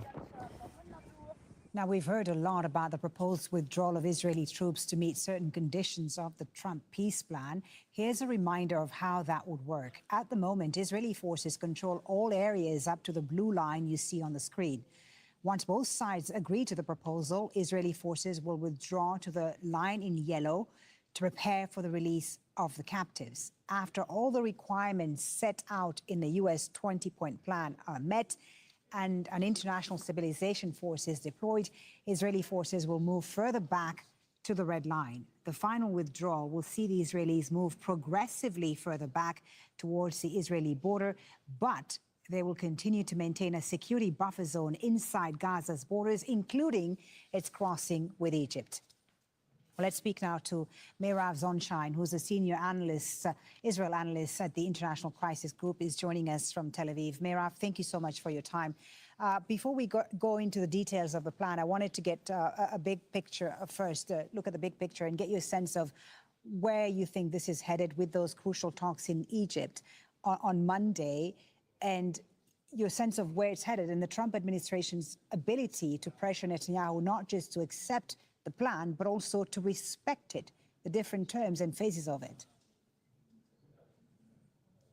It's good to be with you, Fali. It's really hard to tell where things are going to go, but I do feel like this feels a little different than the previous times, just because Trump seems to be very determined right now to get it done and get it done quickly. And he has the 8 Arab and Muslim states behind him and working with him to some extent. Let's hope that they continue. And you have a Netanyahu who, for the first time, is really putting together a victory narrative. He came out very optimistically yesterday, really giving Israelis hope that they're going to see hostages in a matter of days. Now, he says a lot of things and doesn't always deliver, and Trump has also done the same. So I'm taking it all with a grain of salt. But since the attack in Doha, things feel to be a little bit different. And we also know that Trump wants to be nominated for a Nobel Peace Prize. I think they decide on Friday. So all of these different factors are working in to make it feel like there's a little more of a chance this time around. As you said, Netanyahu seems to be on board. I just wanted to ask you first about what's happening internally. How much political capital do you think is willing to spend to make this work? And are we seeing internal pushback? I mean, we have seen some pushback from the far-right elements of the coalition, but what about from settlers against a phased withdrawal, not necessarily the first phase where we would see captives released, but the rest of the plan? Is there pushback internally? Well, the far right is always going to be the far right. They want war. They want ethnic cleansing. They want to push the Palestinians out everywhere. And so they are fundamentally against any kind of plan. However, they've actually been, the leaders, the politicians of the far right have been quite silent. They seem to be behind the current effort. I think it's mostly Netanyahu saying to them, look, we have Trump, forcing this on us. We need to present a unified track. And I think they all understand that if they could get the hostages out and then all the details about disarmament and what Gaza is going to look like the day after, it's going to be very difficult to actually pursue anytime soon. And they're going to be able to continue using military force, freedom of operation. It's going to take a lot from the Trump administration and from other actors to really force Israel not only into the ceasefire, but to maintain it. And I'm pretty sure that most of the Israeli leaders right now are sure that it's going to at some point fall through. Right. Looking at the plan a bit more closely now, Trump has said today there could still be some changes to it. On what points do you see those changes happening? And as it stands currently, who stands to benefit the most politically from the plan as it stands? I mean, this is a plan that works in Israel's favor. It gives a timeline for the freeing of the hostages within 72 hours. And then there's nothing else in this 20 points that provides any kind of timeline, any mechanism. Palestinians are not consulted on this plan.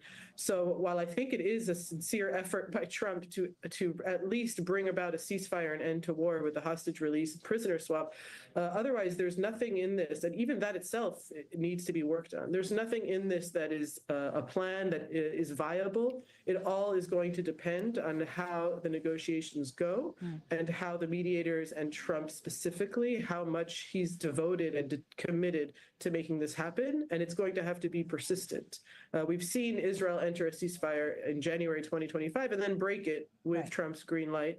And Trump has already given a green light to go back and do it again if something goes wrong. So it's all very, very unclear and very fragile. Indeed, and there's still a lot of unanswered questions, Mehran. How will the buffer zone work? Who exactly will participate in the stabilization force? And what withdrawal really means on the ground? Which of those uncertainties and questions do you see as the most likely to derail this plan? They all seem very likely to be derailed. And the first initial step will be to actually get Israel to cease its fire, to get the hostages out. And then Israel is supposed to do a symbolic withdrawal. Now, as you mentioned before, the withdrawal to the specific line is mostly symbolic. Israel also has, airplanes. It doesn't need to be on the ground, but it will be on the ground for a very long time. Even the buffer zone will remain for the, near future or distant future. And so there is no clear line for when that's supposed to happen. And I think Israel understands it as long as Hamas does not disarm and decommission in the way that we define it, we have no obligation to withdraw. So Israel, I think, sees itself indefinitely inside Gaza territory. And again, that really will have to depend on the mediators pushing on that issue.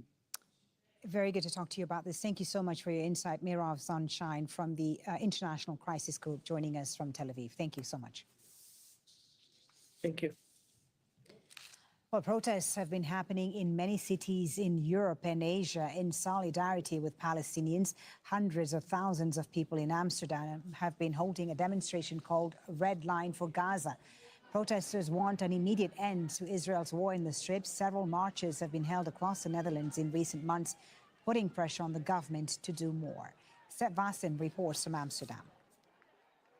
Another massive rally here in the Netherlands. Tens of thousands of people have turned out here in Amsterdam to draw this symbolic red line, urging the government, demanding the government to impose sanctions against Israel and stop being complicit in this genocide in Gaza. A latest survey has shown that a majority of the public in the Netherlands has very negative sentiments towards Israel, which is a very important historical ally. But because of what's happening now, the Netherlands has 78% of the people against the policies in Israel, more than any other country here in Europe. And that's not reflected in the policies of the government right now. Some small measures have been taken, but it's not enough. For example, we still buy Israeli weapons, 1 billion euros the last 2 years. We still sell weapons. We don't take enough economic sanctions, and we only sanction 2 ministers, not all the political and military responsible ones. So we should do way more than what we are doing now as the Netherlands.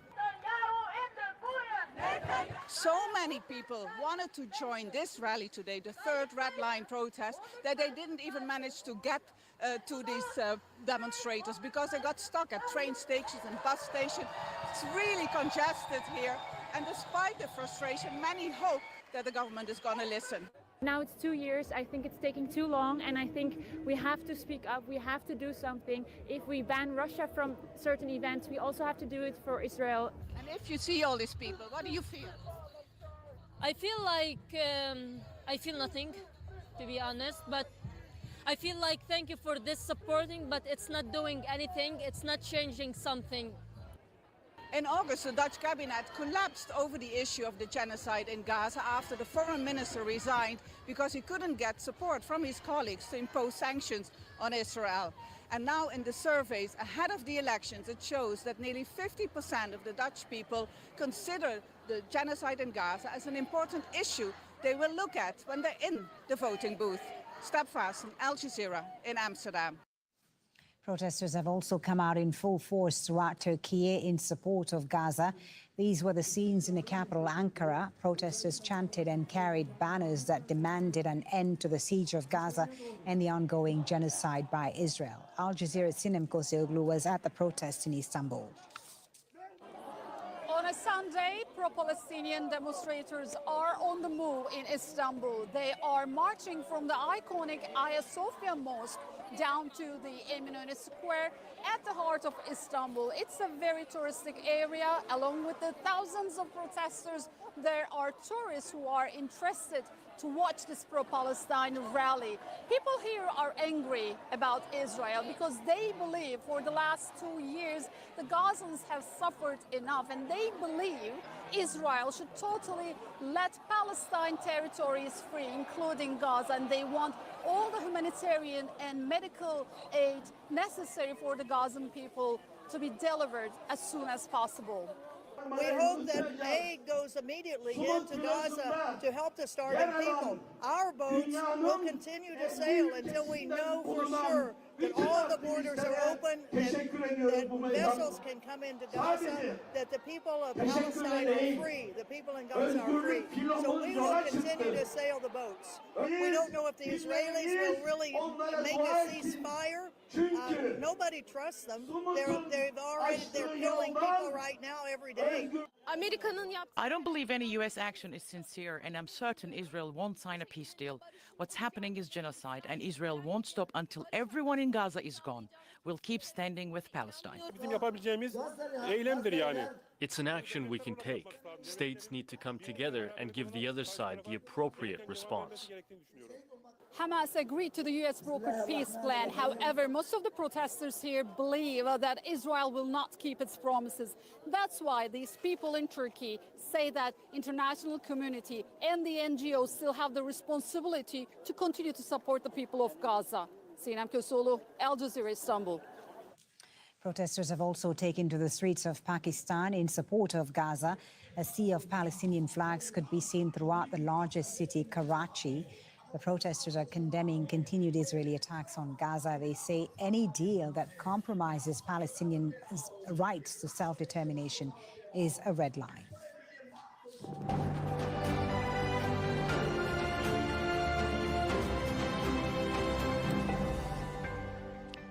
In other world news, polls have closed in Syria's first parliamentary election since Bashar al-Assad was toppled from power last year. Local committees have selected members for 2/3 of the seats, while the rest will be appointed by President Ahmed al-Sharaa. Osama bin Javid reports from Damascus. Regardless of age, everyone here calls themselves a first-time voter. That's because they reject the elections held in the last 60 years. Damascus isn't wheelchair-friendly, but that didn't stop Bilal from coming to cast his ballot. Everyone is happy. I can't describe how great we feel. We hope Syria will rise again and rebuild itself. It feels like a new lease on life as we witness the emergence of a new Syria. Part election, part selection towards Syria's new People's Assembly. It will have less than 3 years to come up with a constitution and a path to a general election. These voters are from a pool of 7,000-strong electoral college chosen nationwide. As it was a rapid process to find representatives, there were concerns about the candidates. The resultant analysis